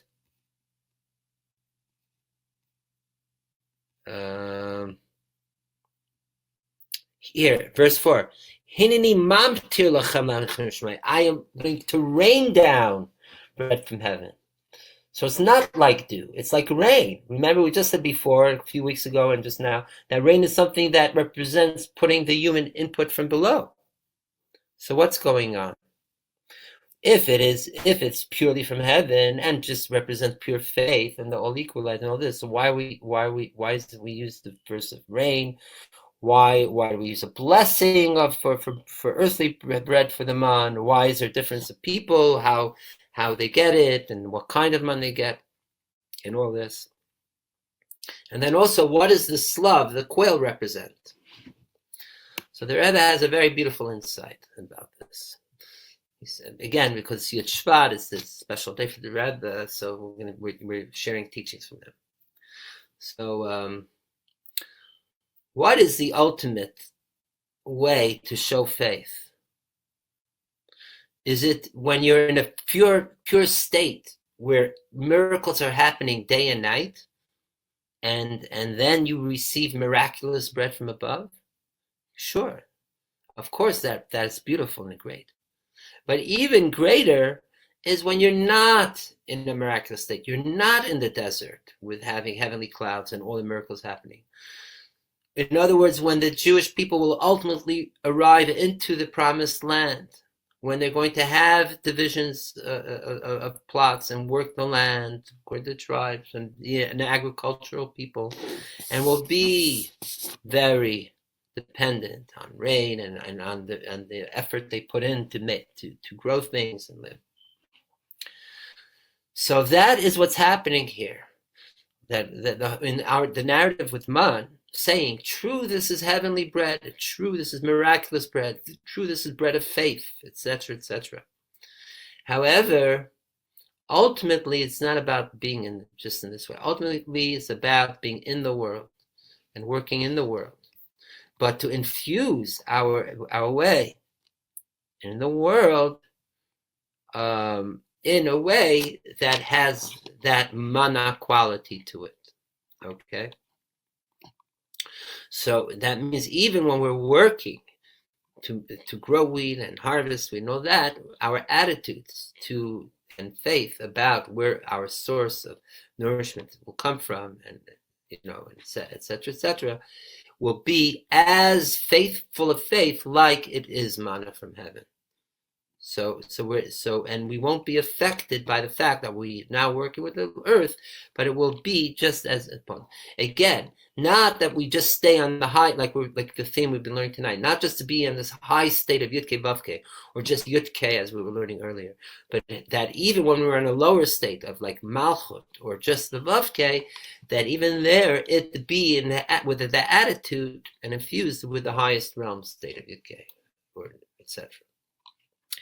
And that is why, even in the manna from heaven, it already has the harbinger attitude aspects of the way it will be bread of earth, the way it will be when the Jewish people do settle down with their fields and growing earth. That is why the man here is represented. Also, that has a quality of being rain, dependent on what's going on earth.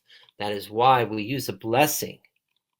We're ready with the manna times. In manna, there's already beginning with a blessing of earth from lachem min haaretz, from the earth. That is why there was already distinctions of what kind of manna and how it was delivered to them already in the desert. These are all aspects to show that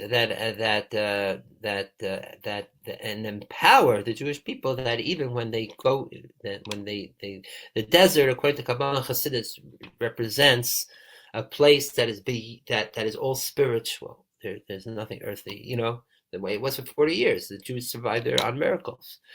But to leave the desert and go into the real world, so to speak, where you have to work hard and all that, then person could get bogged down by the realities of the real world.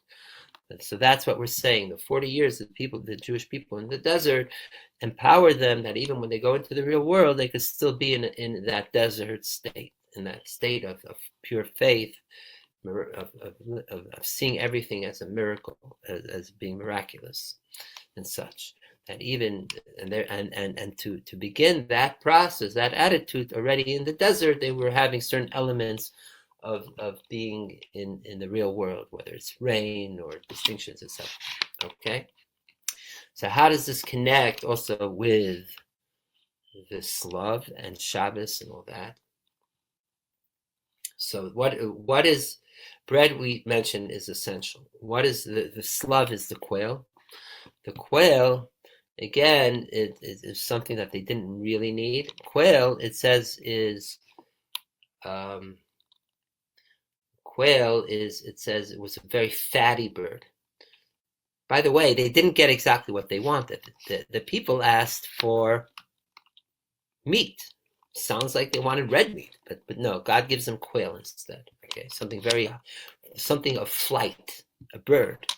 And what kind of bird? A bird that has a lot of fat to it, right? According to Chassidus, Kabbalah Chassidus, bread represents the teachings of Torah, the way it's manifested in the real world, like bread, like the basics, like how to do, and oil or fat represents the inner teachings of Torah, like Kabbalah and Chassidus and what happened.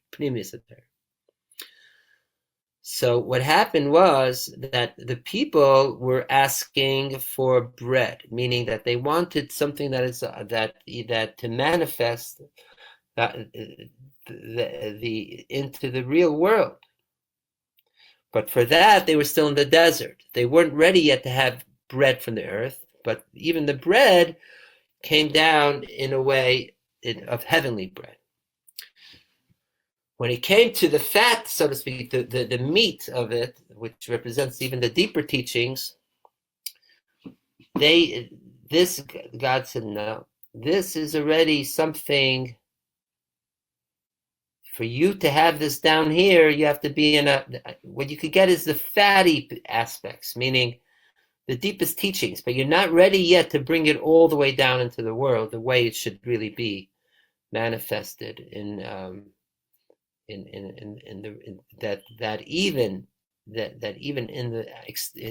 the real world should have the deepest teachings yet. That will only come when you begin working in the world itself. Here in the desert, you're still too high.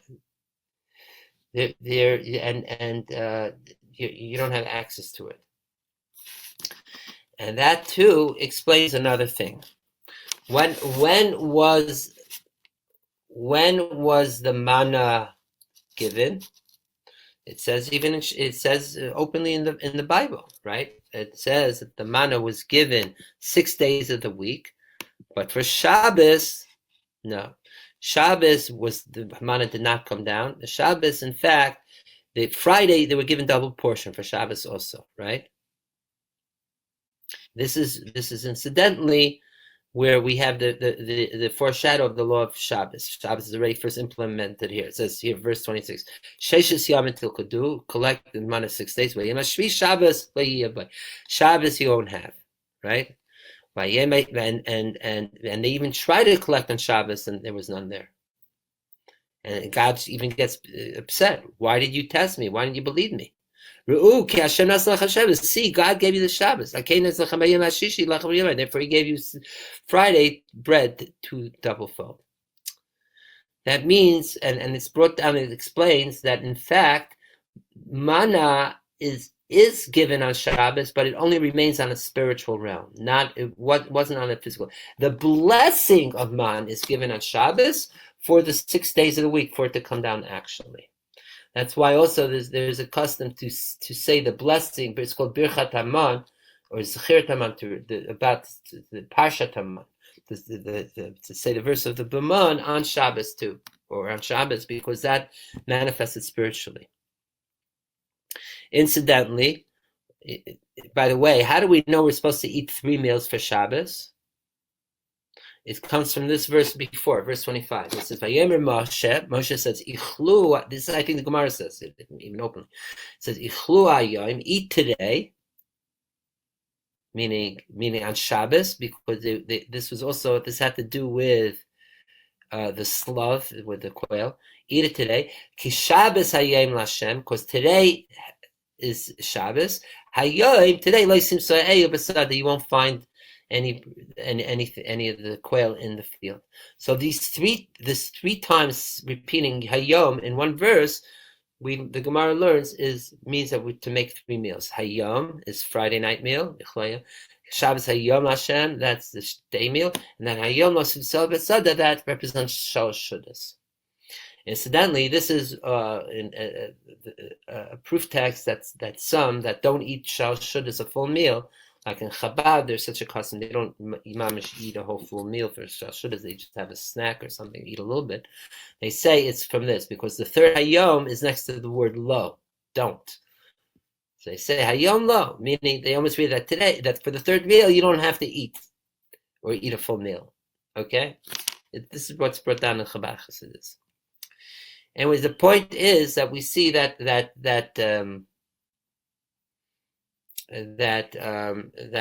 certainly the mun is related to these three themes. However, look at this. The first verse says, when did the mun come down? On the 15th day of the second month. This is what happened. That's when all this happened. That means, and when was that? That was Shabbos. And was the next day, the 16th day, that the mun came down. And so mun is not coming down so the first day mun came down was on a Sunday. The slav, it says, came down the night before, in the evening. That means the slav, the quail, actually came down on Shabbos at the end, at Shalosh Shudas time, actually. So we see and that there's some connection, a connection of the slav to Shabbos afternoon. And as mentioned before, the slav, the quail, which was very fat, that represents the deepest, innermost teaching of Torah. It's known, right? The razin, the innermost. So that again is a connection to what we know is Shabbos afternoon, Rivin, the mystery of all mysteries, or will, desire of all desires. And that is why also Shal Shudas is a time when there are those that give the deepest teachings of Shabbos afternoon. Certainly in Chabad, they say Chassidus then, and even outside of Chabad, other Chassidus, of course, they have a very special tish on Shabbos afternoon, and the Rebbe says great Torah is there. So you could say it's connected to this idea of the quail, the slav coming down. Here it says Erev v'yadaitem, here at the evening of the 15th, which means Shabbos afternoon. Here, verse 6, Erev yadaitim ki Hashem yitzcham b'yanei. Okay? So, and as we mentioned, the idea is that ultimately that even when we're in a desert state, even a Shabbos state, to be aware that everything is not just to be abstract away from the physical, but to infuse the physical, even our world, with the holiest of holies. Which is why Shabbos actually, if you think Shabbos is the holiest day of the week, maybe we shouldn't eat. We should just be like Yom Kippur, fasting. But no. Dafka Shabbos, we sit and eat the greatest meal of the week, because we're saying the only way to be truly most sublime and holy is by bringing it down into the physical. And that is something, by the way, a major feature of Judaism over most other religions, many other religions.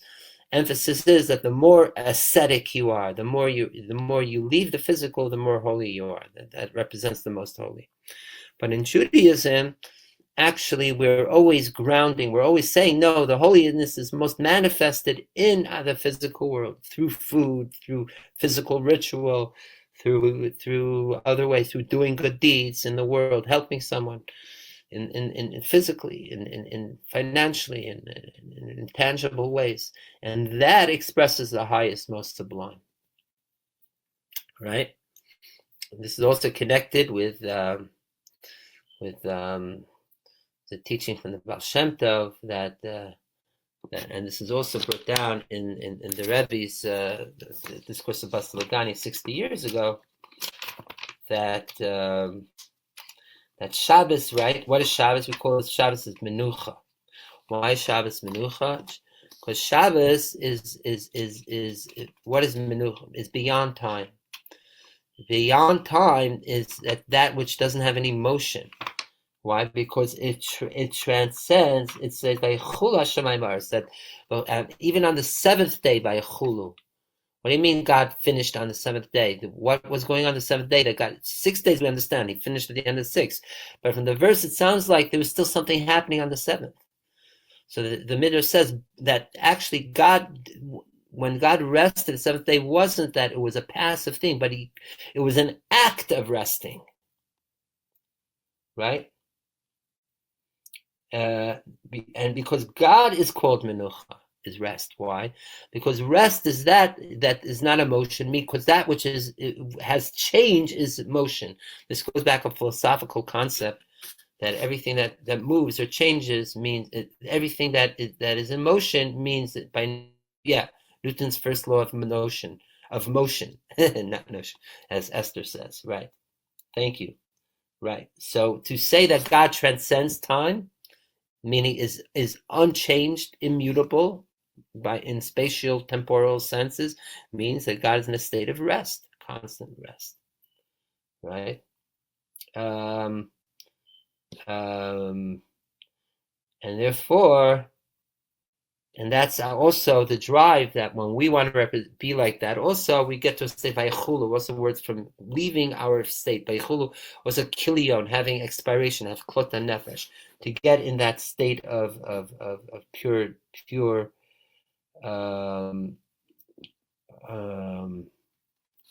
purity of from the out of the world.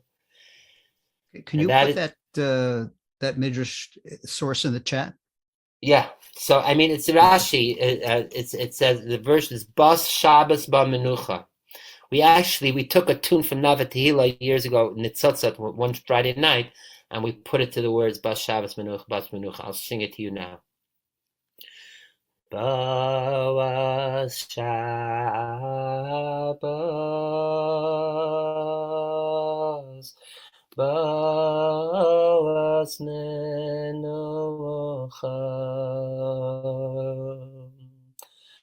Bas Shabbos,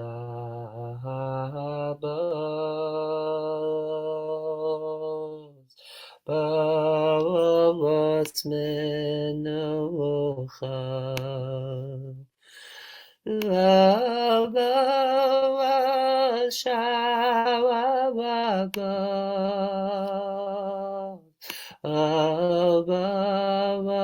Bas Menucha,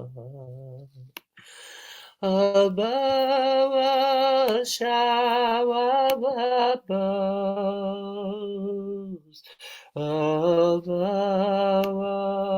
Menucha. Welcome Shabbos,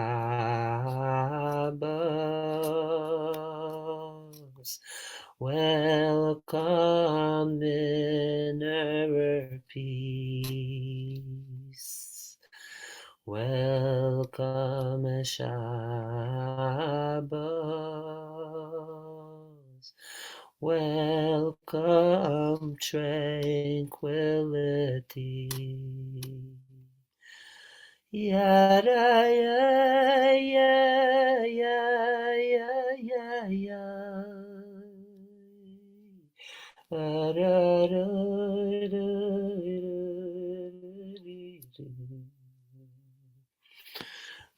da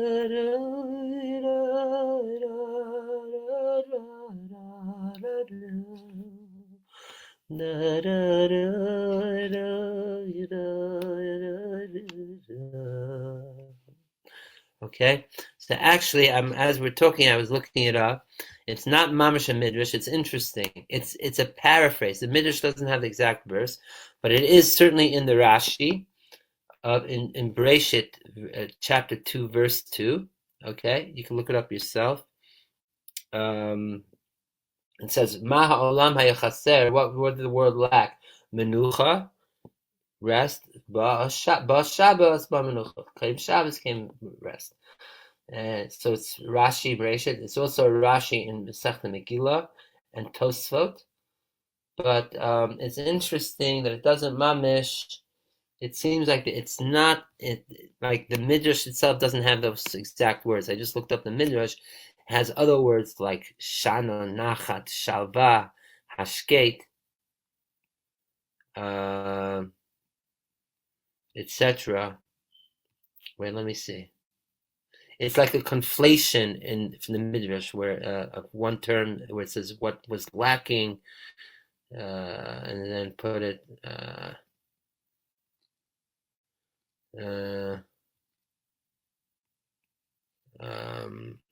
But is that good enough, Jonathan, to look up Rashi chapter 2, Yeah, verse 2? that's very helpful. Okay, Thank let you. me see. Yeah, you know what I could do even? I think the Safaria gives you on the side commentaries. Let's see how it works here. Yeah, wait, here, let me do that again.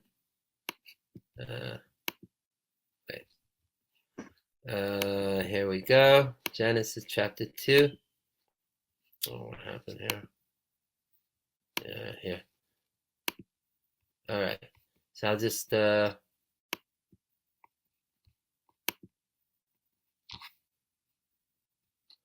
it's giving either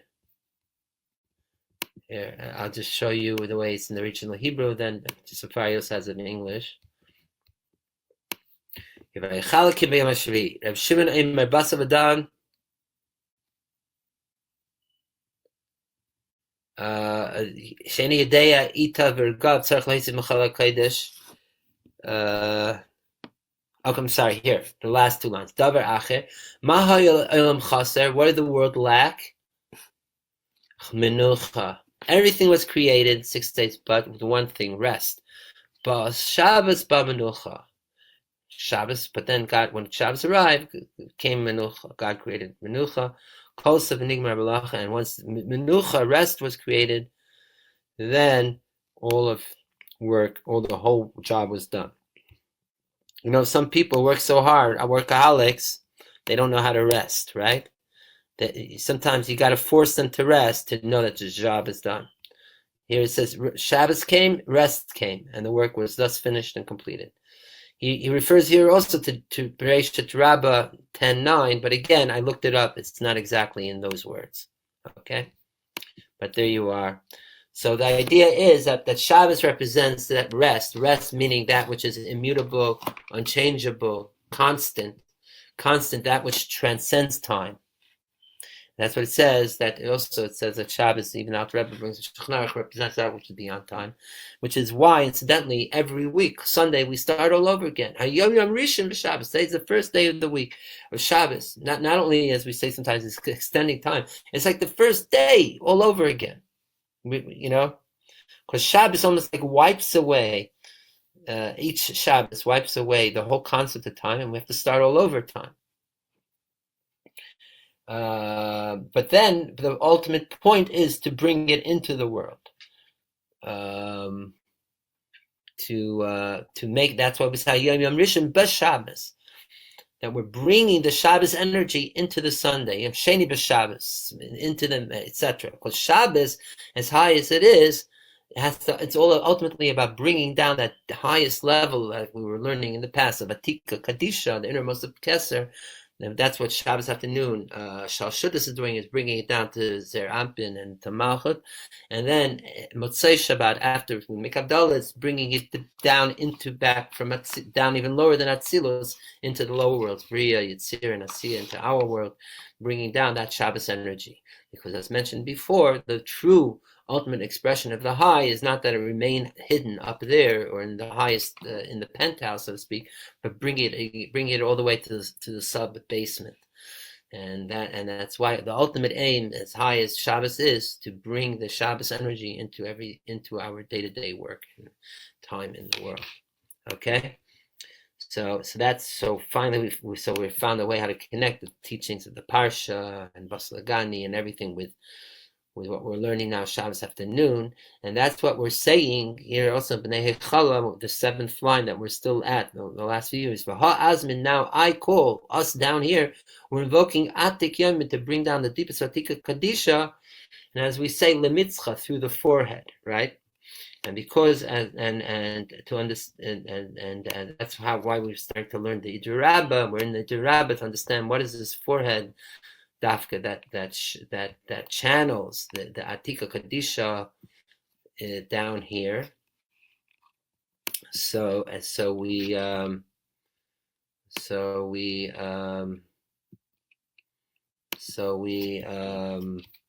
So we started learning in the Idra Rabbah what is the Godhead, and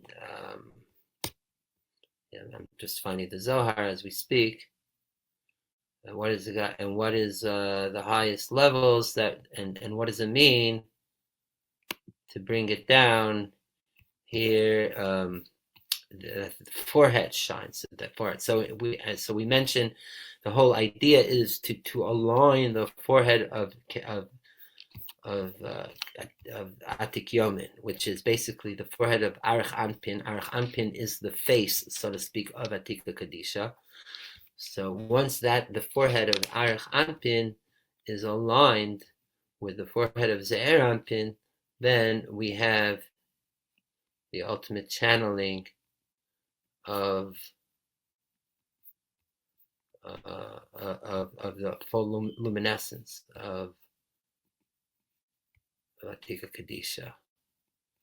So now we are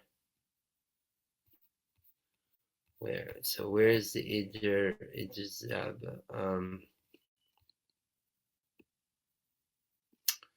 Okay, so what we'll do is we'll do a little bit more of the Idra Rabbah, okay?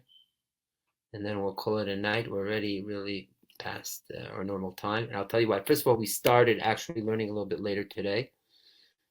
And secondly, it's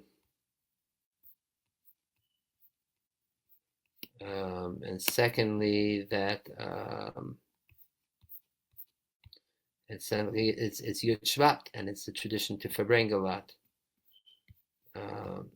Let me just try to find again where we are at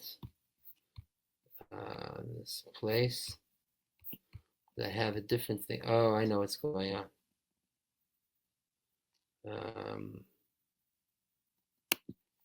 Wait, let me get back to the text of the Zohar. It's in 227. Wait, was it 225? No, I'm sorry. Kabbalah. Wait, where are we? 127 Zayhar. Let me just put it over here. Draw.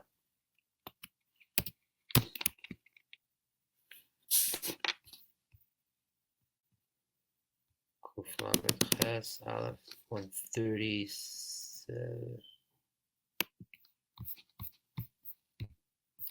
Oh, here we are. Okay. So remember, we spoke about what is the head, the Galgalaisa. By the way, just wanted to just to add to clarify some little things we said before. If you remember, we said first of all that straight out of the head is coming 12,000 times 10,000 worlds, right? So if you remember, we were saying before that really the higher you go on some level, the more singular it is. And then it's dafka, when you come down lower and lower, it gets more complex, more full of multitude, right? So the question is, like, on one hand, we're saying out of the head is coming out 12,000 times, what is it, times 10,000. It's 2 worlds. Let's make the calculation. We've done this before. 12, 1, 2, 3 times 10, 1, 2, 3 equals is 120 million. Yeah, 120 million worlds. But on the other hand, we say that there's 13 lights that come out of the head, remember? There's also, we say over here, there was a place where we mentioned here that out of the head comes 370 times to 10,000. 370 times 10,000 again is 3,700,000. But on the other hand, we say that, if you remember, we said that there was 13 rays of light coming out, like 3 from the right, 4 from the right, 4 from the front, 4 from the back, and 1 from above. So 13, we understand that it represents the 13 attributes of mercy, and why it's only 13. It's only double digit. It's not a lot, because it's coming from the oneness. So it's right away coming out in less numbers from its base states, and then they're going to divide and split up into multitudes. But how do we say in some points when it comes to worlds that there's so many hundreds of thousands, if not millions of worlds coming out straight from the head? So because of this, it's Taka explained in places, including by the third Chabad Rebbe and others, and also the beard, the strands of the hair. We mentioned that last week also. 13, 13, 13 is a motif number here, as I guess to point it out, not just on the chat. So it's Taka explained that really, when we speak here about the hundreds of thousands or millions of worlds that's coming out straight from from the skull, the original Godhead, it is not the way the worlds are already coalesced lower in the world. Because if so, then in other words, they couldn't even create a world, anything that could be in a fully formed world. But rather, it is saying that even in that original state, there's already the potential for all these worlds. And it's true. It's all mainly light. What's the difference of light and vessel and world? World means that the way the thing is coalesced more into a physical state, let's say, or a state with vessel. So what we're saying is, those states, don't think that it's only multitudinous once it comes all the way down, but also know that even on the highest realms, even straight from the Godhead, there's already contained that element where the singularity is manifested in the multitude. That is why this is related, why it's specifically world, because world is, the term for world is olam.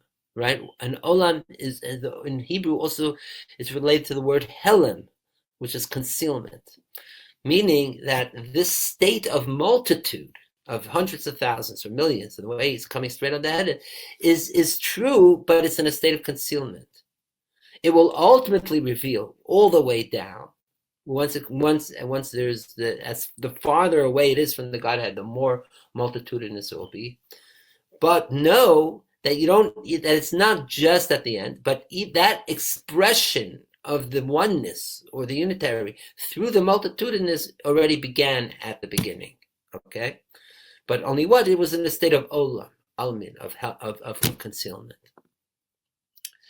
which also explains why there's that, what we said before, there's a concept of endless Sefirot and Ketz before the 10th Sefirot. If you want to say that the ultimate multitude is the lower you go, then it should be after the 10th Sefirot, like we were saying before. The Hitkalolot creates infinite possibilities of combinations of the Sefirot. So the answer is because even that ability for there to be that infinite amount of variations down here in the lower is because it's already part and parcel with the singularity at its source, at its very beginning. Only it wasn't fully expressed yet. It was in a state of olam or helem, concealment. But it was still there. And what was in a state of revelation there? Only 13. The 13 rays, the 13 sections of the hair, the 13 sections of the beard. Okay? So now let's continue.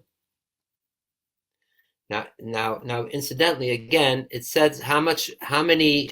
Just this is also important to know.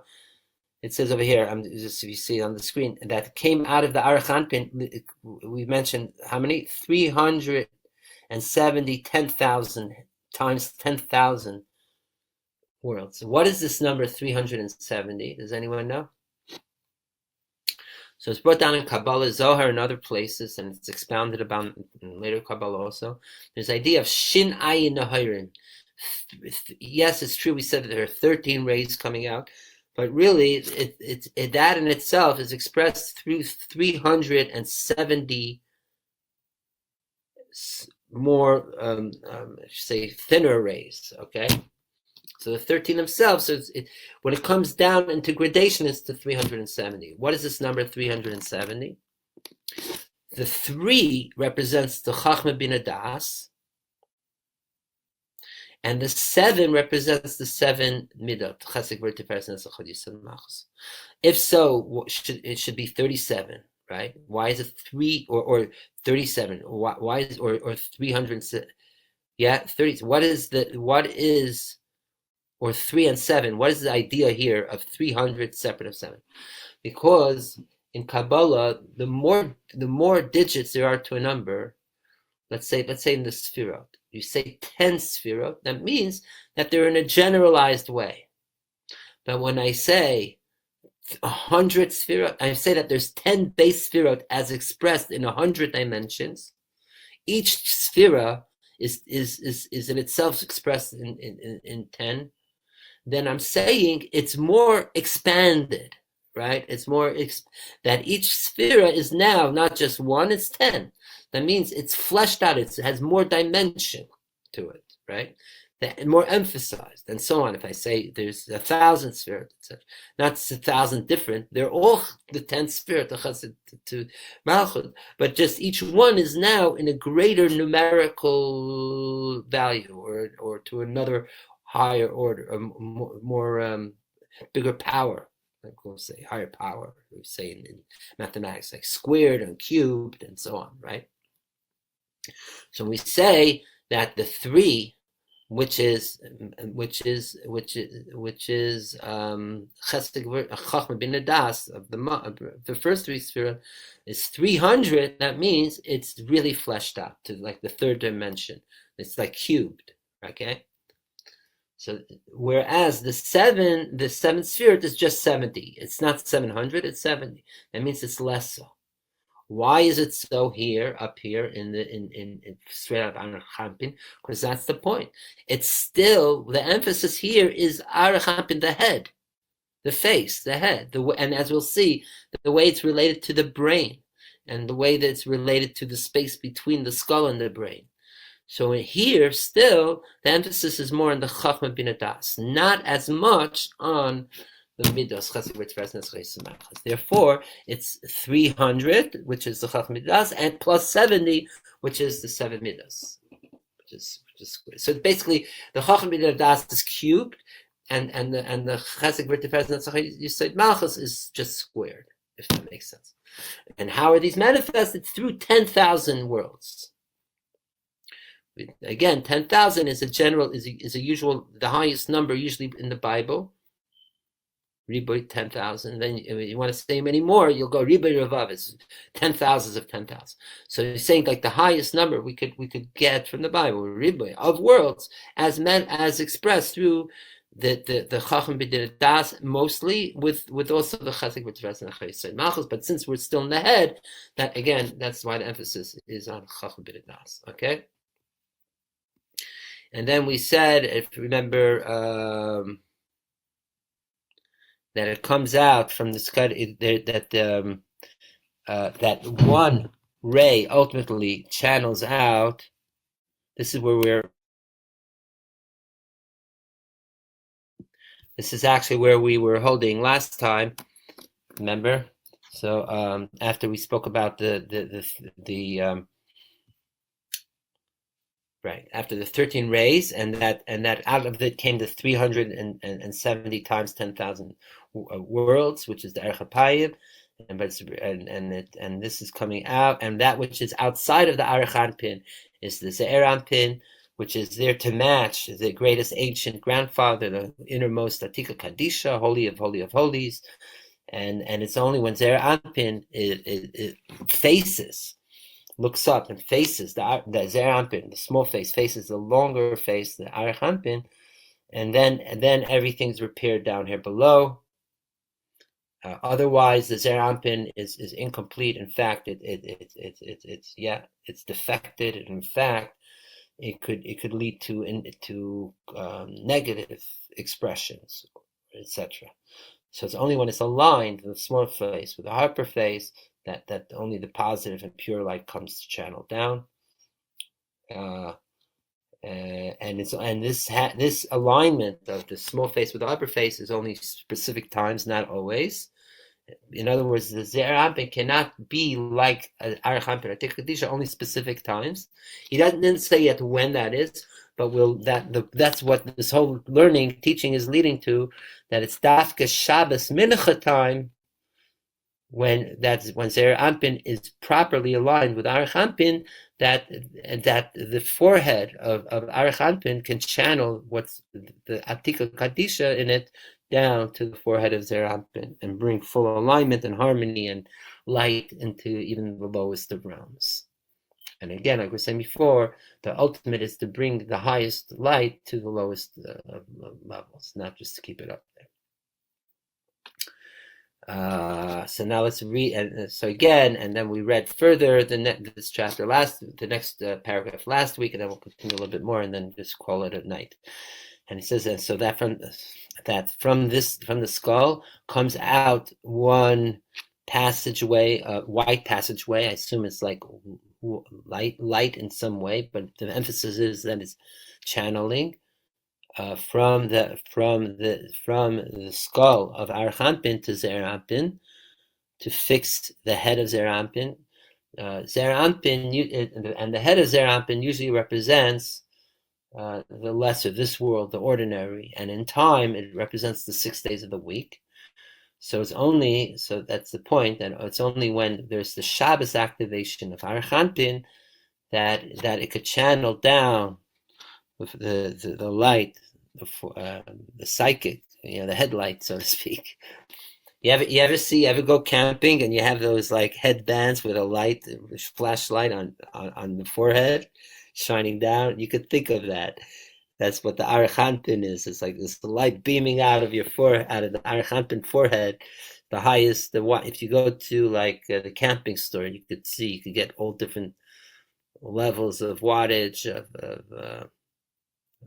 your headlamp. Okay, so this is the built-in headlamp of the Godhead, the Golgotha, the skull of God, so to speak. And that when you have the real beaming down, then it could beam down to the smaller one, activate. And then it says further, as we remember from last week, that from the Zeir Anpin, it could then bring down to the lower worlds. What it means is that this Zeir Anpin we're speaking about here is still a small face in Atzilot, but then there are the lower worlds of Bria, Yetzirah, and Asiya, what we're involved in through the 6 days of the week. So that happens only once the Zeir Anpin receives the light channel from the Arich Anpin beaming, and then the Zeir Anpin of Atzilot can bring it down even lower into Bria Tirsia, and that's like it says here, to endless amounts with innumerable amounts of worlds. Here again, you see what we were learning tonight, that in a way, the lower you go, the more innumerable it gets. And as the Rabbi explains in his Chassidic discourse, that innumerability of all of that, the lower you go, the more numbers, the more there is in itself an expression of the infinite, the highest of the infinite, as expressed in the lowest of limits of the physical. And then it says further, and that each of these skulls from Zeir Anpin and going down, all the way down, let's say, assuming through the words Brisk, they give a prize or a reward, or you say payback of whiteness to the Atik Yom, meaning it's not just that it's going one way down and receiving, but there's something happening where there's a loop back. There's like a rebound of light the light is going back up, looping back up to Atik Yom. Because that's actually the whole point. The whole point is that for the light to come down is, like we were saying before, you read descend for ascent and ascent to get even higher. Sometimes you beam down light. If you have the right rebound bouncing or mirror, the light could beam up even higher than the source, so to speak, than its highest up there. Or the light could even get more magnified, intensified. And that's the point. Why the light is coming all the way down here? So the people down here, we utilize this light to transform even the pockets of darkness down here, transform that into light, and then we could channel the light back from down here back up to make it even brighter, both certainly down here and even back up there. The light that comes from up down is known as Yor Yashar, direct or straight light. The light that through our work avoda we transform, bounce back up, is called Or Choser, the return light. And that's basically in a nutshell the whole process of the light coming, our stuff coming down, infinite light, and our work avoda to send the light back up even greater. That's the Archetypes that he's talking about here. Which this happens, which they go up in the chushbana, meaning the calculation or measure or even measurement or numeration up to Shabbat, from below the scepter. The scepter, we think of a scepter like a king has a staff, a scepter. Shavit Azab, it says in Achashverosh. But in the metaphoric parlance of Kabbalah, we could say this represents the light. Okay, the light of the kav, the line, the beam that comes down. Esther Ruth is asking, why is Or Choser greater? Because it is twofold. Both we know in the physical world. Imagine light shining down, hitting a mirror, and the mirror bouncing the light back up. It could come even more intense, more magnified and stronger. Particularly if you think of the whole idea, as we were speaking about before, is to transmute darkness into light. So when the light comes down into this world, let's say let's call it 1,000 wattage, and then so even if we send the same exact light up, it would still be 1,000 wattage. But if I say when the light comes down here, and then we together with the light down here, that light coming down becomes the way that we could actually transform more the darkness down here into light. So now we're adding wattage to that.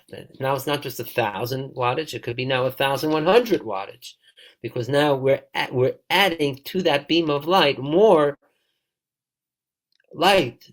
The what was darkness down here is now becoming light, and so now there's more wattage to return.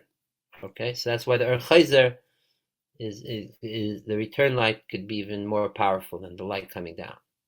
I'm reminded a little bit of the original lasers, where it was a tube with mirrors at both ends, and the light would bounce back and forth until it actually reached such an intense level that it would break out as a coherent beam. Exactly, and even zap people in the laboratory, right? Yeah, or burn through something, right? Or however it worked. Yeah, right? That's actually, well, I was just thinking when Darth Vader and Luke Skywalker have those laser beam fights, and they make contact. But that's not exactly the same. But what you're saying, the laboratory, yeah, and that general concept was an image in my head also when I was sharing it here, and to use that same metaphor of the beam or the laser thing, that's the sharvit, like the scepter too. So the kav light that's coming down after the tzimtzum, if you remember our diagram, that is analogous to over here the scepter. So the light comes down, but then it returns back up. It doesn't necessarily return back up through the same kav, by the way. It could also return, the Archetypes could return in a more circular way. It cannot even be fully contained in the piping channel of the kav anymore. So it almost like in a spiral even goes back up. Okay? And therefore so kandalim okay. Shavita means the most literal meaning here is like when you count when the shepherd counts his sheep, he uses his staff to count head by head, right? And so too, there's a way all these endless heads, skulls that are coming out of Zerampin below is being counted, meaning it's that the light is enabling to make this happen, and to distinguish them and to empower them to make. But Kabbalah in corresponding to this, Beka Lakagoyl is the Sata. There's the Beka Lakagoyl. That means Beka is like a chunk of silver for each head. That's represented to what we were also learning a few paragraphs before about the Machatzis shekel. It's 400 shekel goes for that. There it was speaking about to buy Merchet Machpelah, right? Where do we have that? Here. That the 400 worlds represent the 400 shekel of silver for the merchant. Here, the Bekel Gugalat is related to that the half a shekel that it was obligation everyone to donate annually for the Mishkan or the Beit HaMikdash tabernacle of the temple, which became the public the general pool of money used to buy all the sacrifices for the year. But the idea is Beka is a chunk like Gugalat. It means again the Machzah shekel was also the counting system to know the census, the population census of the Jewish people. Every year they use the shekel and they use the shevet, and that's the galgolet. And it's also so the counting was with the skulls. So we see that there's a concept of counting, and the skulls that as much as the skulls are leis lo chush, but don't have any real ultimate number, but still they're counted. That's the irony here. And again, that's the point here, that as much as we're saying that down here below that there's innumerable amount of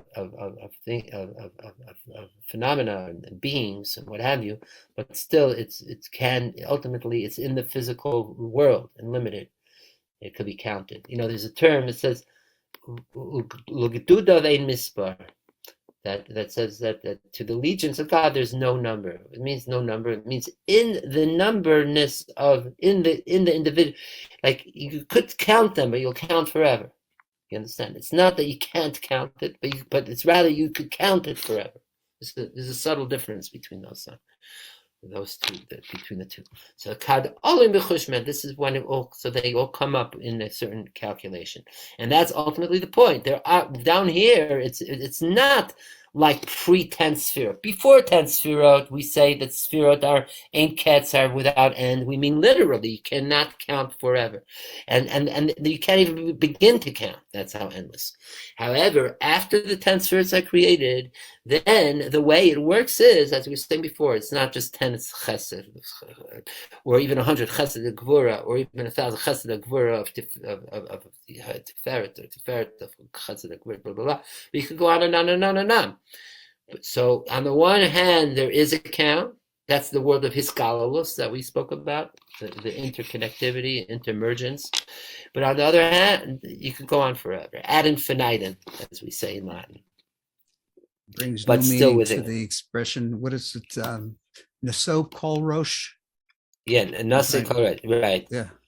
The exact. Remember the exact Hebrew on it, but nase means to go back, retrieve. Yeah. To lift up. Oh, nasa. All right, I thought you said nasa with the gimel, but nasa karash, right? To lift up. Nasa et rosh b'nei Yisrael. Yeah, et rosh b'nei Yisrael. That's it. Lift it. Yeah.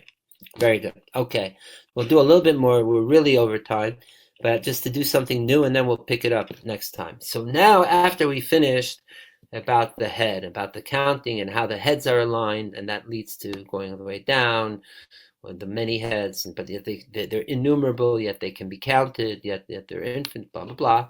Now we're going back to the Godhead. Now we're going to speak about three aspects here, just to lay out how it's going. We're going to speak about three aspects still in the head, which is that there's halal means a void. There's an open space. There's a space in the head between the skull and the brain. It's called the halal. All right, and in that space there is something. There's a thing called the krema, like a membrane, a film of like you can even say a translucent like layer of skin that covers the brain, and then you have the brain itself. Okay. So and then once we establish those aspects, then we're going to go into the hair that's growing out of the head. But we're still dealing with the actual head itself, okay? I thought maybe today we're going to go right into the hair, but it's apparently not. So now we're going to start at least with the first part of it, the halal. So here, 8. The halal de galta. So you have the halal, empty space in the skull. Okay, he goes straight into into two things. There's kraima davira. Kraima is again the membrane or film, davira of the air. The chachma seila of supernal wisdom, stima that's concealed, the lay pasak. That is not. There's no split in it. It's uniform. It's fully covering. Just imagine if you were had an anatomy textbook and sink through the skin and skull, slice of the head, that are over the brain. In that space, there is this film. He's calling it krema of the avira, of the air. Okay, the air you could think of in the space itself between the skull and the brain. It's like there's like an emptiness of air, and that it's there that you have this membrane. Krema, by the way, this term krema comes up if you ever learn the laws of kosher, the hilchos treifos, the laws of what's kosher anatomy of basically a kosher animal. And which I've learned, you have to learn it for smicha to get your rabbinical ordination. And there's talk over there about different types of membrane. Over there, if I recall, they talk about 3 types of membranes for the animal, for like the cow. And we would actually have to learn the different types of membranes, krema, the avira krema, of the mayach, and the outer krema, the inner krema. If I think over here in the Zayir, it's mashma. It seems like he's talking about 1 or 2 crimes of these film membranes. Maybe we'll get an image next time of it enough. But the point is, whatever this cup, Steve says, halach and cup. See, we've got the brain, we've got the whole. Yes, whole being holy, of course. Okay. And now the point is, just to tell you outside before we even read it, that's the point. That there's, and just so you know, the layout here is that we're talking mainly first here. The whole Idur Rabbah is laying it out. He's beginning first mainly of the head of Atikim, aka Arachanpin, okay, the higher, loftier head. That's the emphasis here. And by dealing with this, then he's saying from here comes it out to lower, and how it also manifests in the Zeir Anpin, the smaller head. This is the first part of the Idur Rabbah. Later, a few pages later, he's going to repeat a bit, but for later he's going to be talking about the head of the Zeir Anpin, focusing on that. Okay? So here the focus is mainly on the head of Arich Anpin, and happens to be talking about Zeir Anpin in addition. Okay, comparing the two, but first highlighting the Arachanpin head, and then later we're going to go through this again with the highlight being the Zeir Anpin head.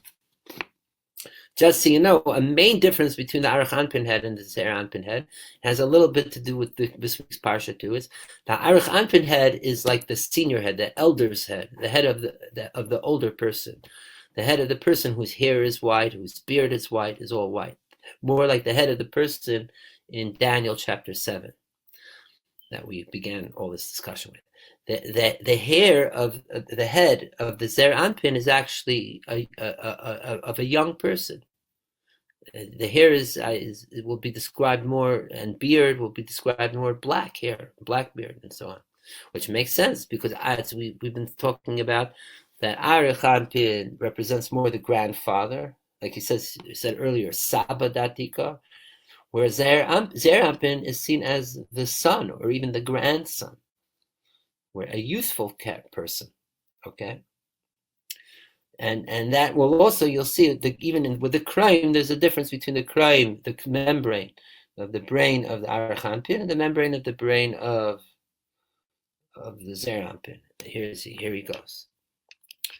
Okay, so okay. By the way, why is it connected to this week's portion? Because It says when we were learning before that Az Yashir, that God manifested Hashem Ish Milchama Hashem Shema, that God manifested a person of war.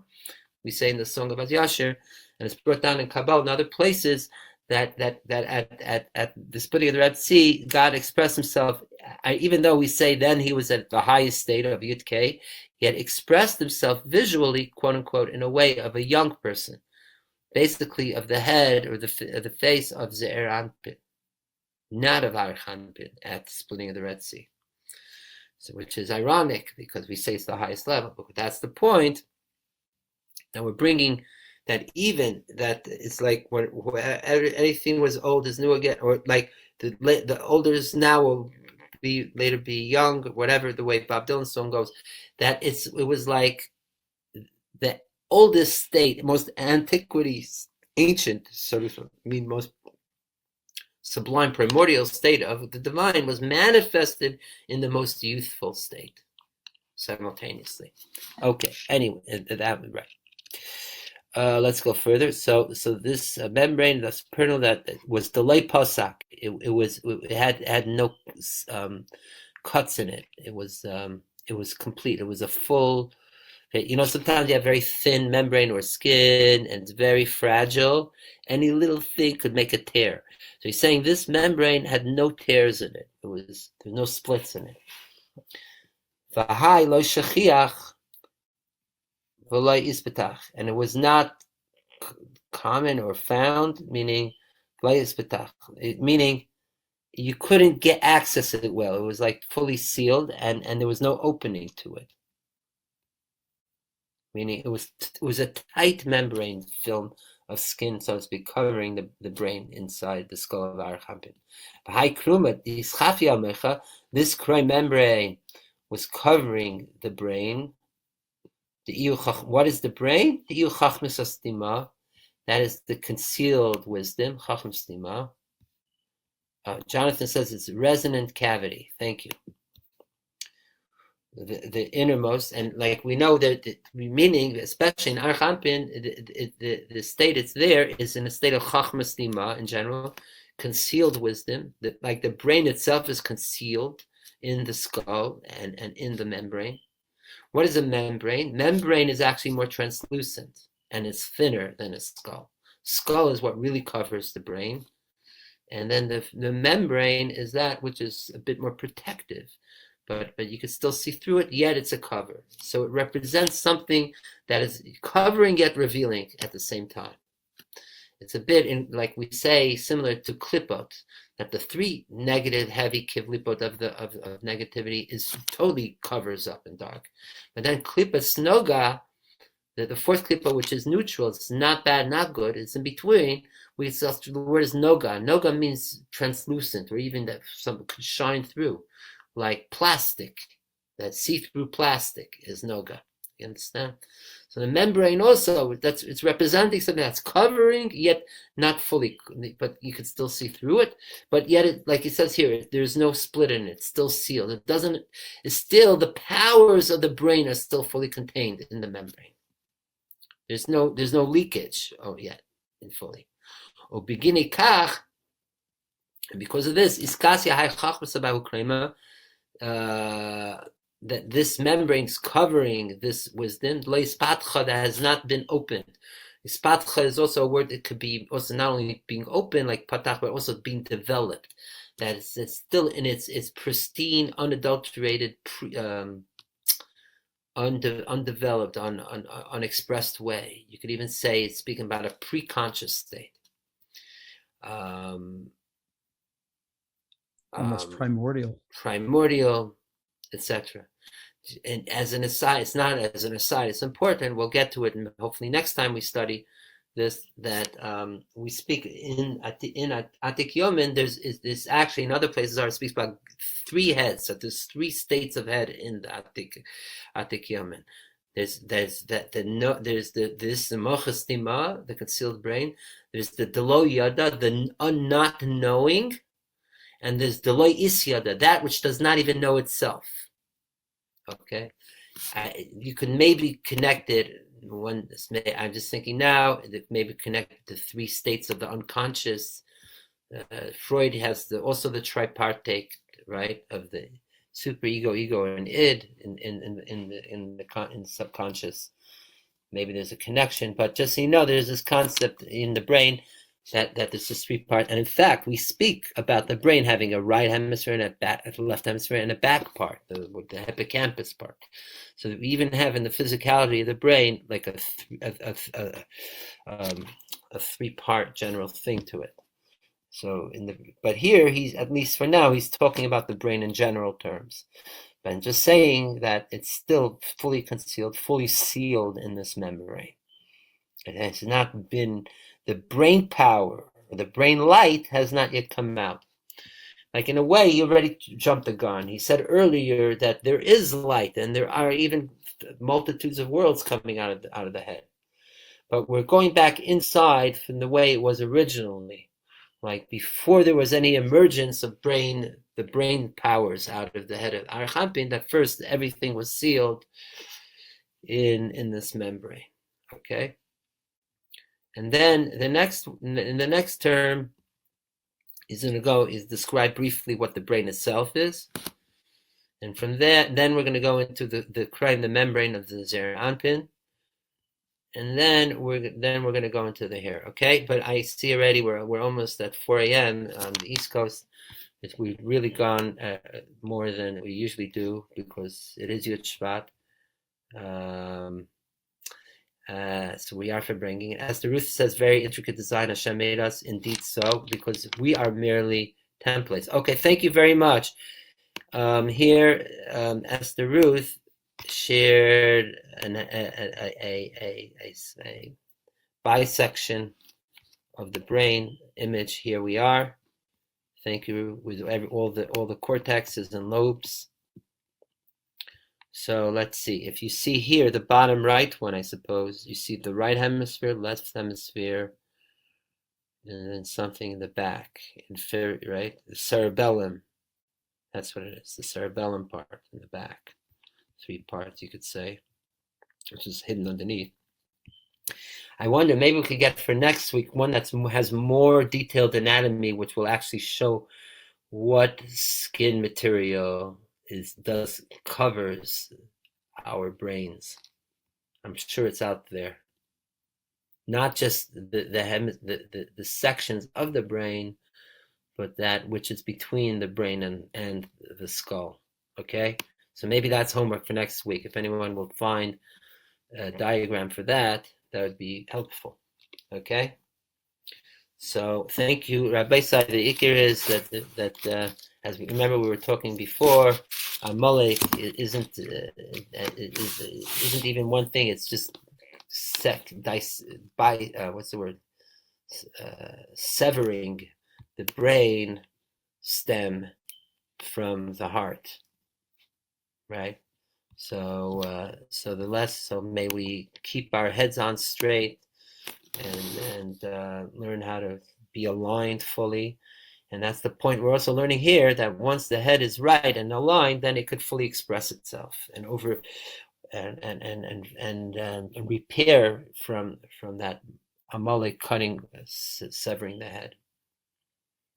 By the way, by the way, I just remind, maybe we'll learn at Purim time, there's a famous Gemara that Rabbi got so drunk that he cut off Rav Zer's head, his colleague, the great Chaim, and when he realized after Purim what he did, when he got sober, he, through his special ways, however he did it, Rabbi repaired the head, put the head of Rav Zer back on, and it was good. And then it came next Purim, Rav Zer tells Rabbi, watch out, don't get drunk again this year.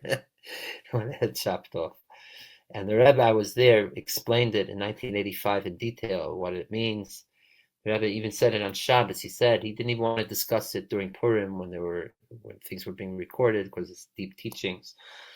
And the Rabbi basically said Rabbi means from great, and that he had greatness, and he thought you could go work beyond the head. You doesn't have to be attached to the body. It could just be the head. But Zer means small. Not the contrary, you have to be headed with the body and all this.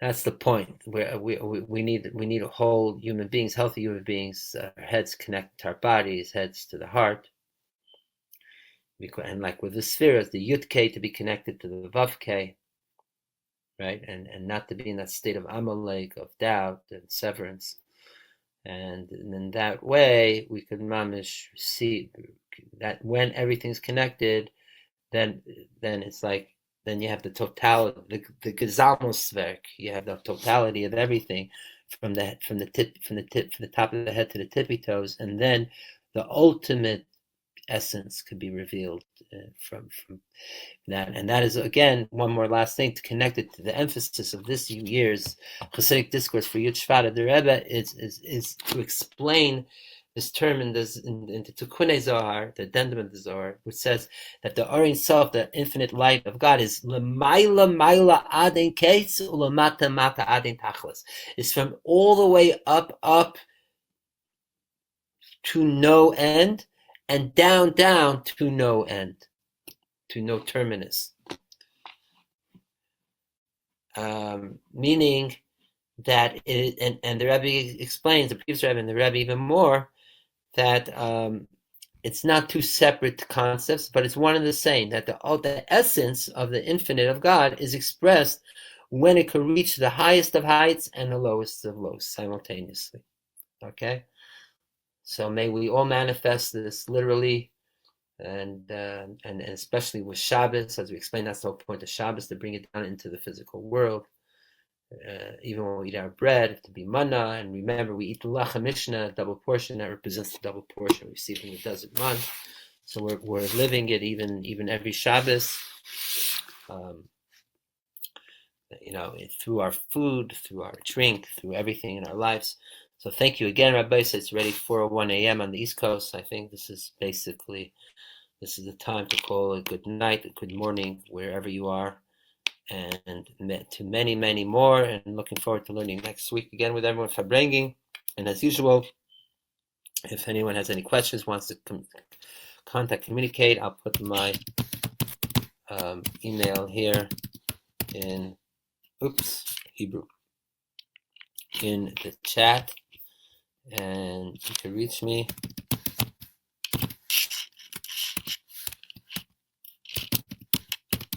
There you are. Okay. Everyone out in Facebook land, good night, good morning. Toda Rabbi, everyone. And that's it. Unless anyone has anything to say, comment. Otherwise, we'll just sign off. Okay. It's really late, and I have to get going tomorrow to what I have planned for the weekend. I just have a very quick request. Yeah. The second screen that you put up for, I think it was Breshit Rabbah, you had up for like a split second, and I missed it. Do you still have that in one of your windows? Could you just throw that up there again for a moment? Breshit, right? Mean the Rashi of No, you had it right after the Rashi. Oh, you mean the Breshit Rabbah? I'll tell you where it is. Okay. Wait. All right, here Fair it is. enough. Wait. It's Breshit Rabbah because I know what you mean. I think it was from Sfaria. Yeah. So you go to Midrash Rabbah, Breshit Rabbah. It's chapter 2. No. What was it? Chapter 10. Yeah, it was chapter 10, number 9. I'll put it up. Just give me a second. Let's make sure it's here.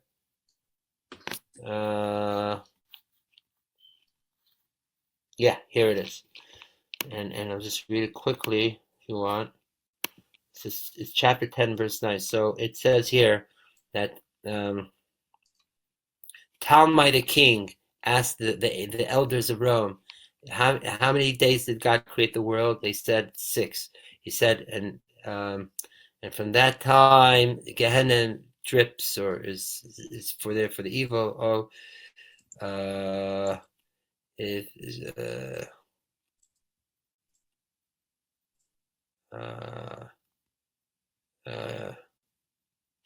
Okay, here it says, what did he create in the world after he rested, or Shabbat? Shannon is like a state of like tranquility and rest and peace and quietude.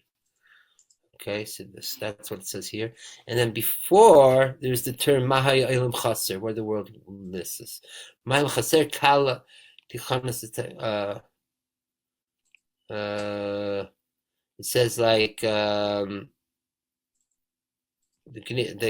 king that like a king who made a chuppah and got everything ready for the wedding, but the only thing was missing is the kala, the bride himself, to come in. So too, God creates the whole world. What was the one thing missing? Shabbos. So that he takes the word vayechulu, vayechal, like the word like chal, like kala, like bride. Nice. And that's what was missing with Shabbos. And then he says, and then the other metaphor is like a king who has who made a ring, but the only thing missing was the seal from it. So towards the world missing was Shabbos.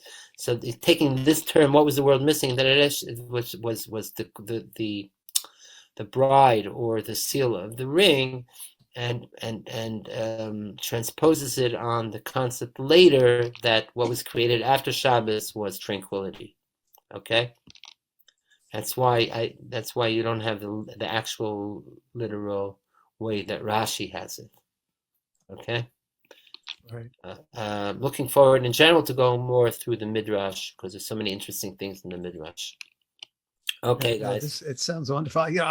Every time I say Vayechulu on Shabbos, I've been wrestling with this exact concept. Oh. So that's why it's like, when you say, I mean, literally, like every Shabbos, I've been like, wow. They're just, because, Vayechal Bayom Hashvi'i. Right. So it's like, well, something happened on Shabbos. Right.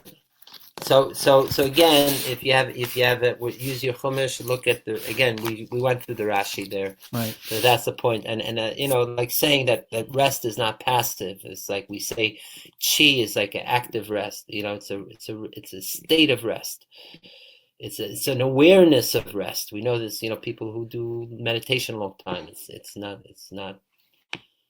It's not tuning out. It's tuning rest that tunes us in. Right. Okay. So speaking of tuning out and in, I think we'll tune out at least from Zoom. Okay. Laila Tov, Boker Tov. Good gebench to Shabbos. Yes. Good gebench week and Shabbos and all. Take care, Chavra. So, thank you so much. Shabbat Shalom. Thank you. Shabbat Shalom. Thank you, Ruth. Thank you, Mariko. Thank you, Steve. Thank you, Jonathan. Thank you, Ariel. Thank you, everyone. Mama Steve from gavel to gavel. Yes, amazing. And we're learning so much from each other. So keep them up, keep them going, and hopefully we're going to learn more into the future. Amen. Thank you so much, everybody.